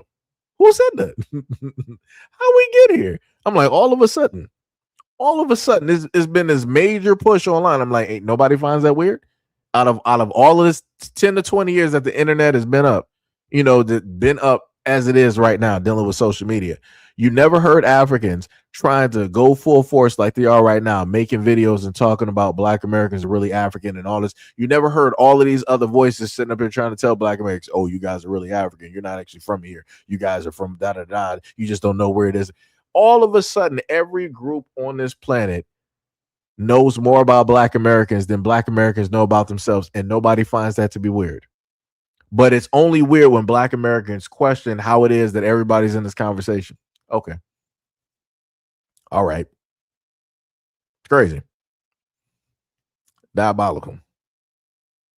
That is 100% diabolical. Oh, Pink was like, speaking of Africa, I literally just sent you a video on IG. Let me can I sign in? That'd be the problem that I'd be having some of the times with the sign-ins. Let me tell you something. All right, let me see. Let me go to messages. Something I haven't done in a very long time. Yeah, I ain't been back here in a minute. Let me tell you something. Woo, that's a field of videos too. Oh man, yeah, I'm gonna have to turn these. I'm gonna have to make this into long form content. Yep. Well, we got 1, 2, 3, 4, 5, 6, 7, 8. I think is that. No, I think we got 7. 7, I think. You said one of them is talking. You said speaking about Africa. Let me see something real quick.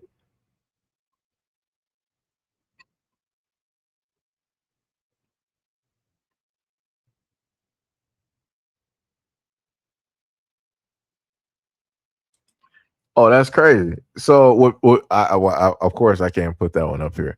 So, the video that Pink is talking about is a video on TikTok where an African filmed this African woman peeing in the street during traffic. I ain't never seen nothing in my life. I'm like, so you couldn't have just gone to the side of the road. You just had to stop right there while traffic was still going to pee in the middle of the. I ain't never. We are not the same. We are not the same. We are not the same. We are not. I ain't never in my life was crossing the street and was like, yo, this would be a good time for me to sit up there and start going to the bathroom in the middle of the street. I ain't never in my life seen that. That's crazy. Do you like that? That is the.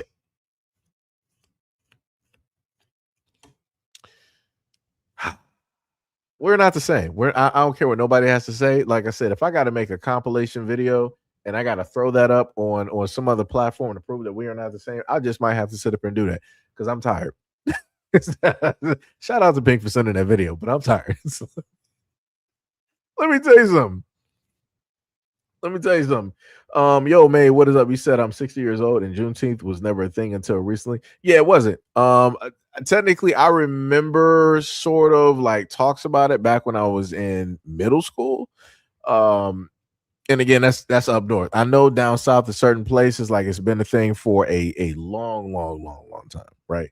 Up north, pretty much just caught up, directly on it and whatnot. But I remember hearing about it in middle school and and stuff like that. But it didn't get as large up until the powers that be decided that they wanted to monetize it. And at that point, it's pretty much done. So I think during the Biden administration, they made it like an official holiday or whatever it was. And I'm like, yeah, no, we didn't need you to recognize it. We didn't need you to recognize it. Like I said, you're trying to give Happy Meal toys to a problem that requires surgery. That doesn't make any type of sense. That's not going to take away the pain. That's not going to be like, hey, well, I'll give you this Happy Meal toy, even though you got like a large gash going directly through your chest. That'll suffice. It'll get rid of the pain. Just focus on the toy. No, it's not how that works. It's not how that works.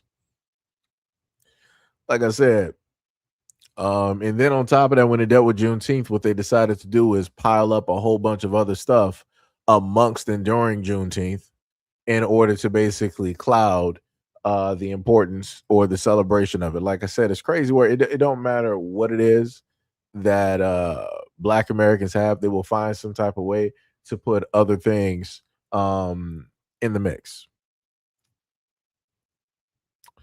D Love said, yeah, I think I saw that video, and she also used the bathroom on her flip-flops and got back in the car. Yeah, that's crazy. That is diabolical. Yo, Sonny, what is up? What is up? What is up? What is up? Mo said it was a thing here in Texas only. Yep. Sonny said she learned that behavior at a hippo sanctuary. It is crazy. As soon as you talked about hippos, I know what you're talking about. That's crazy. That's funny. Link said we've been having Juneteenth in Milwaukee since the 70s, one of the longest and biggest celebrations of Juneteenth. Mo said Juneteenth, short for June 19th, marks the day when federal troops arrived in Galveston, Texas in 1865 to take control of the state and ensure that all enslaved people will be free. And Mo said it is big here in Texas. McCann said in Texas, the slaves that you said in Texas, the slaves that 2 years late. Oh, yeah. I get what you're saying. Yeah. Dippy said, yeah, honestly, I never celebrated Juneteenth. I never heard about it growing up just a couple of years ago. I heard about it. Sorry. D Love said at the African woman is straight McNasty bars. You was writing that at Sunny, yeah. That is crazy. Like I said, shout out to Peace in that video. Shout out to Peace in that video. Like how y'all be spotting some of these videos is wild. I'm like, I don't know what algorithm y'all got. I don't know what algorithm y'all got, but let me tell you, it is crazy. I mean, it says sunburn affects, it harms the brain. Neuromelanin is a dark brown organic pigment that naturally accumulates with age in specific populations of, I can't even pronounce that at the moment, and I'm not going to try to because I'll butcher it. Neurons in the human brain, particularly in the substantia nigra and locus coeruleus. It is complex polymeric molecule composed of eumelanin and phenomelanin components of lipids and peptides, and is believed to play a protective role in healthy neurons by sequestering toxic compounds and regulating iron levels. However, it's neurodegenerative disease like Parkinson's that changes the neuromelanin and can contribute. Does he scroll to like the rest of it? He doesn't scroll to the rest of it. Oh, that man got full on degrees in the back. That man is not playing. That man ain't playing no. How many plaques he got up? This man got 1, 2. This man looking like Bruce Wayne back here. 1, 2, 3, 4, 5, 6. What do you got? What is that? 7? Maybe 8, 9. I think I might. Ain't this the dude? I think I'm trying to figure out if this is the same dude I've seen before. That's he was like in the military or something. I think that yeah. This is him. Cause I'm like, this dude look real familiar. Shout out to Pink for sending these videos right here. I ain't seen this dude's content in a minute. I'm gonna take some time and watch through those videos. I'm gonna have to watch through those videos. I ain't seen that man's content in a minute. Let me tell you, like I said, these algorithms out here is crazy. It is diabolical. I was looking, I'm like, yo, this man looking like Bruce Wayne. I'm like, this man looking real familiar right now. I'm like, I know who he is. Let me see. D Love says she was going like a racehorse. If you go out the car, go into an establishment and use it. Mo said, and it's not on the 13th, it is on the 19th. Sonny said, I wonder how the gold minerals got in the ground. D Love said, I just peeped that at Mo. I was trying to block seeing that food. Sonny said they're trying to science-fy crazy old black man syndrome. No. I think what he was trying to explain in the video on why it is that other people are going crazy, in a sense, because they don't have that certain type of like melanin directly within them. Like I said, there's a lot of things about melanin that are unanswered that scientists still are trying to search and find out, directly about. Tibby said a black version of Bruce Wayne. Pink said at Seiji, I literally put in the word hygiene and true American and a bunch of stuff popped up. I believe it. Let me tell you, TikTok can take you from one place to another. I would 100% believe it. Trust me. I'd have seen it. The other reason I'm not really on IG is because for whatever reason, my algorithm is completely something else. That stuff is questionable. I'm like, this is not my algorithm. I don't know what this is. I'm like, yeah, I'm off IG. I can't do it. So I'm like, I can't even do it. I don't even have the wherewithal to try to sway an algorithm back into a certain place. Because I don't even know how I got there in the first place. But yeah. They got a lot of questionable stuff up there. Yo, Phenomenal, what is up? You said he needs to give one of those degrees to Cheyenne. Oh, that's crazy. You talking about Miss Bryant? That's crazy. That's diabolical. I mean, but like she said, she got that for like 2 years. It was technically an accredited school, and then they just shut down. Like I said, it's whatever. It's whatever. My main thing is like, I wonder if people were going to give her a hard time, like they decided to give Dr. Umar, because everybody wants to give Dr. Umar, all types of problems. But anyways, that is pretty much it for the live stream. We've been going for about a good 4 hours and 23 minutes. Want to sit up there and give a shout out to everybody who pulled directly up and was a part of the conversation. And also, we got a video coming up at 6, so be prepared for that. Shout out to all the new members. Much love, respect, and appreciation to the moderators for doing the Lord's work, both seen and unseen, and being here with me for the longest time possible. Shout out for anybody who might have donated directly in the chat. I might not have been able to see it, but shout out to you. Much love, respect, and appreciation.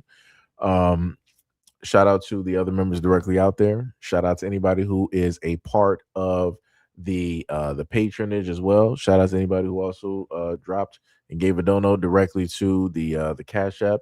Much love, respect, and appreciation.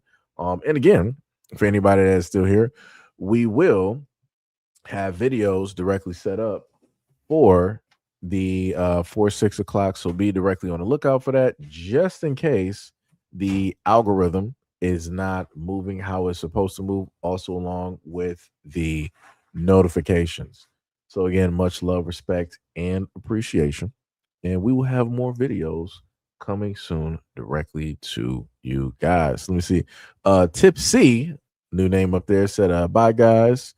Ty said Juneteenth has nothing to do with Africa or Africans. That is bars.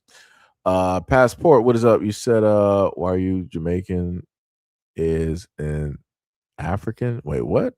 Have the same look and promotion card. Oh, you said why Jamaicans and Africans have the same type of promotional cards. I got you. Mo said the price of pure commercially available synthetic melanin for research, and it cut off his comment. Pink said hit the like button. That's bars. D Love said thank you, Seiji. No problem. Much love and appreciation. Shauna says shout out to you. Much love and thank you. Shout out to you as well too. Tibby said and Amazon gadgets cooling misting fans and Hello Kitty. Oh, this woman just Tibby just throwing stuff directly in the comment section. Phenomenal said peace, brethren. Peace to all. Much love, respect, and appreciation. Go get y'all some food. Enjoy y'all day. The rest of y'all week. I forgot what today is. It is Wednesday. Yeah, enjoy y'all Wednesday. I'm letting y'all out early. It's 4:02. Still got a lot of days. I'm sorry, I was gonna say a lot of days left. I mean, technically do. You got a lot of hours left. Order some food, Uber Eats. I don't know about DoorDash. I mean, shout out to my DoorDashers, but Uber Eats. Go out and get some food, cook indoors, catch up on a movie, go out there and sunbathe or whatever it is that you do, get your feng shui directly in order and have fun. Somebody said, are you Dr. Umar Johnson? Do all blacks look the same? I'm a little bit confused. Like, just like, what? Do I sound like Umar? I don't sound nothing like Umar. I don't sound, nothing like Dr. Umar. Tippy said, read my other comment. I did read your comment. Tippy, you do this all the time. Lord have mercy. First of all, I'm not reading that. No, first of all, no. That has Diddy Party written all over. I'm not reading that, Tippy. So I'll read my other comment. Your algorithm is jacked up because of what it is that you be looking at. Where's Sham? Sham needs to come take your phone. Let me tell you something. I need Sham to come take this woman's phone. Automatically, I am not reading that, Tiffy. Nope. Not at all. Nope. Not at all. It's not happening. Not at all. Need an adult. You sitting up here laughing. Oh my goodness. And what would be worse is if you were on Tumblr, Tippy, it would be all over. Like, you think your algorithm is jacked up on IG? Oh yeah, Tumblr is over. All it takes is just you just looking at two things directly up there, or you make a mistake and hit a like button, it's over. Give it about a few hours to a day. Your algorithm is cooked. It is cooked. Sham was like, Tippy, I told you about being on the white man's internet. Oh my God, this woman. This is why you can't take it. Be your own people. You can't take nobody nowhere. You can't take nobody nowhere. I ain't never in my life, out of all of my years. Let me tell you something. Lunch was like, hit the Cash App, hit the Cash App, hit the Cash. So my brother Umar, oh man. Sham was like, okay, keep playing with fire, Tippy. And when you Tippy is hilarious. Let me tell you something. Oh my goodness. Can't take folks nowhere. Always, that's the one thing I love about these live streams. You're always going to hit areas where you're going to be laughing. Let me tell you, always going to hit areas where you be laughing. But anyways, minus Tippy's experiments on IG. Again, much love, respect, and appreciation. And I'm trying to give Tippy, trying to see what she's about to write. Let me tell you something. What was it? The eyeball said tethers. Oh yeah. Talking about the Juneteenth Gala Pan African. Yeah, 100%. Why did I let Tippy spend more time writing? Oh my god. All right, Tippy, that's it. That's it for you. All right, Tippy, we're gonna have to shut it down now. We're gonna have to this one. All right, we're gonna have to close it down. We're gonna close it down, Tiffany. This one right here. All right. So I will talk to you guys later in another live stream or video. Please make sure to have your bell notifications directly on, because I know that everybody is now hooked up to the Discord to give notifications and different stuff of that nature. But make sure to hit the like button. Hit that like button. Also hit your notifications all the way on so that you can be aware of any of the posts that I make, either community posts, shorts, short videos, or also live streams as well. Again, much love, respect, and appreciation. Appreciate you guys for being here. And I will catch you guys in the next video and or live stream. Peace.